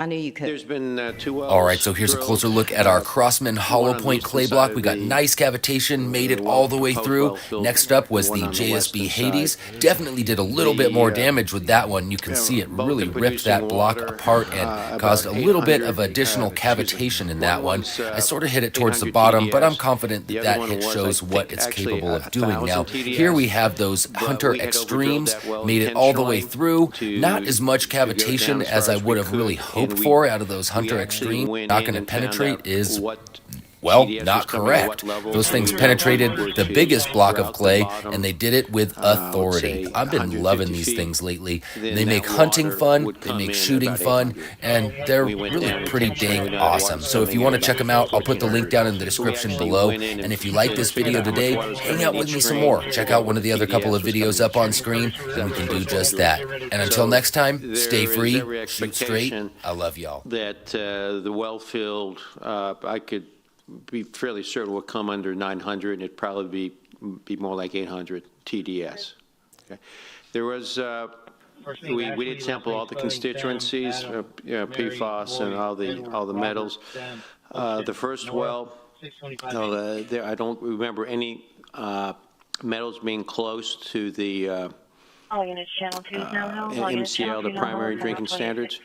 The second well, Are you working? What kind of work do you do? we sampled it twice. There was some arsenic that came up, was below the MCL, and the second time we sampled it, it was slightly above it. That would easily be diluted out. It, oddly enough, looked like it was coming through something a surface source. There's a small, at that 22,000 acres, we did also sample, I think 23 shallow wells, and those range from 500 TDS to about 1,300. There's only, with one exception, there was only 2 or 3 of those above 1,000. There was one well that was 2,000 TDS anomaly. I think there was an old oil and gas pit there, because they're all throughout the Gulf Coast. With the 463, you could just take your production water as you separate it. Oil comes up, tends to be about 4 gallons of water per 1 gallon of oil. So you do something, they were just putting it in pits. So I have a feeling some of that high brine might be it's a very, very isolated area. So overall, it looks very favorable in terms of having some good quality water coming. So the answer is yes, we do have good quality. I asked that question for Ed Cross because he always said there was. So there you go. And the other thing is, they say so much water's there. Do you say, yes, all this water's there that they're talking about? There's a lot of water there, and there's good quality. The question is when you pull it out, what would be the impacts would be, because, and we've talked about that earlier. Yeah. But we saw the earlier maps. That's going to be the best water you find anywhere in this area. That's great. That's good news. Thank you. Mr. Sinoni, thank you for visiting with the surrounding towns. I think it's so important to be good to our neighbors and let them know that we do care, and we don't want to do anything to harm them. So I appreciate you doing that. I know there's going to be some other comments. I'm really happy about this project. We have to get moving because we have to have water for November of next year. So I'm going to go ahead and make a motion to approve it. Second. Councilwoman Campos. Thank you. Thank you, Mayor, and you are correct. The rush is that we need water now. So, yeah, it was a lot of detailed information, and I'm glad that we've got, Councilman Hernandez digging into the into all that. But something that this is the refrigerator of the house that I lived in when I rented a room back in 2011. When I first started going to MMI or Marine Mechanics Institute, which is a part of UTI or Universal Technical Institute, and this is pretty disgusting, isn't it? Now I show you this picture just to preface this next picture of my desk and workspace. Because if you notice here, I had a mini fridge with the seat cushion from a broken computer chair as my computer chair. Yeah, I think they call this balling on a budget. We've had a few people ask if I would share my MMI story and experience, and then MMI actually reached out to us and asked if I would be interested in answering a few questions in a video for them. We had 30 or 32. Yes, but we're making that payment for the when we start saying that we have. So I was like, sure, I can share my story and then answer some questions that people have about the school. And at the same time, we'll be installing this fuel line into our Key West project boat. So it'll be story time, questions and answers, and doing a little bit of work. First thing we need to do, though, is we need to go to Home Depot and get some special sauce from Home Depot. On the Swift loan that So the first question is, I'm worried about not having any prior experience or training. Will I be able to keep up? Actually, I think this is probably where MMI really excels, honestly. When I was there, we had guys in the class that couldn't even get a wing nut to go onto a battery. So we're talking about people in an environment where some people have zero experience at all. They've never, held a wrench or messed with anything mechanical. And so I think MMI did a really, really good job because each class has like a lab section in it. So from like the first week, they get you to get some wrench time, get your hands on some bolts and some actual mechanical stuff. So you can go from having no experience at all, like none, and then be able to get some hands-on time with some wrenches right out the gate. And I think it's a lot better than being like in a work setting because it's a little bit less stressful.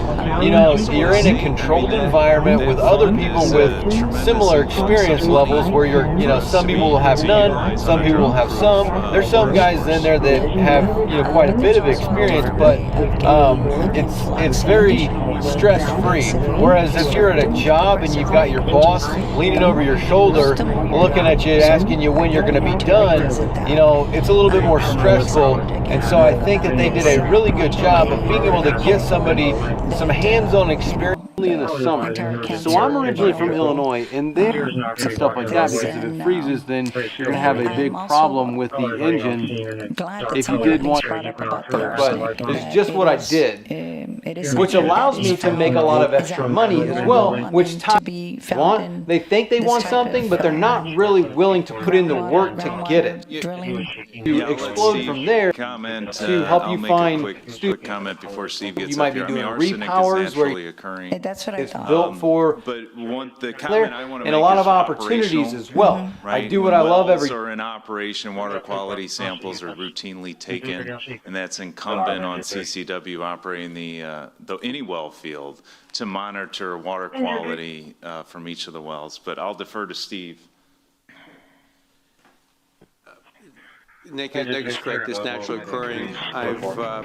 We have a small little service we offered in Terra where we go around municipal wells on the Gulf Coast and we actually flow profile them to see if they have an arsenic problem, what layer the arsenic's coming in. It's hit or miss. It has to do with much more complicated stuff. It has to do with how the stuff was deposited, and it's always there. It's whether it's bound up or not, and sometimes it gets released. But it was on a very isolated instance, and we sampled probably maybe 25 wells, and it was just above the MCO. Okay, All well, the other good to ones, hear. a couple of them were non-detect. Okay. So it's going to be there, but like Nick said, you would have to monitor that, and the blending would take care of the problem. Yeah, but it's something that we're normally, you know, attend to, that we take care of already. Okay, Yes. that we would.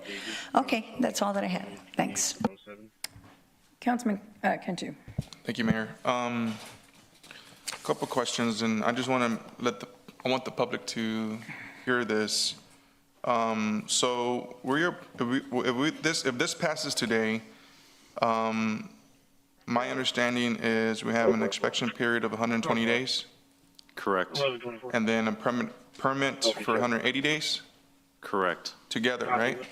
Yeah, so the both of those time periods are going on at the same time, subsequently, yes. Okay, so then say that everything goes as planned. When do you think we could get a drop of that water? So the goal of the project is to have partial delivery by November 2026. November 2026. Correct. And that's when we run out of water in the lake. So in November 2026 is the current date of the level 1 water emergency, which means we would be 180 days from when our supply would meet our demand. And I've got later on in the agenda during our water supply briefing, I've got some more detailed slides showing what may be the effect on that, on those projections with new supplies coming on. And that's a great example why this council is rushing this water project. It's because the more time we delay, we're going to be screwed. How do the TDS levels around 800 in one well and 1,000 another compare to the drinking water standard? And will this water need additional treatment? So the secondary contaminant level per TCQ of total dissolved solids is 1,000 parts per million. So what we've got, what the team at Owen Stevens in our water quality lab, we've got to understand, because we've got different sources of what's going on. You'll have the Evangeline, you'll have Lake Texana, you'll have the Colorado River, you've got the Choke Canyon, Lake Corpus Christi, through the Nueces River, and the Nueces Wells. Every one of those sources has different water quality. So the staff at Owen Stevens and our water quality team will continually monitor that and understand what's going on. But I do want to say, when we draw more water from the Colorado River, people do notice a taste change in the water. And that'll happen. It doesn't mean the water's not safe to drink. It means that because we continue to meet our TCQ regulatory guidelines, but pulling from all these different sources, there's going to be a change in water chemistry. Yeah, and can I just answer that? It tastes better, right? Yeah, so the 800 will blend with the Lake Texana is about 500, 400 to 500. And so we've had HDR and other firms do.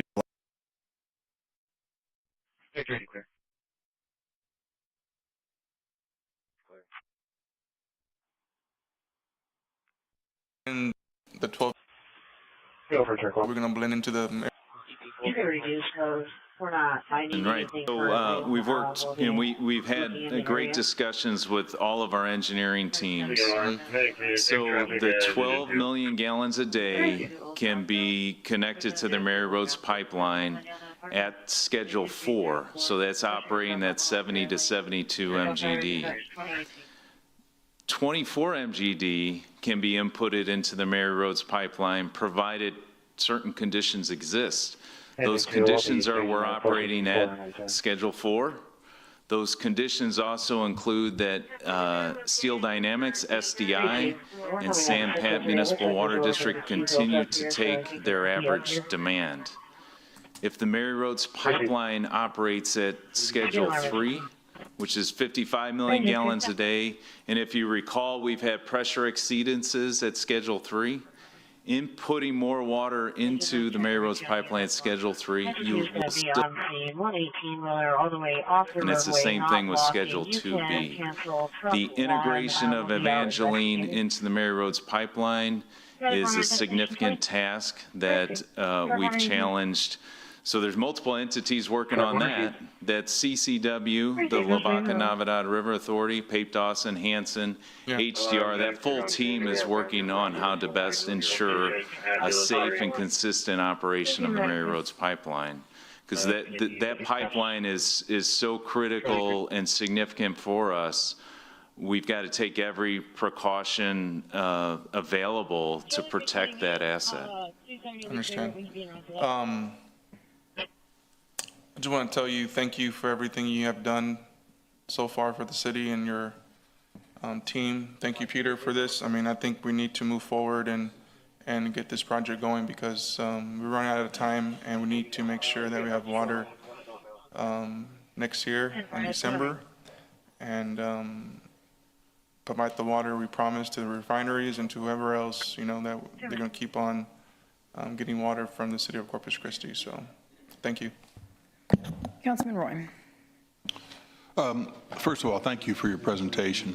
I think about how this we've evolved from where we were at before with Evangeline in the past, and then this new proposal, and where we're at now. And there's a couple things that I feel good about, and one of them is the fact that we have a team that showed up here today to talk to us and answer questions. I think that's vitally important. I think Dr. Young. But the other thing is just the availability of being in the past, sitting down and having lunch with a couple of advisors or people that really are in the know has helped try to really understand this because it is fairly complicated. And Dr. Young, I thought my head was going to explode about an hour ago, but I've gotten through that. But at the end of the day, the good thing is that when we sit here and we talk numbers and the staff talks numbers and that, our numbers seem pretty consistent. So I was waiting for the other shoe to fall and that we would have started at 169 million and before the end of the conversation we'd be at 300 million or something, but it didn't happen. And I appreciate that too. So I appreciate the research that's went in and the consistency in terms of the approach for the presentation, because I feel like a lot of the council members have asked some hard questions. I've had people in the community ask some hard questions, but I feel confident in terms of the answers. I like the fact that I think we can rely on the fact that the quality of the water's there, and that's so important. I'm just ready at this point. Kind of reminds me of that movie, Failure to Launch. I'm ready to launch. So thank you. Councilman Barrera. Okay, first up, I want to clarify. I don't want to delay anything. I think keep working, keep doing what you're doing, and I think you guys have been, I mean, there's several projects of which we're looking at, and it's all hands on deck. I mean, you have a great team, an amazing team that's been hustling around the corner. Unlike, you know, another project, I don't want this project to die. I've been supportive of it from the first time I heard it, and I think the challenges are, it's always been the cost, just like the irony of the other deal. So my challenge with this is, well, first off, are we available for the public's knowledge to tell them what the land was appraised at, aside from the groundwater rights? That's public information. It was in the media this morning, but Miles, do you have that? Yeah, that information's been released to the media. Okay, can you tell us how much it is? Can somebody tell me? Pull it up. All right, I'll wait. Yeah, I think we should get you the exact number. I'll wait. Yeah. Yeah, Councilman, while he's pulling up, just for context for the listening audience, so we did a land appraisal of the land, which is different than the water or mineral right appraisal. It was done to see, are they compatible, are they close, are they so far apart that, you know, and so Miles, I think you have it too. Yeah, what I showed here was 52.51 per acre, but the appraiser had calculated 20,590 acres. So 52.51 times 20,593, which is slightly less than our surveyor has given an estimate at. Show in your one clear right now. 108,133,843. So the land's appraised at 108 million and some change.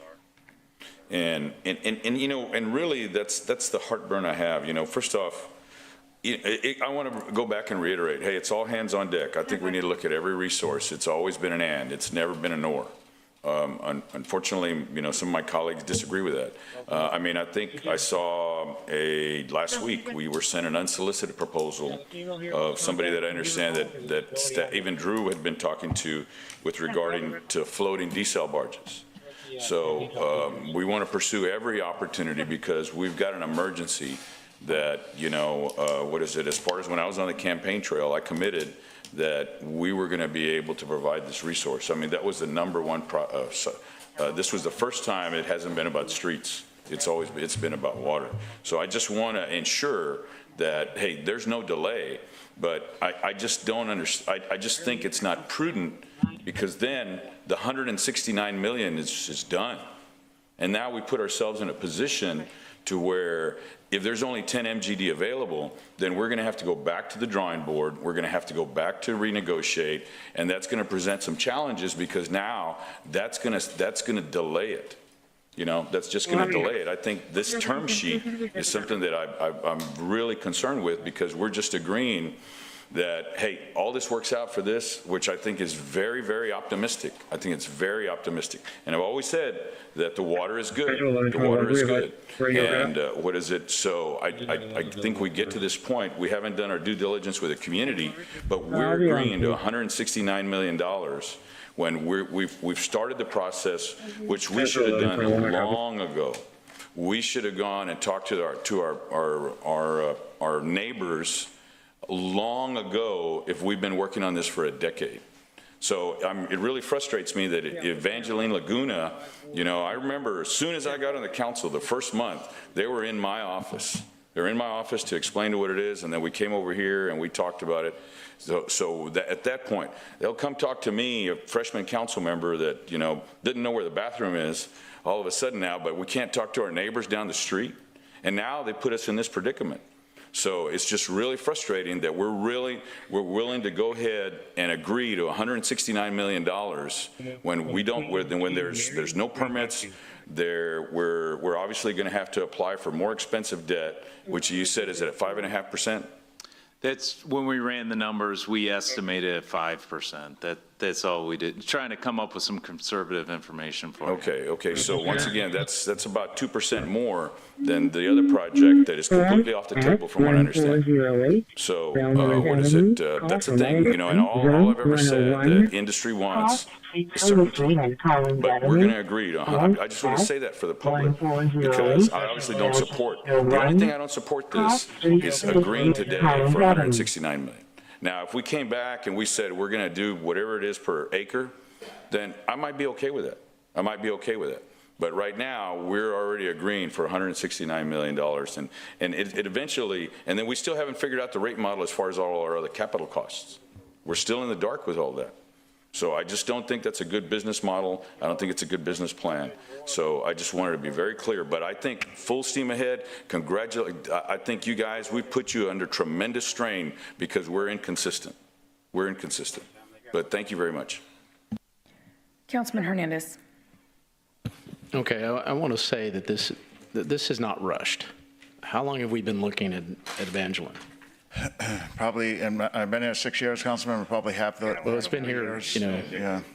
It's been a long time. Yeah. I mean, we're going back and forth with negotiations. Right. You know, I know we're paying a premium for this water. I'm the one that asked for the appraisal. Right. Right. So we can know exactly how much more we're paying for this water. I want to make sure that is all up front. But it, you know, compared to another project, you know, it's a lot cheaper. You know, we're talking, how much did we pay for drilling the wells on the western well field per well? So the western well field, of course, they're not all drilled, but we're estimating about $30 million for that complete well field. So how many wells? That's 12 wells. That's all the water lines. That's conveyance to the river. That's electrical infrastructure upgrades. That's site clearing, and that's, so it also includes their studies along the river. So you're talking about $2 million a well, roughly. Roughly. Okay, so if you transpose that onto Evangeline with some other caveats, because you have to get it into the Mary Roads at some point, right? So what are we talking about? Just rough napkin math. 2 million a well times 22 is 44. So 44 million on top of the 169 million, we're talking what, 200 and let's just say round it up to 250 million. Yeah, I would like us to take a step back there. Okay, right? well, I'm just Evangeline, it's going to be more than that, Councilman, because of electrical infrastructure. Tying into the Mary Roads pipeline is not. Okay, I just doubled the amount you gave me, right? Yeah, Councilman, I think. Well, yeah, I think there's a lot more that goes into it, sir. Yeah, Nick, we've used the number of about 200,000 for the infrastructure. That's right, 200 million, I'm sorry. 200 million for the infrastructure. Okay, so let's say it's 200 million. So you're talking 350 million for 24 million gallons a day, right? Correct. We were talking, you know, 1.2 billion for 30 million gallons a day. I mean, a sixth grader can do this math, right? And then when can the earliest delivery, November of next year? The goal is November of 2026. Okay. You know, this is the reason we went in this direction. Right? Water that we can get faster for less expensive. Even though we're paying a premium on it, for this particular water, we're paying a premium on it, and there's no question about it. But it's less expensive than some other options. And so I want to say that, you know, we're doing our best here as a council to get the water we need in order to avoid curtailment. You know, this is going to be a big part of that. You know, I challenge you to get more than 12.5 million gallons in that 12 months. I mean, how long did it take us to drill these wells up here by the river? So the eastern well field, we completed 8 wells within a 7-month time frame. But keep in mind, the city owned the property, and the conveyance to the river is much shorter. In some well locations, it's 50 feet of overland flow. Again, doing anything with the Mary Roads pipeline is extremely difficult, and that's probably the most difficult part of the entire project. Okay, but we've already started that process and hired several engineering companies to be able to make this work. Correct. Okay, I don't know how many years we've done the hydrological studies, and you know, this has been there for a long time. Sinton has used it for a long time. St. Paul has used it for a long time. You know, and I want to say I am a little disappointed we didn't communicate with Sinton and San Patricio sooner. I think we've done a good job of communicating that, making sure that we're not going to impact them negatively and take care of them if we do. You know, we're in compliance with the groundwater conservation district in San Patricio. All those things are in place. So, you know, I am in full support of us moving forward with this. Now, with the caveat that, you know, we should pay for what actual water we can get based on the production. So, I mean, but we have the 180 days to make sure we figure that out. So I'm good with it. Thank you. Councilwoman Vaughn. Who pays the closing cost? The closing costs, Janet, we're paying the city. Yeah, they pay for the title policy, so the closing costs are divided between the parties. Okay, and who's going to be doing the title policy? I want to make sure no one up here is making money.